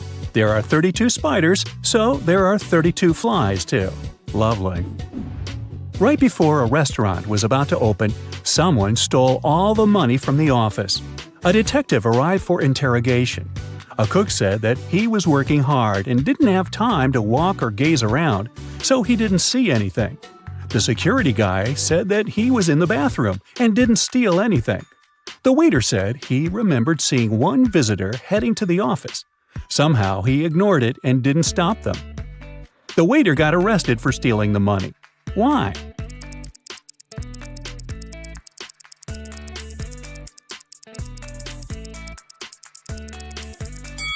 The restaurant was yet closed, and there couldn't be any visitors. Kennedy woke up in some dungeon. She tried to escape, but the door was locked. All of a sudden, a clock appeared and started ticking. It said that there would be an explosion in half a minute if she didn't crack the code. It was just one number, but the trick was that Kennedy only had 2 attempts. Luckily, there was a hint. Kennedy tried 60, but it didn't work. What must be her second guess?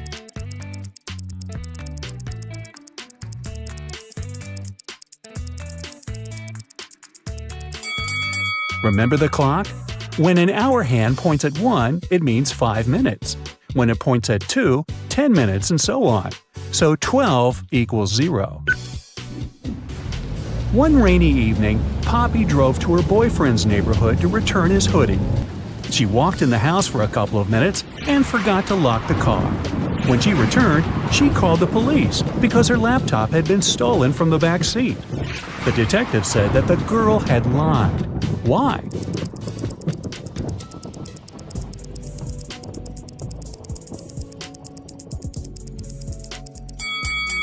Poppy has a 2-door car. There's no back seat in her automobile. Ms. Brown, Miss White, and Mr. Green are best friends who met up at a restaurant to celebrate their college graduation. Miss White suddenly noticed one fun fact and said, "Look, we're all wearing our colors, but no one wears their color." "Yeah, Virginia White, you're right," responded the girl in a green dress. Can you tell who is who?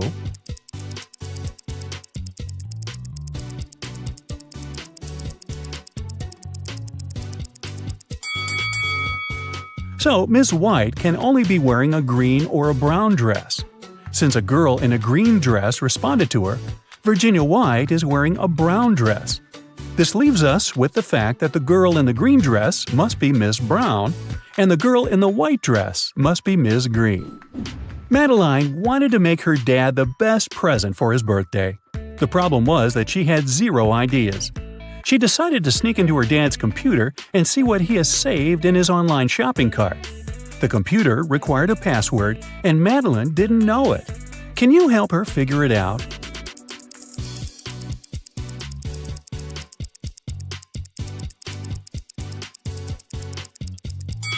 Look at the desk. There's a note, and it has quite a lot of typos. It could be done on purpose. Find every typo and put them together. O in laundry, extra L in school, I in clean, C in basement, and V in answer. So the password is OLICV. Ned works in a club, and his job is to check people's IDs and to not let any suspicious people in. Take a look at these 3 ID cards and figure out who wasn't supposed to enter the club. So, here's the first one. She seems fine, let her in.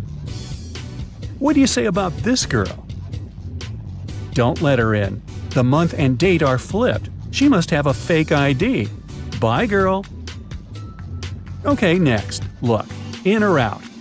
Look, the guy in the photo has a tattoo on his neck, but in reality, he doesn't have one. That's suspicious. Don't let him in. Okay, here's the next guest. He seems fine to me. And this girl? She seems alright. Green light. Okay, another one. In or out? Look, there's a typo in birth. Official documents don't have any typos, so this ID must be fake. I wouldn't let her in. Melody and Belle are sisters. Melody has cool clothes, and Belle always borrows something from her without permission. One day, Melody was going to a party and couldn't find her favorite top. She knocked on her sister's door. Belle opened the door, but saw it was her sister and shut it. In a couple of seconds, Melody broke into the room and started searching for the top. But she didn't find it anywhere and had to leave. On her way out, she remembered something and managed to find it. Where?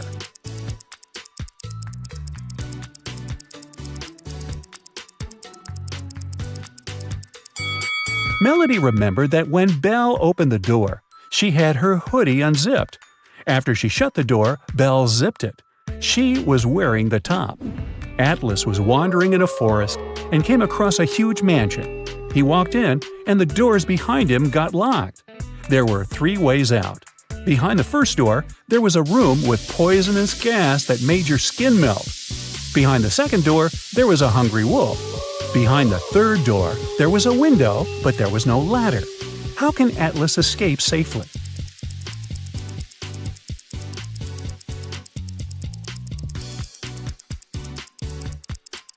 He should pick the third door. He just walked in, so he's on the first floor. He won't need a ladder to get out of the window safely. Mr. Mason didn't really like a huge tree growing by his neighbor's house because it hid the sun. He was super happy when the tree was no more one day after a raging storm at night. Still, his neighbor called the police and reported Mr. Mason for cutting the tree on purpose. Mr. Mason denied doing it. Who is right?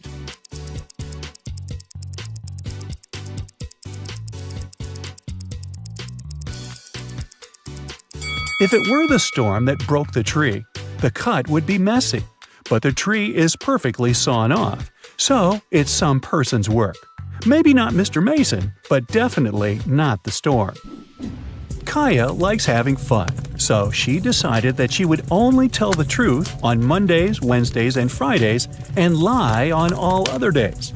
So one day she said, "Tomorrow I will tell the truth." What day did Kaya say it?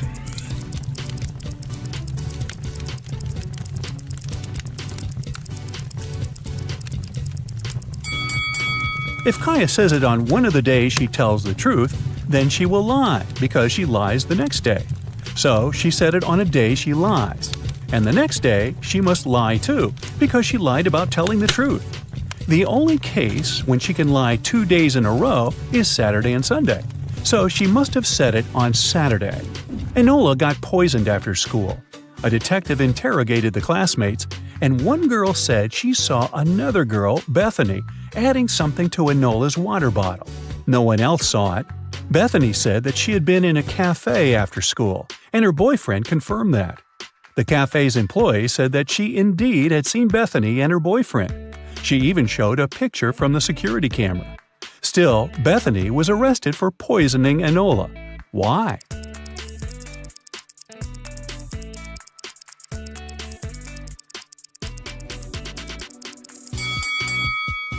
Take a look at the picture of Bethany. She has a birthmark on her left cheek. But the girl on the security camera who was in the cafe with Bethany's boyfriend didn't have it. It turns out she had a twin sister who lied for her. Kara is an archaeologist who explores ancient caves. So she got trapped in one of them. She found another way, but she was on the bottom of a 45-foot cave. Kara's only option was to climb up. Every day, she could climb up 15 feet, and during the night, she would slip 5 feet down. How many days will it take her to get out?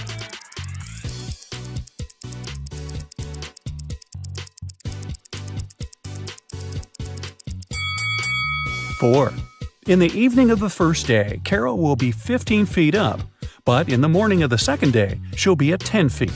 In the morning of the third day, she'll be 20 feet up, and in the morning of the fourth day, she'll be 30 feet up. Then, by the end of the day, she'll make the remaining 15 feet and get out. Mrs. Lawrence grounded her daughter Madison for bad grades. She worked night shifts and had to leave for work. The night was warm and bright. Just like Mrs. Lawrence expected, when she returned home, she knew that Madison had sneaked out at night for a party. How did she understand it?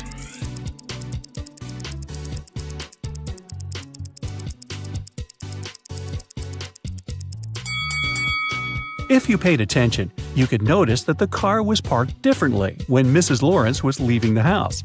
This means that Madison used it at night. The little sneak.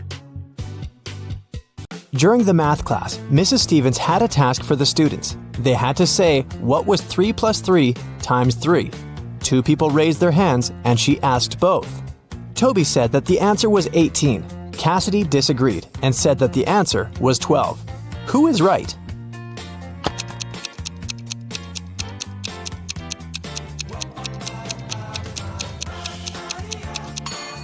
Cassidy. The multiplication is always done first, so we multiply 3 by 3, that's 9.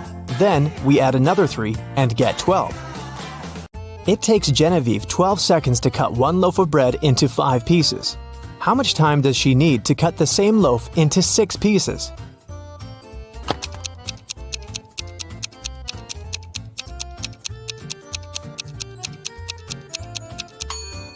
"15 seconds to cut the bread into 5 pieces. She must make 4 cuts. If it takes her 12 seconds to make 4 cuts, it means she makes 1 cut in 3 seconds. If she now wants to cut the bread into 6 pieces, she needs to make 5 cuts. And since 5 cuts takes 3 seconds each, the combined time will be 15 seconds. How many years in the 21st century have had 365 days?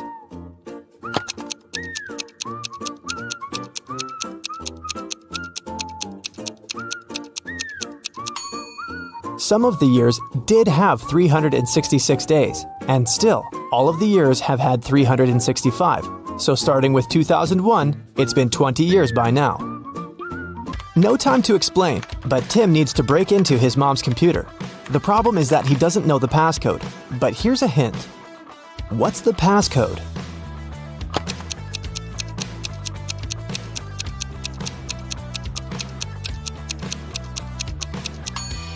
Each consonant in the word equals 200 points, and each vowel takes away 100 points. In the word kiwi, there are 2 consonants that make 400 points. 2 vowels take away 200 points, so the passcode is 200. Lucas and Liam went for a walk. They found a cool tree and decided to climb up to the top of it. Who is less smart?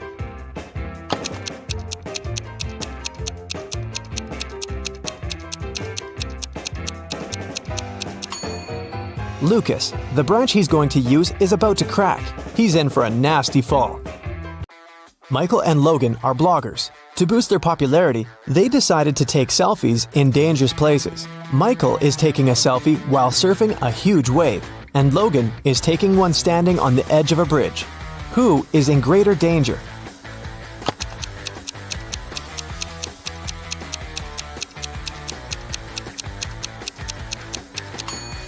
Michael. Logan at least has some people around. They'll notice if something happens and call the emergency services. Michael is alone.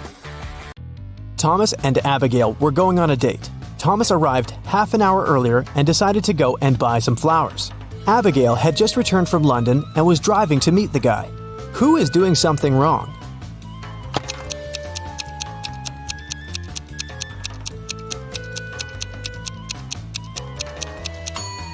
Abigail. She's driving on the left side of the road. Elizabeth and Melanie are getting ready for a barbecue party in the garden. Elizabeth is cooking and Melanie is decorating the garden. Who is not smart?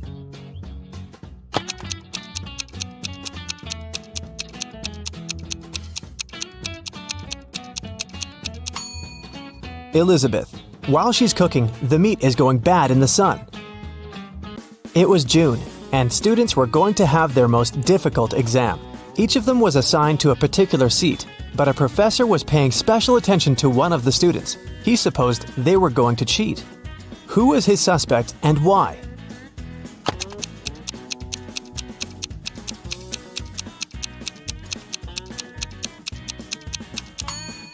It's this blonde girl. In June, the weather is great and all students are lightly dressed. And still, this girl is wearing high boots and a sweater with long sleeves. Ella got a new motorbike. She locked it in her garage and left for work. When she came back home and opened the garage, the motorbike was missing. The woman called the police. The officer interrogated 3 of her neighbors. Ryan said that he'd been away the whole day and hadn't seen anything. Colin said, "When I was walking the dog, the motorbike was still there." Jane said that she had come to Ella's house to ask her for some garden tools, but Ella hadn't been there, so she'd left. Who stole the motorbike?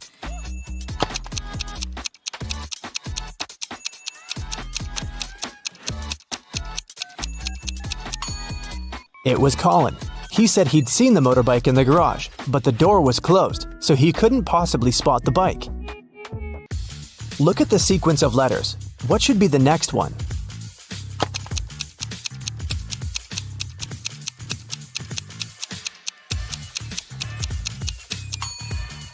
Each of these letters is the first letter of some day of the week. S stands for Sunday, M for Monday, and then we've got Tuesday, Wednesday, Thursday, and Friday. The only one that's left is Saturday, so we need an S. Mark was locked in a dungeon. There were 3 ways out, but none of them looked safe. Behind the first door, there was a huge and strong guard. Behind the second door, there were 3 big and very hungry dogs. Behind the third door, there were many little robots that were ready to charge at Mark at any second. Which way should the guy opt for to get out and stay safe?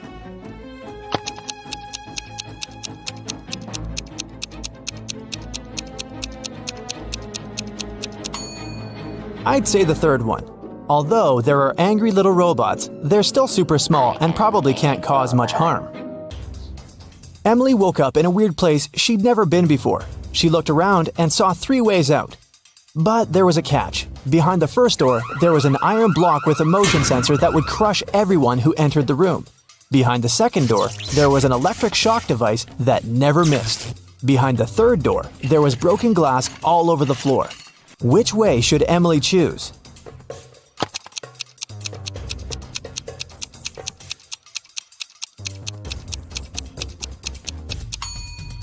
She should pick the third door. She's wearing boots, so walking on the glass is definitely not going to be too hard of a task for her. Stella called the police and said that her friend had been poisoned. She told them what happened. I was supposed to meet with Alice, but I arrived too early. So I went to pick her up at her house. I knocked, but no one answered the door. The light was on, so I knew Alice must be at home. I had a spare key, so I opened the door myself. I found her in the room unconscious with an empty glass by her side. The police officer asked if Stella had touched anything. The girl said she had only touched the door, the glass, and her friend. After that, she got arrested. Why?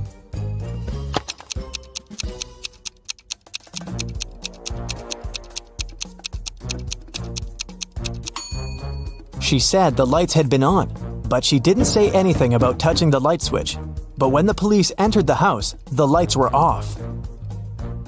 Mrs. Donnell reported that she'd been robbed. She said, "I was in the restaurant's bathroom fixing my makeup when someone approached me from behind and hit me on the head. I didn't see what this person looked like." The police sent the woman home and refused to fill the report. Why?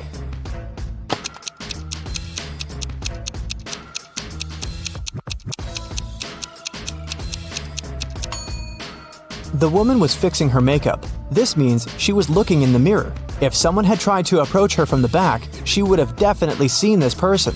But she said she hadn't. She probably made the whole story up. A cleaning man was washing the windows in an office building and fell from the 3rd floor. Everyone agreed it must have been an accident. Luckily, Detective Callum was nearby. Once he came closer and saw what had happened, he concluded that it couldn't have been an accident. Someone pushed the man out of the window. How did he understand it?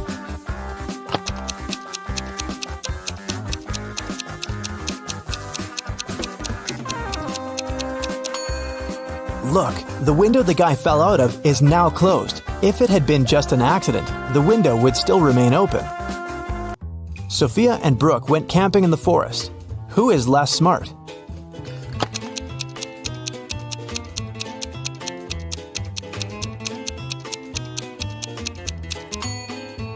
Brooke. Look, she's wearing heels. Nicole and Kate are late for work. They're both driving fast, breaking the speed limit. Which of them is in greater danger?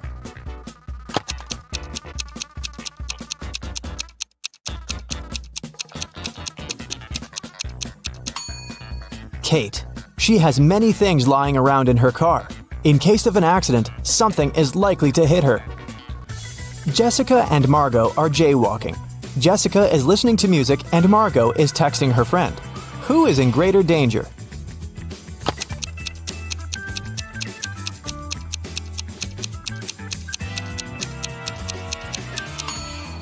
Jessica. Although they're both breaking the rules, Margot is doing it in a place where she can be easily noticed by drivers. And Jessica is jaywalking right where the road takes a turn. Drivers might not have enough time to react and stop.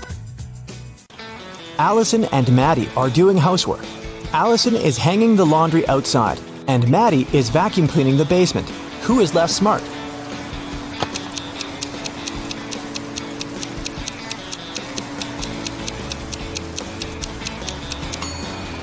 Allison. She's hanging the laundry outside, but it's raining. After Theodore was shipwrecked, he found himself on a deserted island. Luckily, he still had his pills. There were 2 green and 2 yellow ones left. He needed to take 1 green and 1 yellow pill every day. The problem was that the man couldn't see anything at all and couldn't tell the color of the pills. There wasn't a soul around to help him. How can he manage it?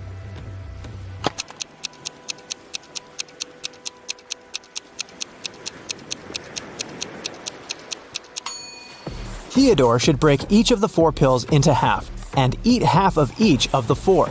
This way, he'll eat exactly 1 green and 1 yellow pill. Camilla and Vivian are sisters. For her birthday, Vivian got a beautiful bracelet. Camilla liked it too and occasionally borrowed it. One day, Vivian noticed that the bracelet was gone again. She knocked on her sister's door. Camilla opened it, saw Vivian, shut the door again, and locked it. Half a minute later, Vivian broke into the room and started searching for the bracelet, but she didn't find anything. Then she realized where the accessory was. Have you figured it out?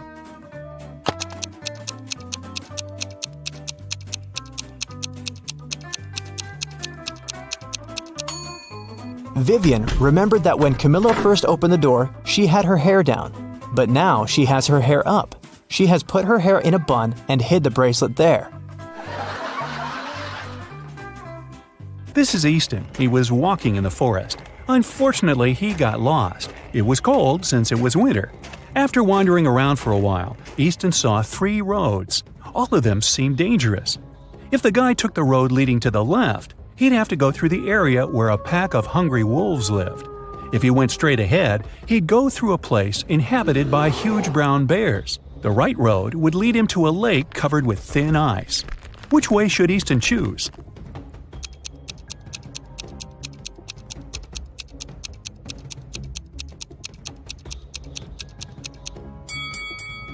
He should pick the road leading straight ahead. The brown bears living there won't be dangerous. It's winter, and these animals sleep during this season. Serena went to the spookiest house in the neighborhood on her own. That definitely was a mistake.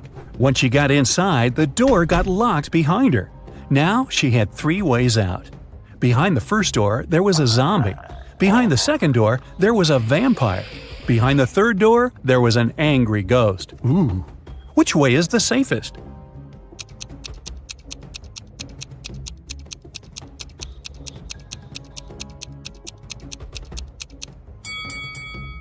Serena should choose the third door. Ghosts may be spooky, but they can't cause any real harm. Serena told her friends about her adventures and, of course, they didn't believe her. So the next night, one of them, Rylan, decided to go to the house too. Once he walked in, the door behind him got locked. And again, there were 3 ways out. But this time, behind the first door, there was a huge magnifying glass. It used the light from the sun to burn anyone and anything that was inside. Behind the second door, there was a huge dragon that disliked strangers. And behind the third door, there was a hungry lion. Which way should Rylan choose to survive?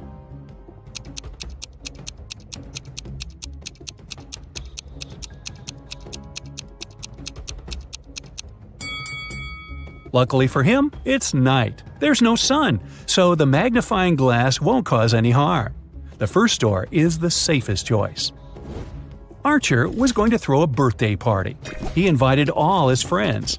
But that was also the day when he found out that one of them was an alien. Can you tell who?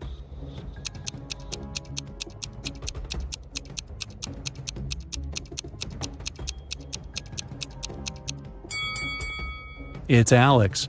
Look, both of his shoes are left one. That's weird. In a parallel universe, it's only allowed to have fun and eat sweets. Studying is against the law. Mrs. Noslow came home after a party in a club and asked her daughters about their day. Eve said she had been playing computer games all day long. Anna said she'd invited her friends over. They made a huge pizza and ate it together. Hannah said she hadn't even left her bed. She was watching YouTube videos.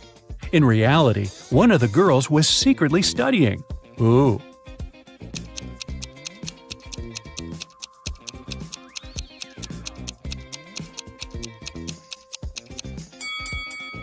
Hannah, look at her hands. There are some ink stains. If she had been watching YouTube, she wouldn't have used a pen. Karina was going to become a historian. After classes, she liked to go to the History Museum to read her books and learn new things. One day, while the girl was studying there, she went to the bathroom, leaving her stuff behind. When she returned, she discovered that her wallet was missing. Noelle said she never paid attention to Karina or her stuff. Tucker said that at that time, he was on the phone with his friend. Lyra said she hadn't stolen anything. Who lied?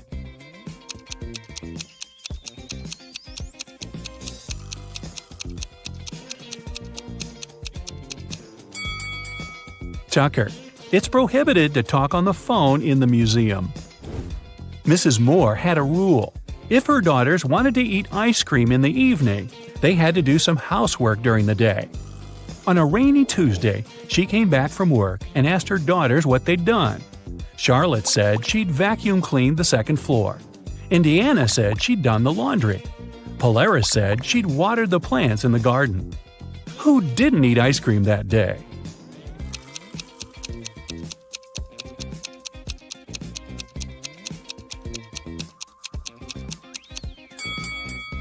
Polaris. She said she'd watered the flowers. But why would she do it if it was raining outside? Detective Callum is on a mission to find a vampire and an elf. He knows that the vampire lives in the red house on the left side of the neighborhood. Look closely at this family and find the vampire.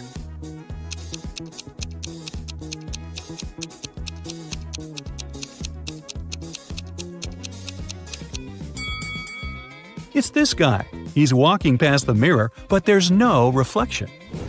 Now back to the elf. He lives in the greenhouse on the right side of the neighborhood. Detective Callum has started to watch this building too. Luckily, he has only spotted 2 people. But who is the elf?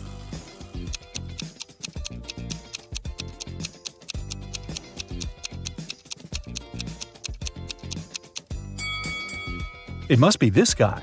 Look, his ears are pointed. Mr. and Mrs. Mitchell called the police. They said that their son, a private school student, hadn't come back from school. The problem was that he suffered from amnesia. The police started to search the city. They found 3 teenagers with amnesia who didn't know their names or the names of their parents. And still, they managed to figure out who Mr. and Mrs. Mitchell's son was. Can you understand it?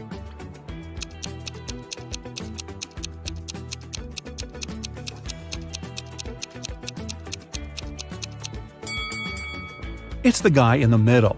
Mr. and Mrs. Mitchell's son went to school in the morning and didn't return, so he must still be wearing his school uniform. Phoebus crossed the border of 2 countries every day, riding his bike and wearing a huge backpack. The custom officers checked his bag every day but couldn't find anything prohibited. And still, they were sure that Phoebus was up to no good. They were actually right, but they couldn't understand what was wrong. Can you figure it out?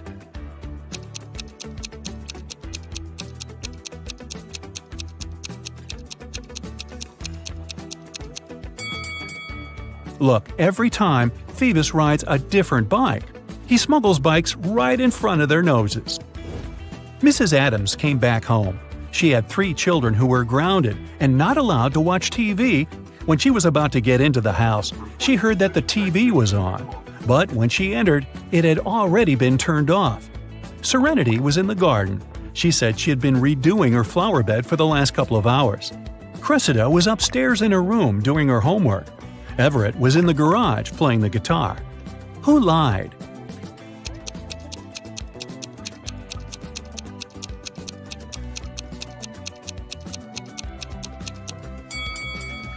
Serenity. No one works in the garden wearing a dress. Also, she's completely clean and doesn't have any garden tools with her. Oliver is terrible at packing. Whenever he goes somewhere, he always takes the stuff he'll never need. Today, he's packing to go camping in the forest. Take a look inside his bag and decide what he won't need on the trip.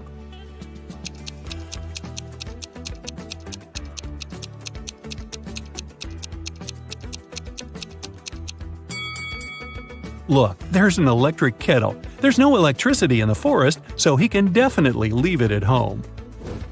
Now, look at what Oliver has packed for a weekend at his parents' house. What things won't he need?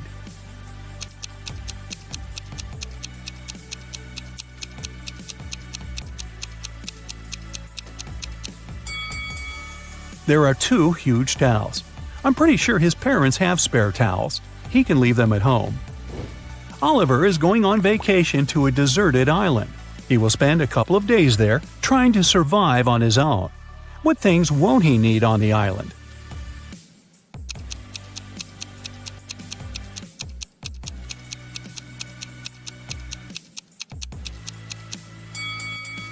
Oh boy, don't take this laptop with you. It'll run out of power really fast. Susie was finally going on vacation, and she was planning to spend it in Mexico. She lived alone, so she asked her friend to look after her plants and her cat. The friend agreed and took them to her house. When Susie returned, she realized that someone had been in her house while she had been away. How did Susie understand it?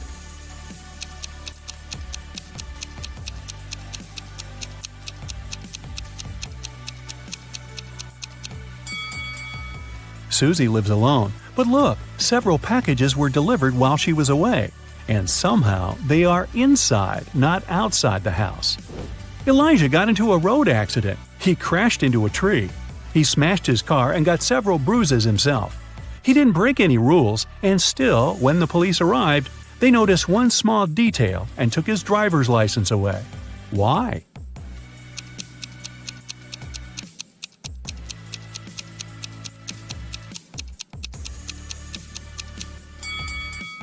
Elijah is wearing glasses. He's got a couple of cuts on his face, but his glasses aren't broken, even a bit. The police suspected that even though the guy had poor eyesight, he wasn't wearing his glasses while driving. He must have put them on only after the accident. Sebastian was a famous archaeologist who dedicated his life to finding the treasures of ancient civilizations. One day, he found a chest full of golden coins in a cave. They dated back to 2000 BCE. For some reason, Sebastian was terribly disappointed with this discovery. Why?